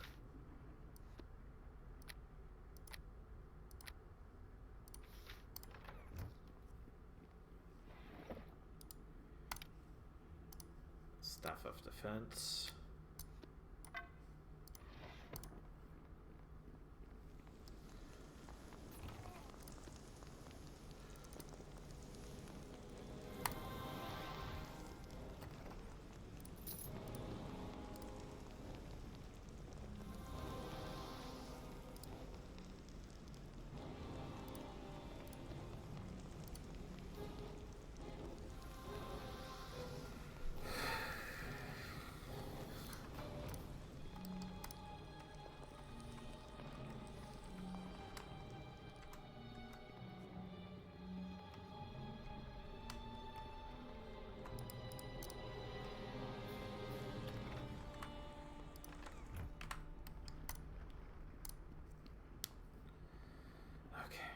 Oh.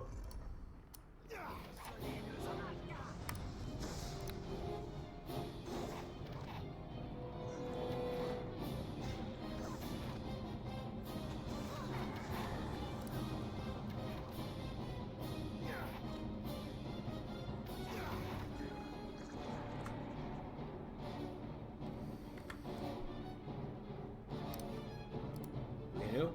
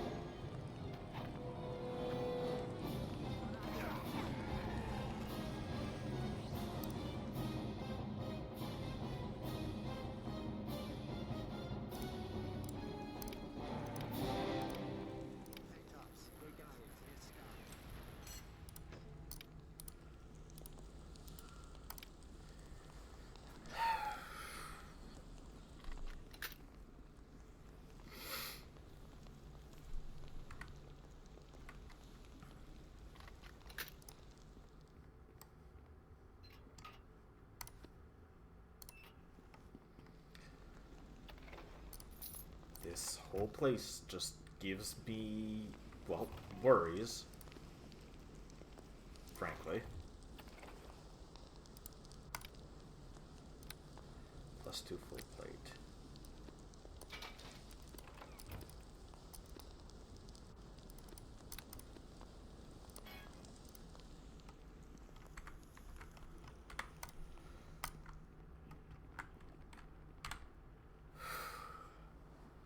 Collect ourselves.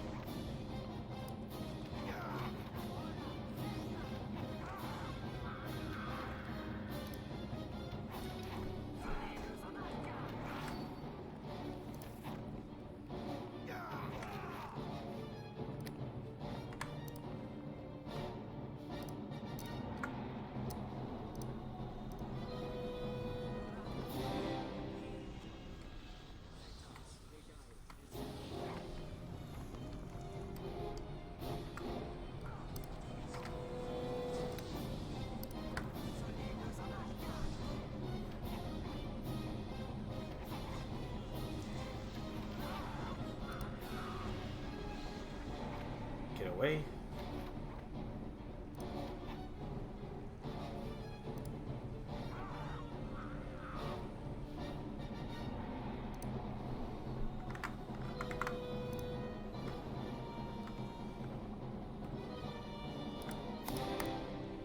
Jeez. Duergar. Oh, that wasn't too bad, at least.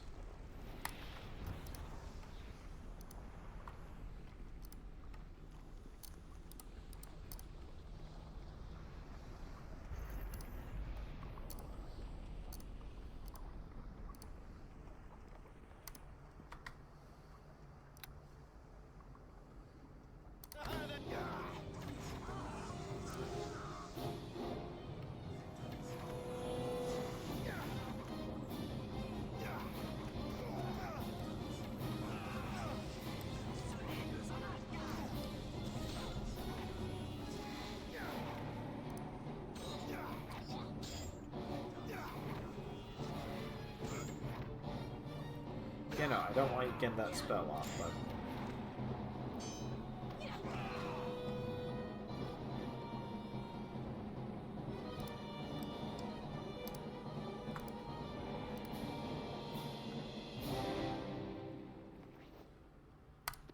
Potion of Lesser Resto. Potion of Endurance. I'll take that.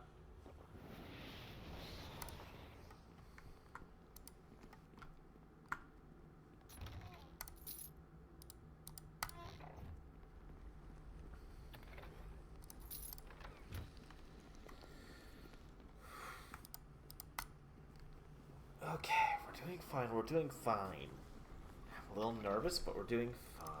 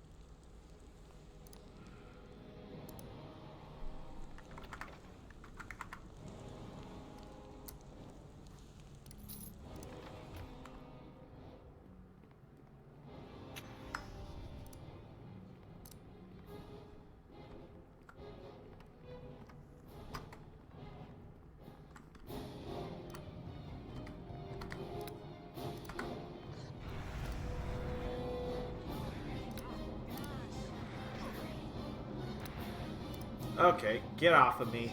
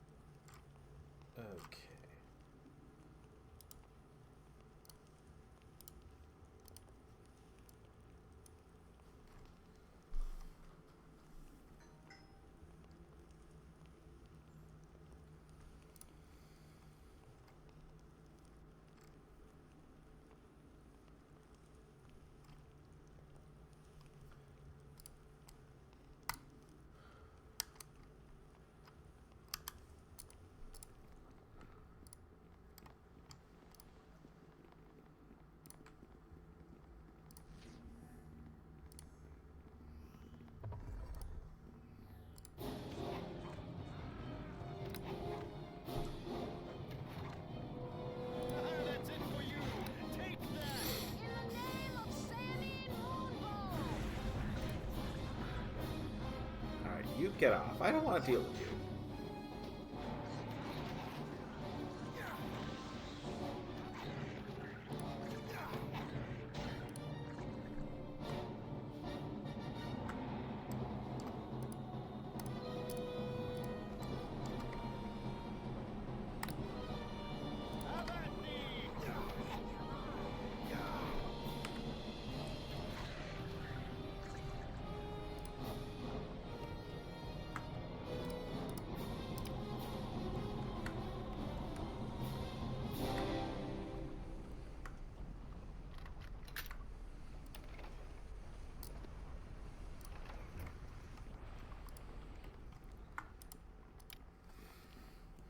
Doing fine. Absolutely fine.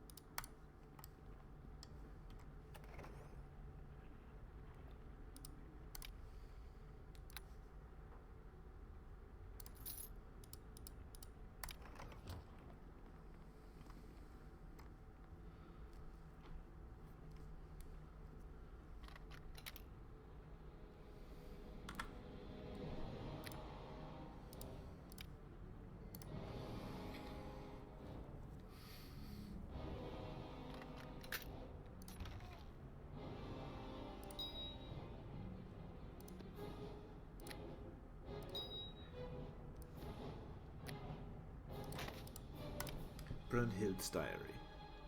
Entries are hate-filled, extreme cruelty. Brunhilde, King Skrog explains her ultimate fate.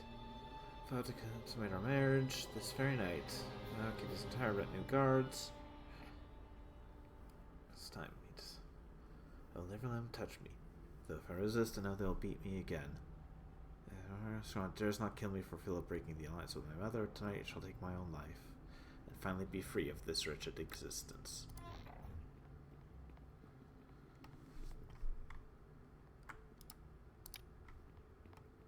Oh dear.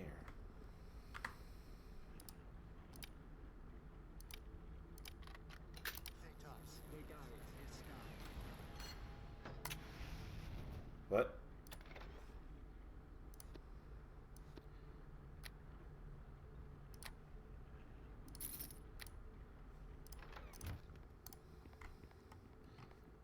Well, at least it was a fire trap, I guess.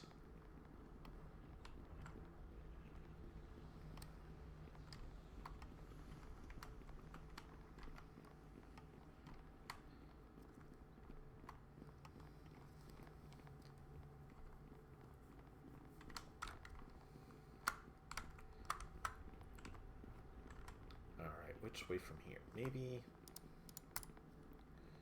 up this way?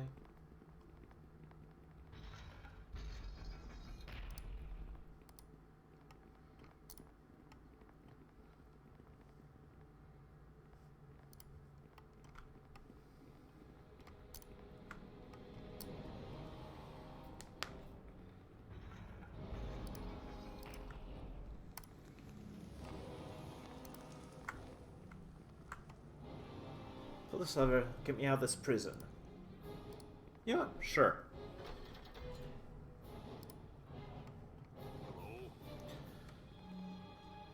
Who are you? What are you doing here? Wogar, fire giants caught me trying to sneak in here a month ago. Thought they were going to kill me. I said, make her a better advisor than us, do. Why do you want a half-worker and advisor? Sir, I'm as smart as you. I'd wager I'm a damn sight smarter than it. Well, true. That wasn't what I was saying. I was wondering, why would he want you... Why would he want a half-worker advisor rather than a giant?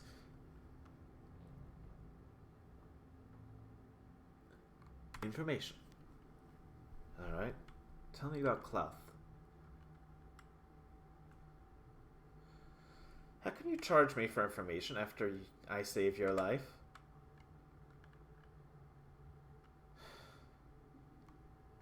Fine. Tell me about Clouth. Ancient Red Dragon, beneath the Fire Giant Complex. They all serve him. Well, the dragon experiments. Yanti sorcerer is working for him. Using magic to grow an egg into a full-grown dragon in the space in a few months. Oh. Then to disappear after reaching maturity. It has something to do with Clouth trying to recapture his... Oh. Going now.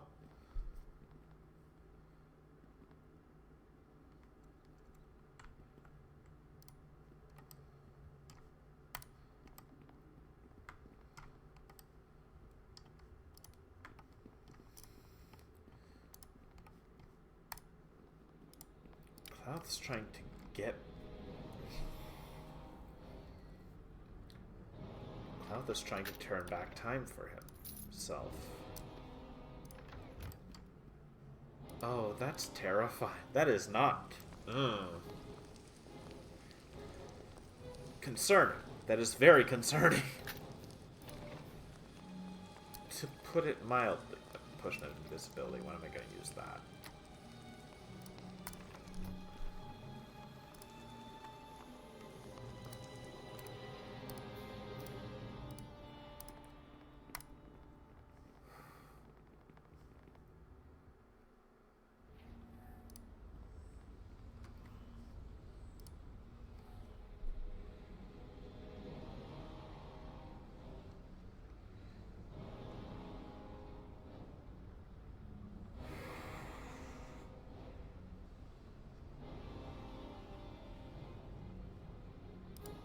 Let me just double check something.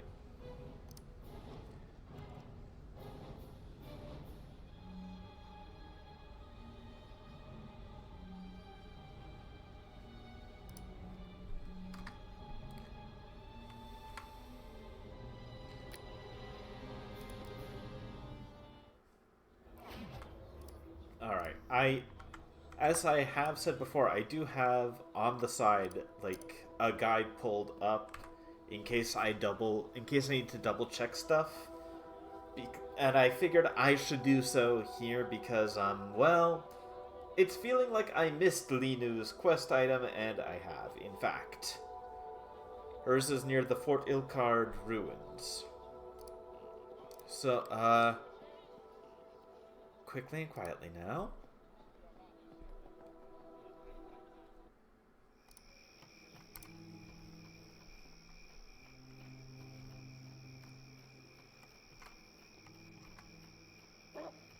Got a bit of running to do, I suppose.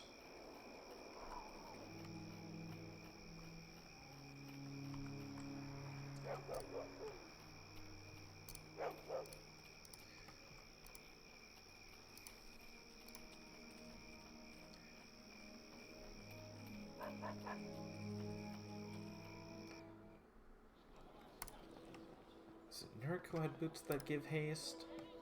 I think it was. I'll take it.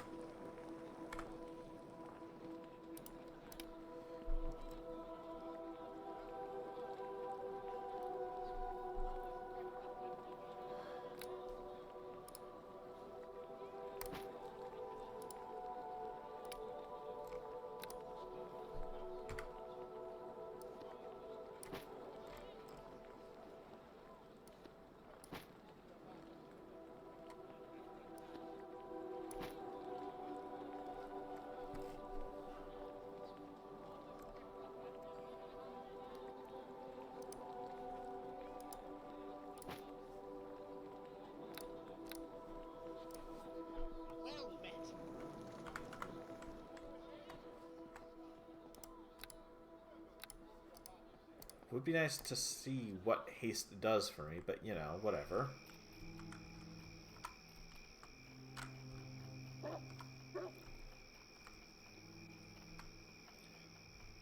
I believe it gives me an extra attack, as well as some AC.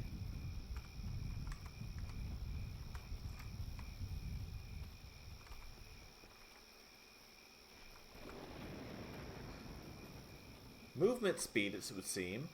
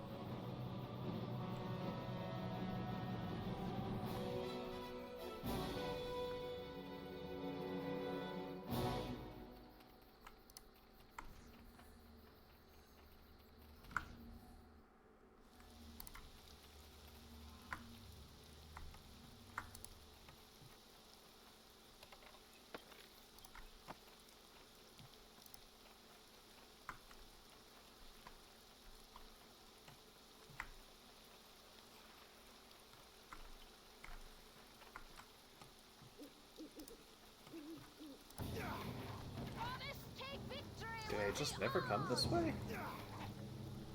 Huh.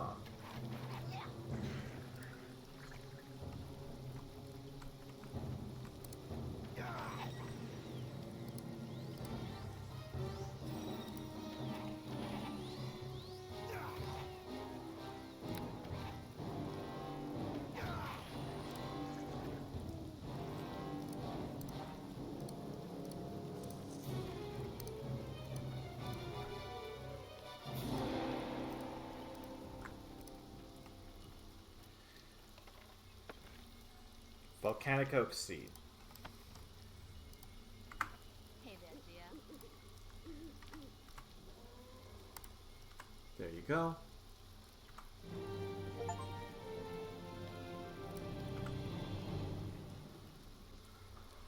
Vestromiene, which means you complete.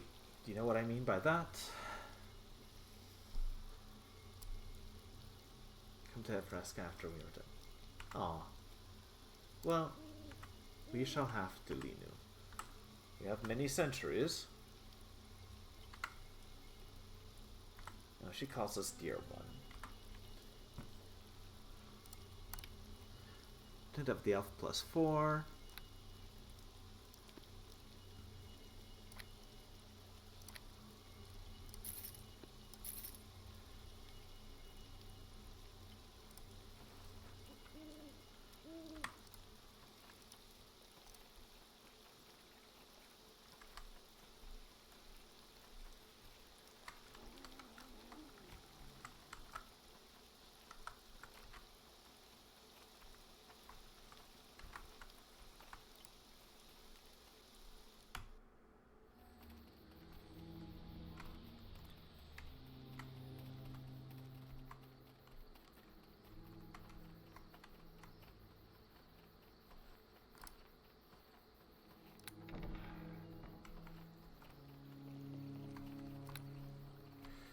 Alright then.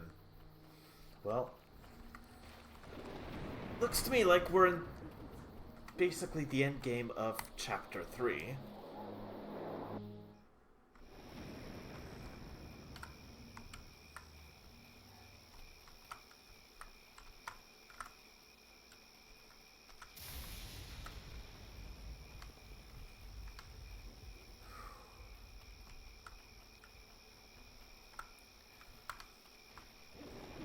I think we're almost done. Because Chapter 4 is the last chapter.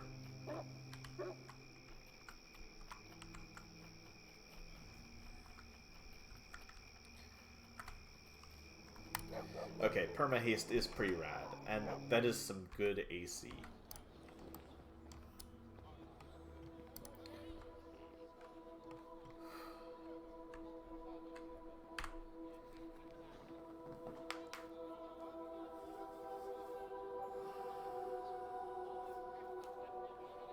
Well, I don't know if I'm going to be able to take on Klauth, but I gotta have to try.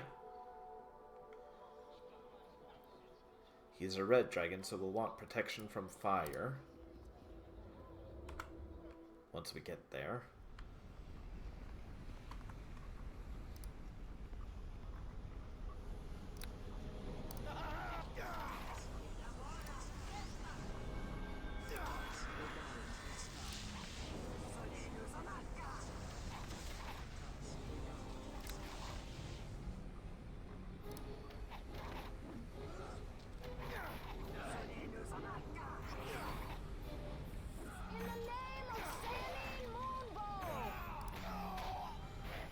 Why? Ow. Listen to my words. You must hear them. I absolutely don't care.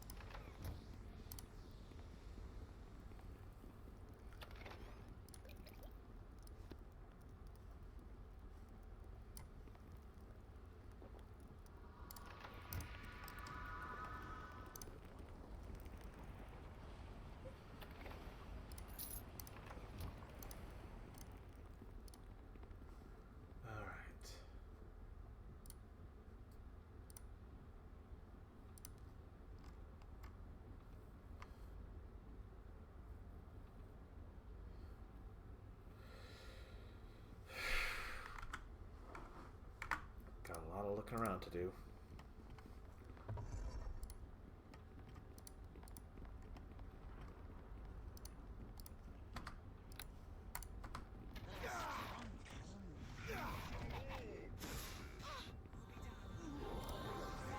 That's it for you! Take that!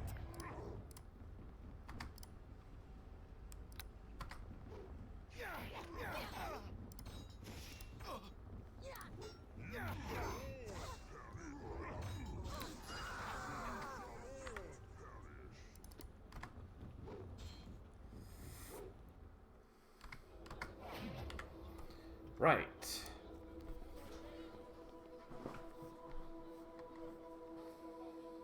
I can.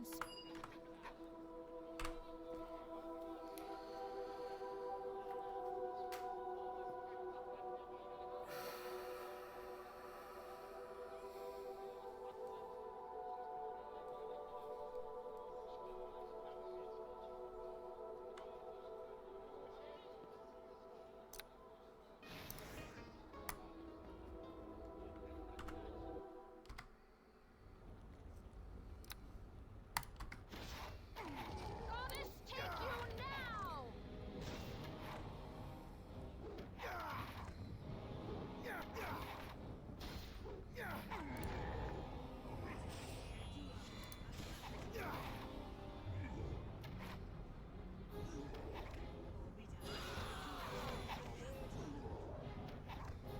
Uh-oh.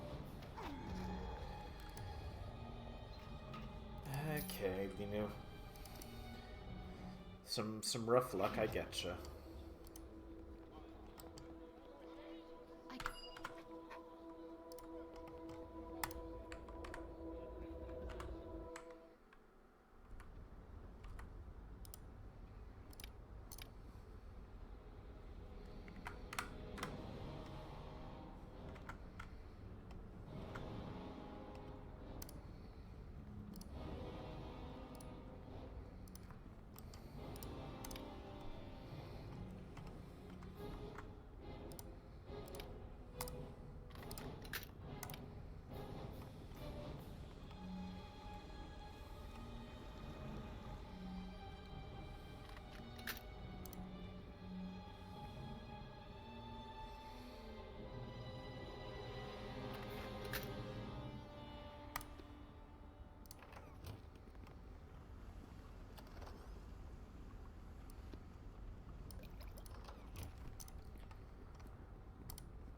So we've got a lot to do.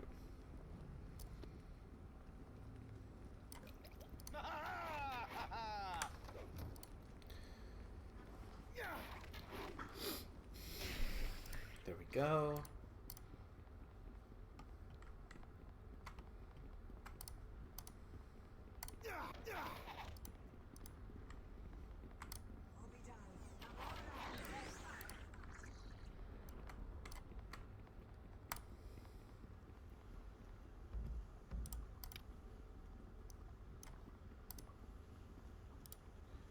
Well, first off, let's get rid of that trap.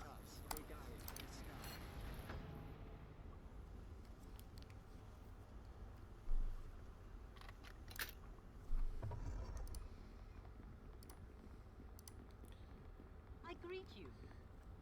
Praise the gods! Oh. Who are you?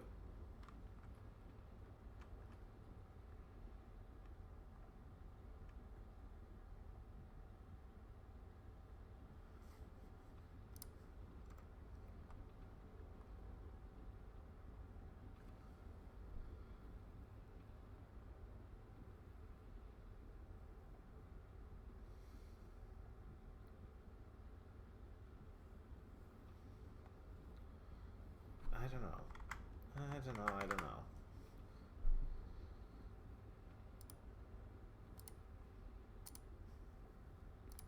I greet you.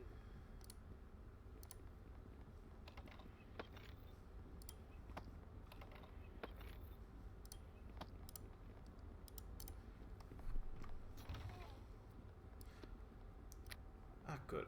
The ritual book. Newly hatched were. Oh.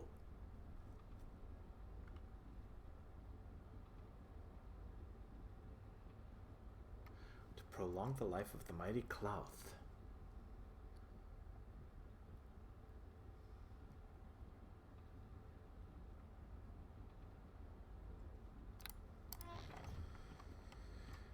Well, that's worrisome. Yeah, we already figured. Gosh, but really, to sink so low as that.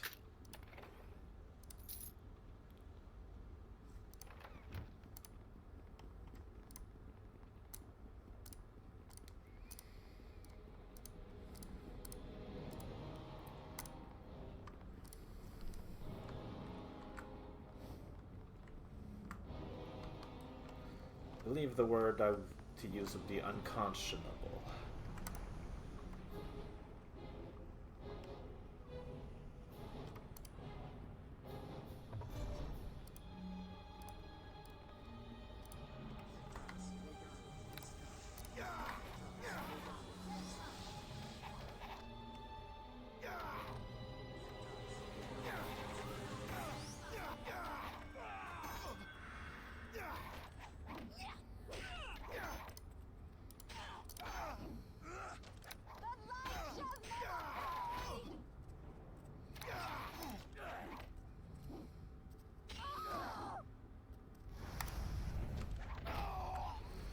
Oh, crying out loud, I'm hasted. Listen to my words. You must hear them. Alright, I'm taking risks I probably could avoid.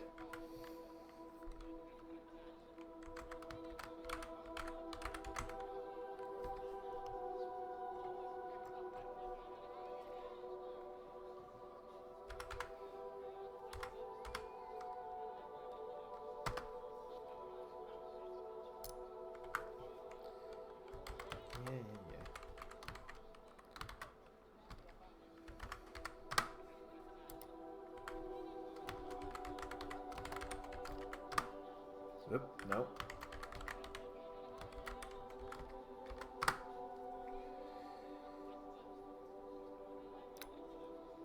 Belong to you.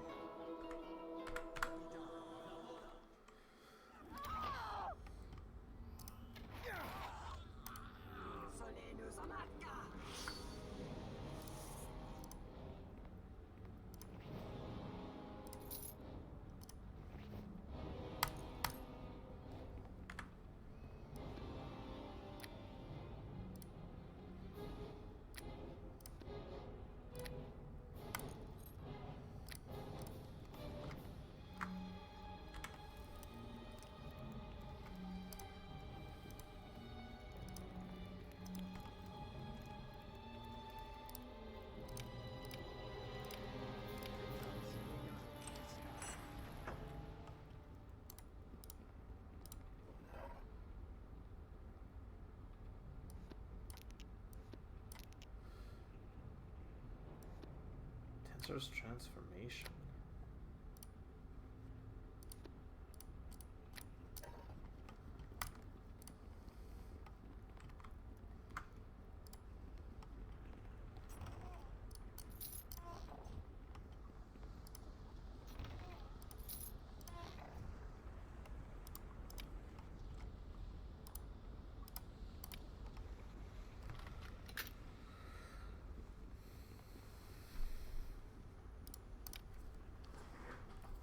Oh boy.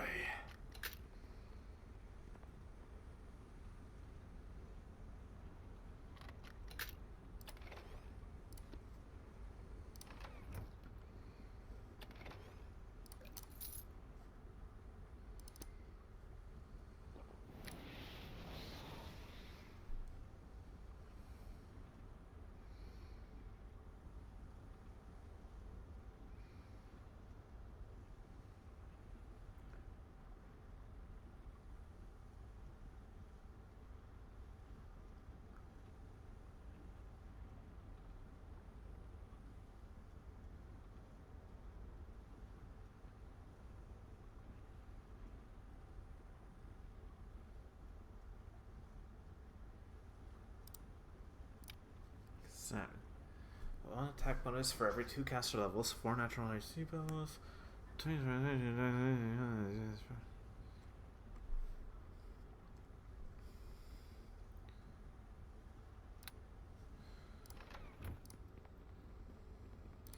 honestly, that wouldn't be bad to have.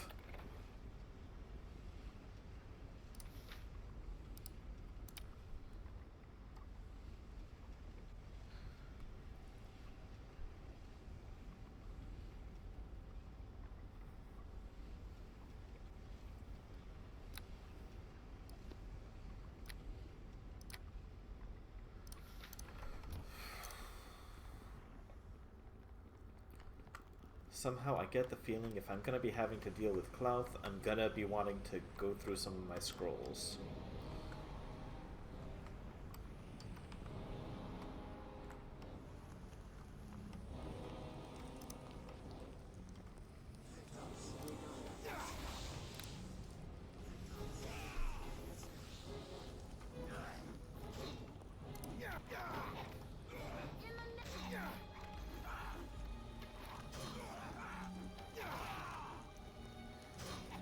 Okay, I don't know about wanting so much as needing.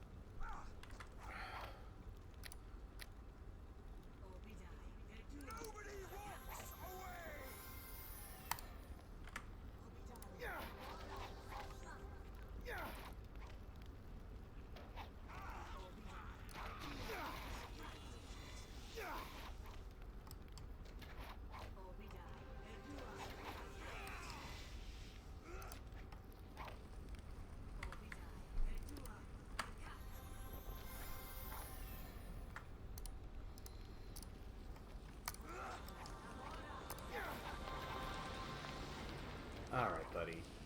I'm gonna have to ask you to stop poisoning me. Because it is getting kind of old.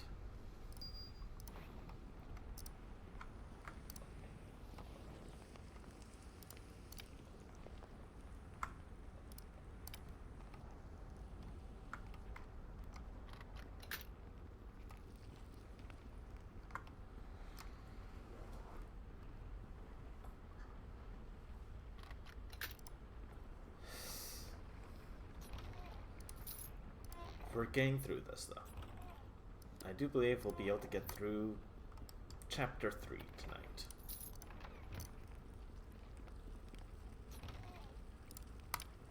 Wand of Lightning. Lightning Bolt level 5.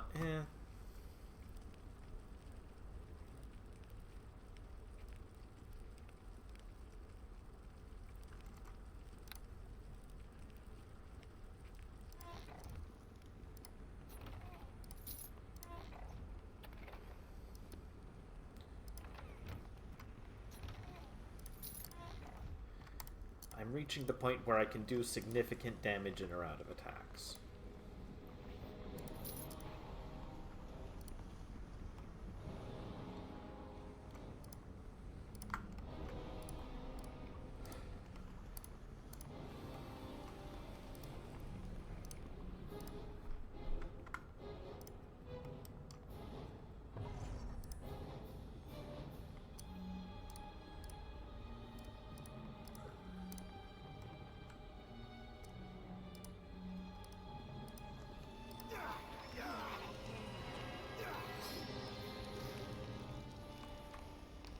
Stank Beetle all the way here.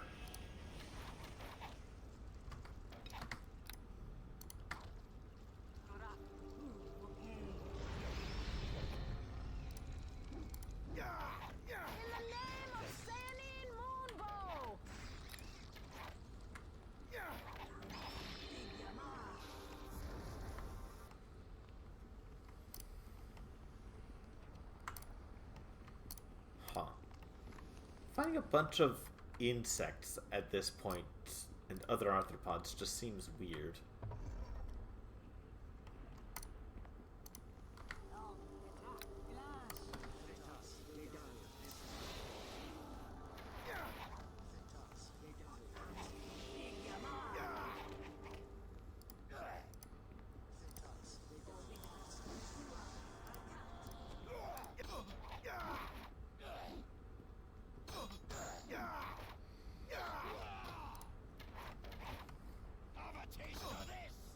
No.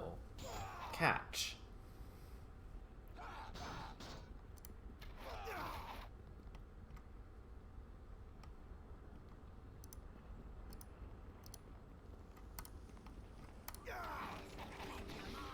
Goddess, take you now! Oh my god.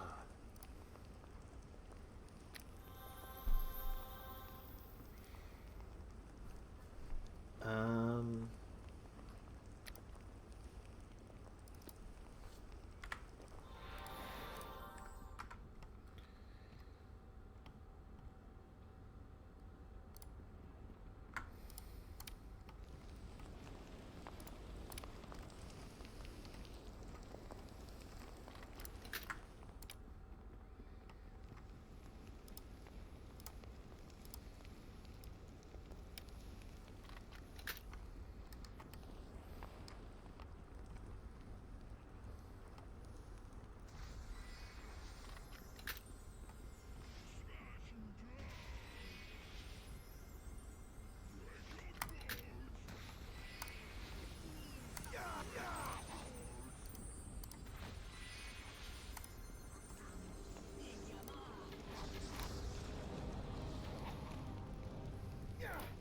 In the name of Sanin Moonbow!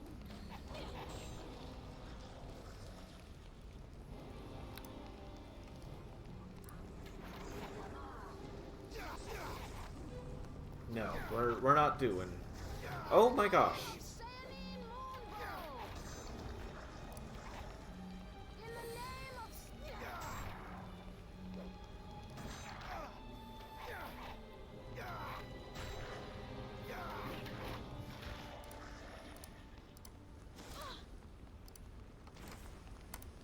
Victory will be ours!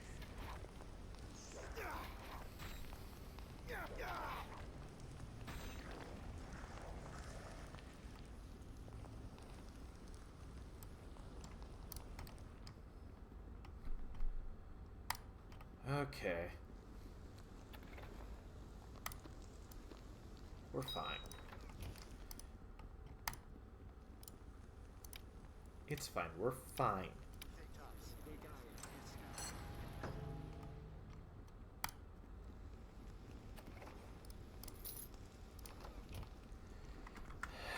Yay.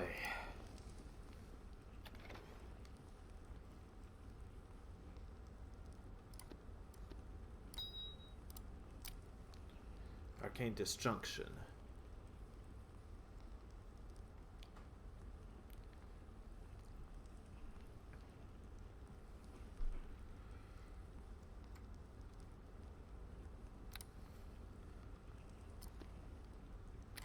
Sure.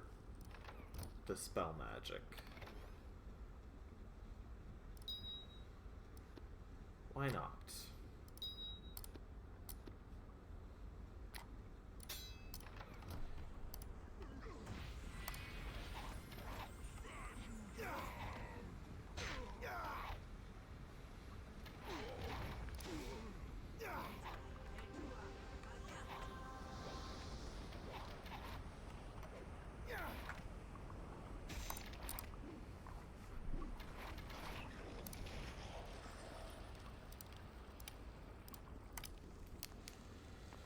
Alright.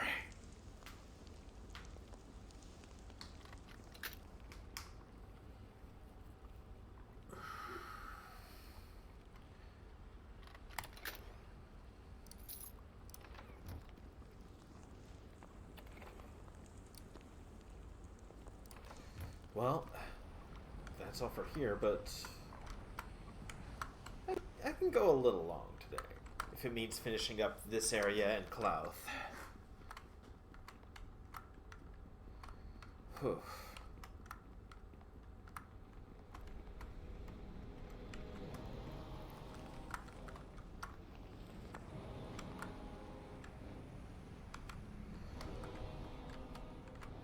I am definitely glad to be set up right for this, though.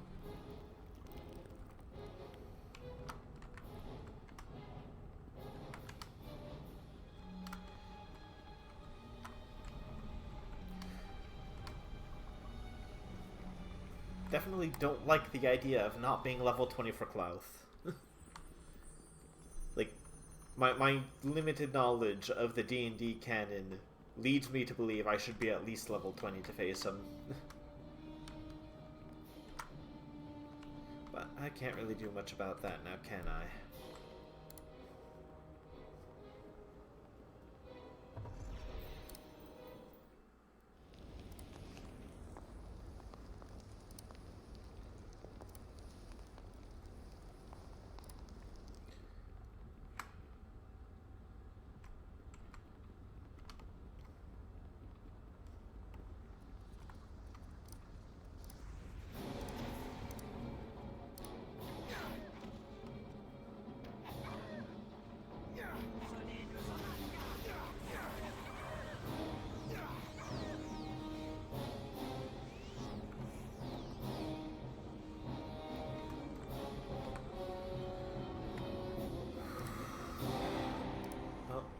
That was a bunch of hellhounds.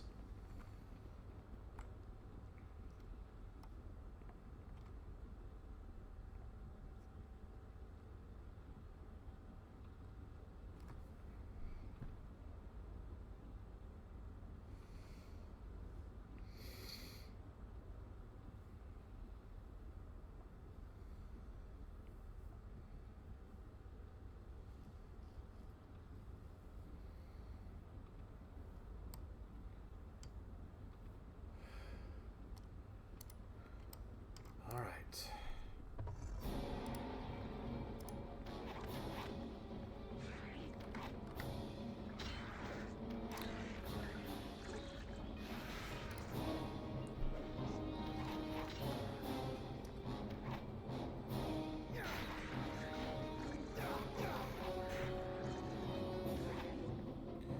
We're doing fine.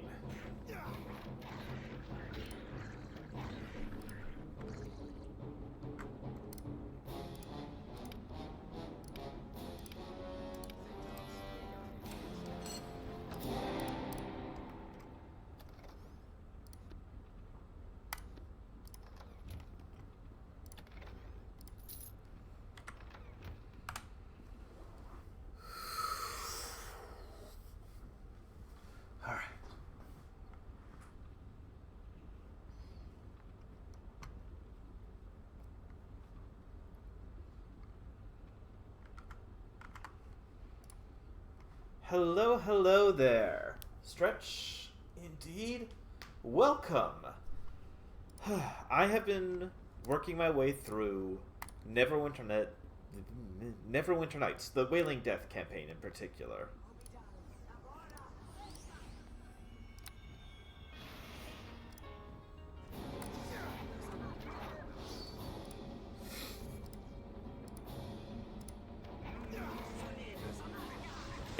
I've been going Bard, Arcane, Archer, just kind of making my way through this game that I haven't really seen many playthroughs of anywhere. So I figured I may as well do one. I've enjoyed this game quite a bit. I am not happy to stick around. Oh, well, maybe he'll die. Come on. There you go, that makes this easier.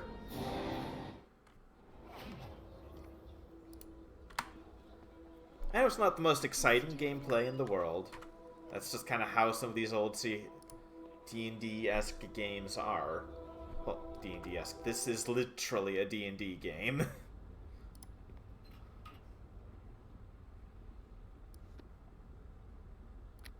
The ritual book. The pass amulet. Probably gonna need that.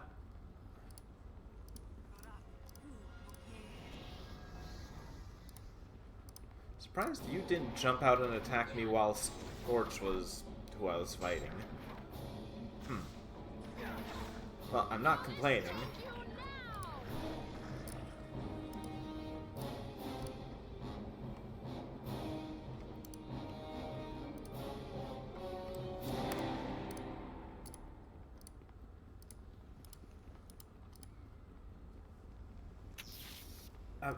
Jeez.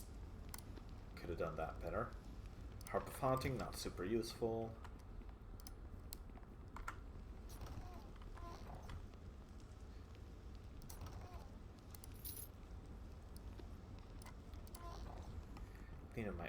of those.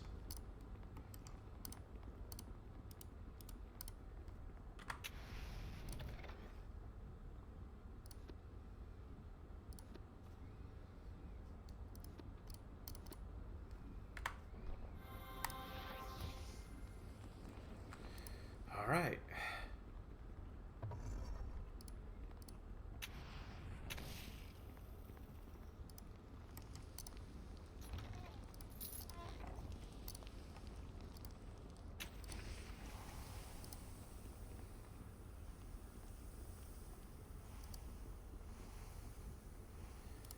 You know what? I've been stumbling onto traps. Let's just find and disarm all of those. Push the bark skin.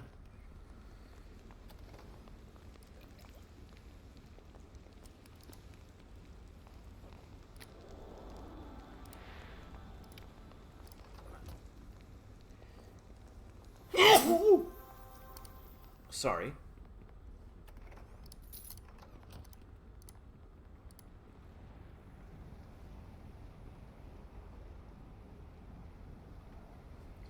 Okay, let me just double check my map.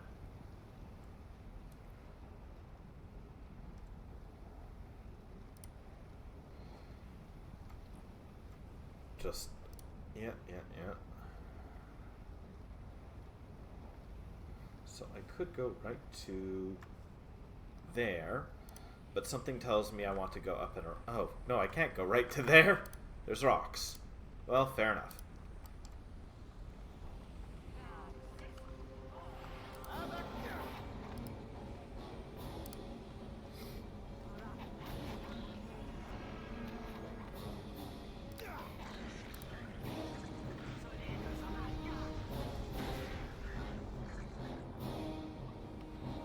Can I hit you from here? Oh, I can totally snipe you.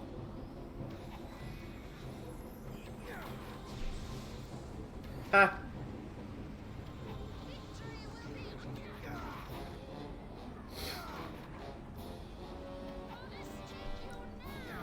Some champion.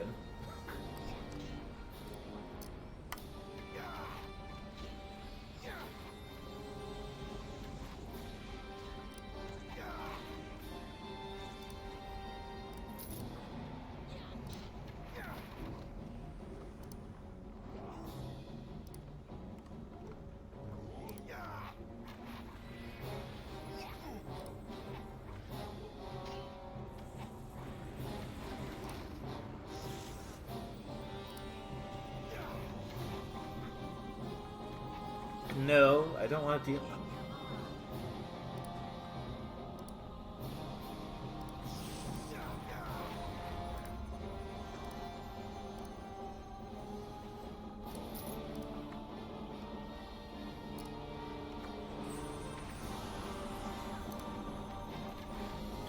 Oh, so there was one of you over there.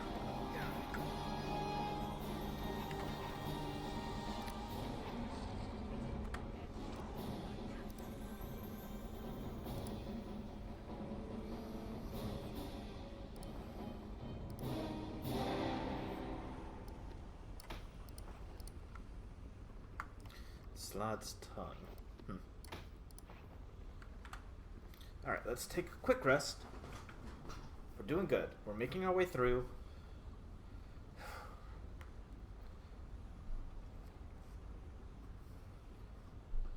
Just got a few places to explore.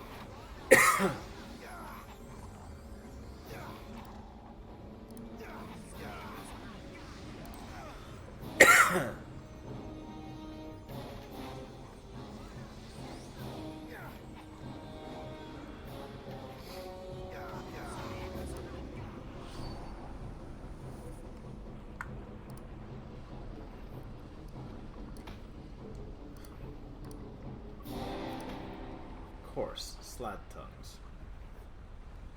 What else would it be?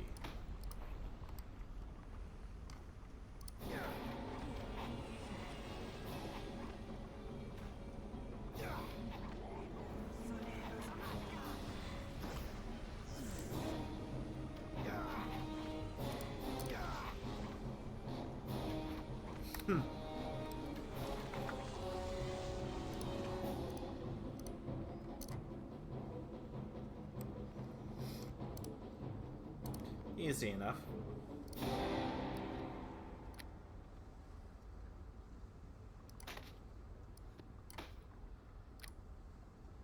Again with the ritual book.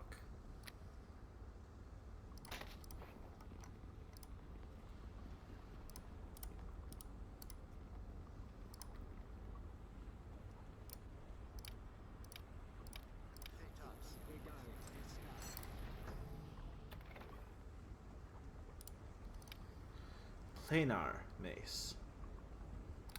Interesting.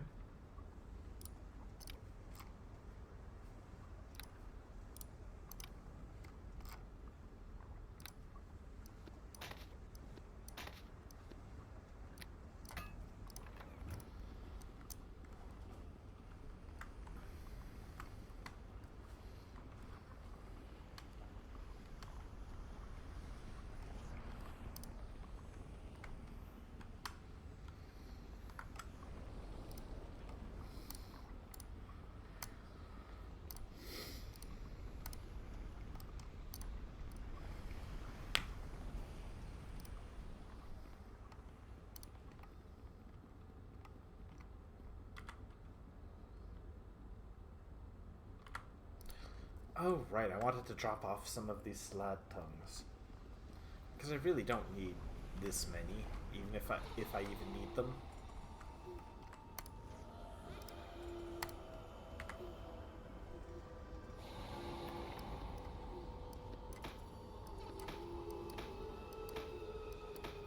There. They really don't sell for much.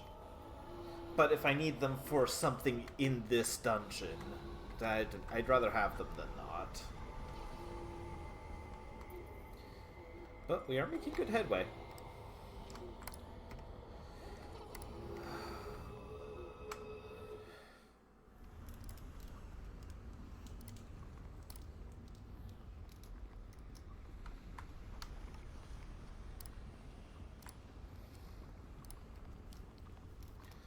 I'm glad I was able to snipe that champion.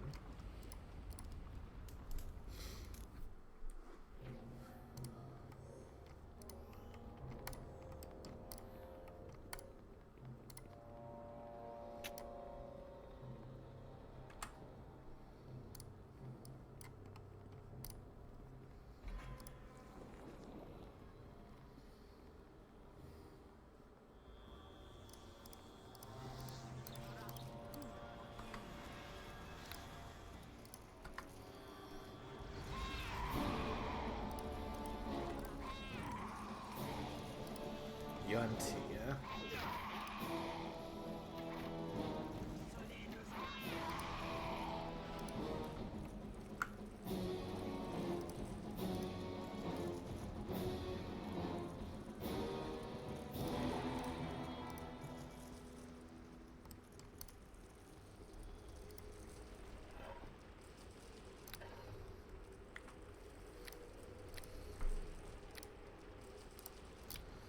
Rituals, Dragon's must be lured trapped within the center of the ritual room. The dragon sphere must be placed upon the pedestal.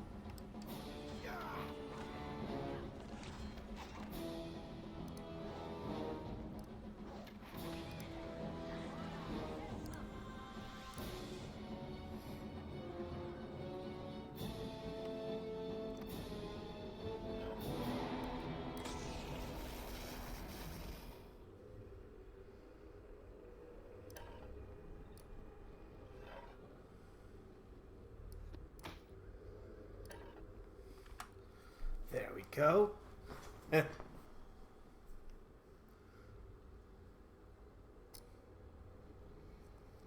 I feel, well, that should be easy enough at least.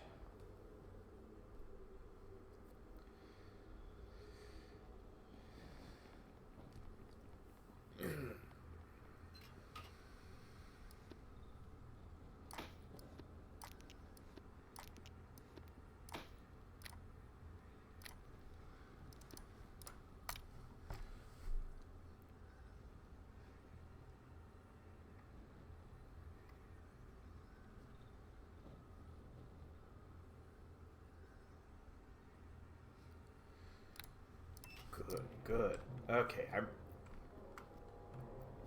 I mean, the game is probably balanced so that, in theory, you could take Clouth out without, but I'm not feeling that gutsy.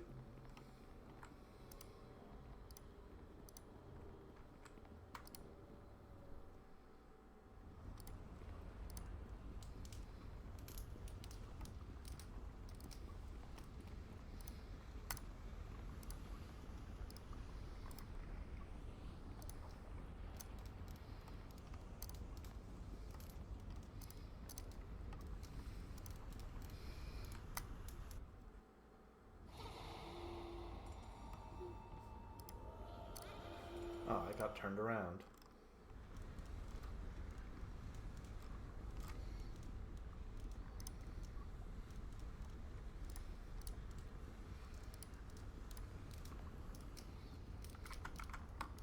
Typical of me, really.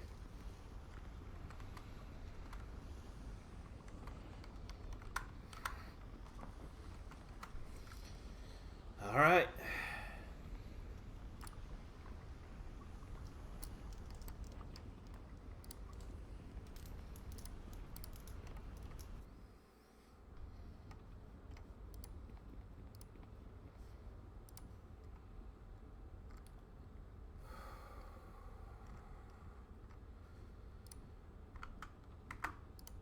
Well, nothing for it.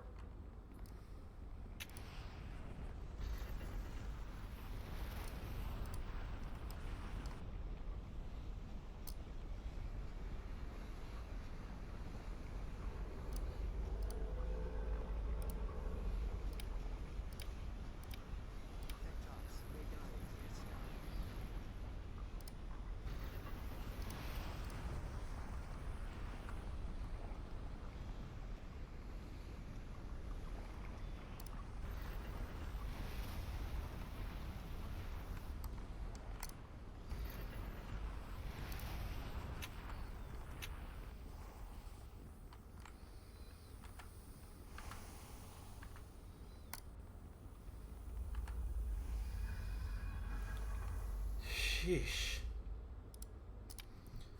Covered in wicked-looking scars, this ancient colossal red dragon, nicknamed Old Snarl, is perhaps the most fearsome and powerful single mortal creature in all of Faerun.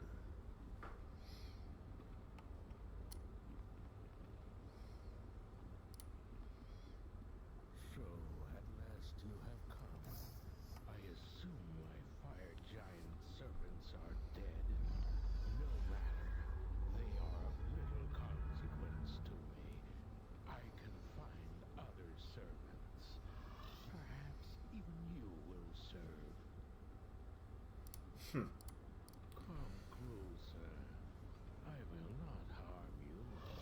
These last days of the eons of my life pass slowly now, and I would speak with you to break the monotony. How do you know my name? I am as old as time itself. The infinite wisdom of eternity is mine to command. Your name and your deeds are known to me, Alos Bronzeleaf, and I shall remember them long after history has forgotten you. I am Clouth, Worm of the North, oldest of the dragons, greatest of the mortal creatures who walk the realms. My power and my knowledge know no bounds.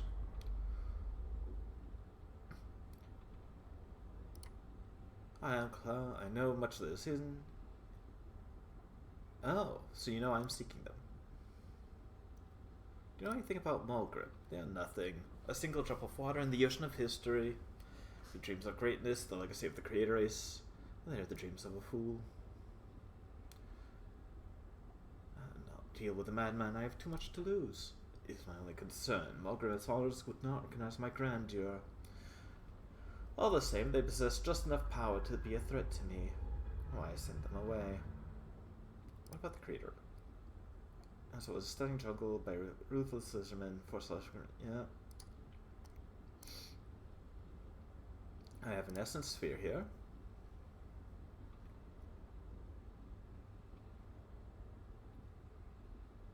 Here, take it.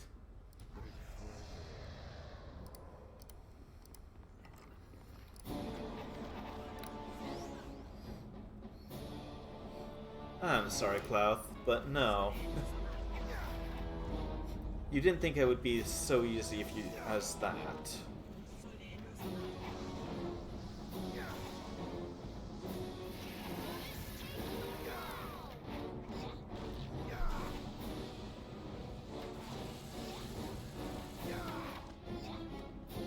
Gosh, the dragon model is so good, though.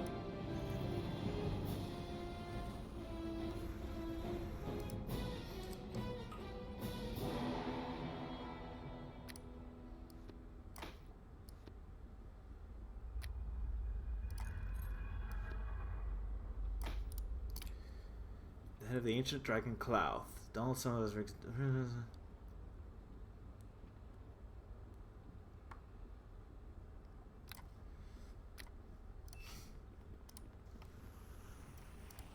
Yeah, no way that's actually Clouth, though.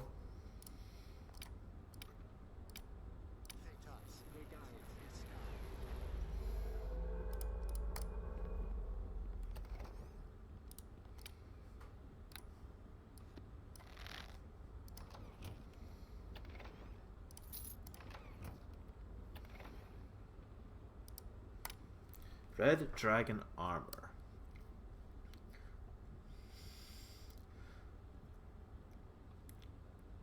Jeez. 8 plus 5. 80% of its weight is reduced.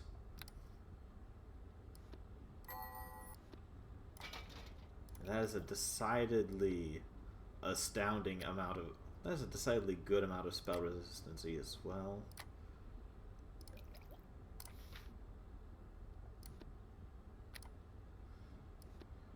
Time stop.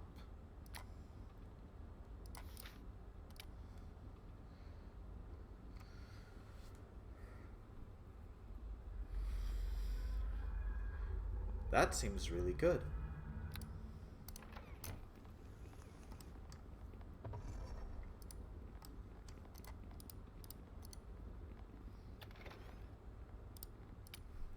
Long arm.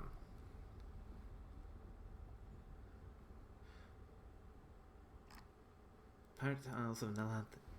This would have been good earlier, but it's just, well, not as good as the the Elven Court Bow. The third word is yours. But time is short and Morag stirs. The city you call Neverwinter is under siege. Soon it will fall to Morgan, and he will possess the Source Stone. What's that? Morag was the queen of my people. The old ones, the creator race.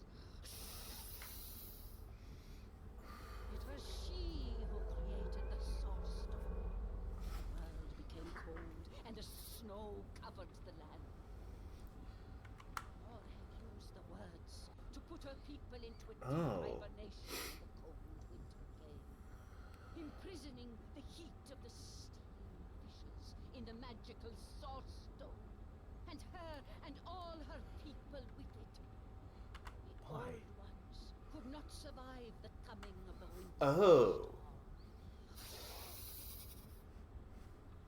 Morag sought a shelter where she could escape the death of ice and cold. gather her strength year after year, century after century.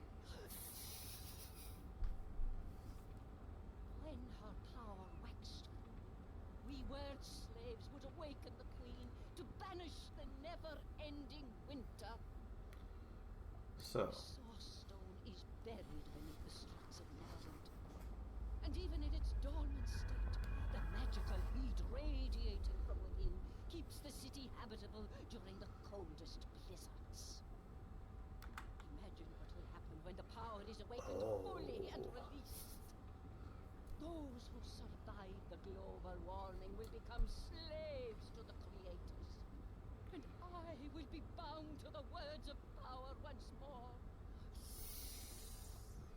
I will not allow this to happen. fair. Something has awakened Morag's spirit.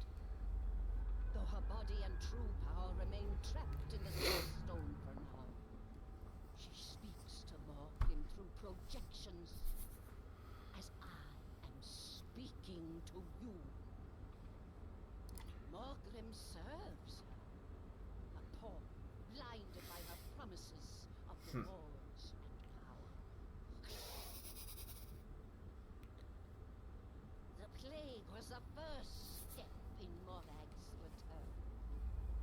Each death fed the queen's power, bringing her closer to a true awakening. Now, Morgan seeks to claim the words of power the Lord's Alliance has hidden in Castle Never to complete the awakening. If he succeeds, Morag will bring complete and utter devastation to the north. I will stop him. You must return to Neverwinter before the city falls. Speak to the one you call Aaron Gent. I will try to reach you.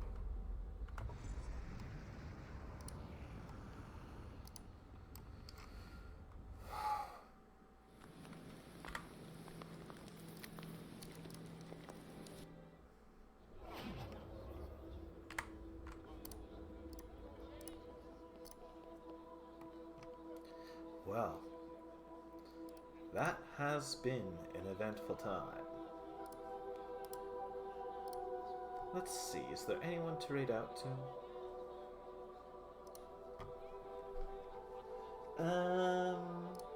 Any of my usuals? Not really. So, I'm going to wish you all a great evening, and I hope you have a good one. Bonsoir, and as always, take care.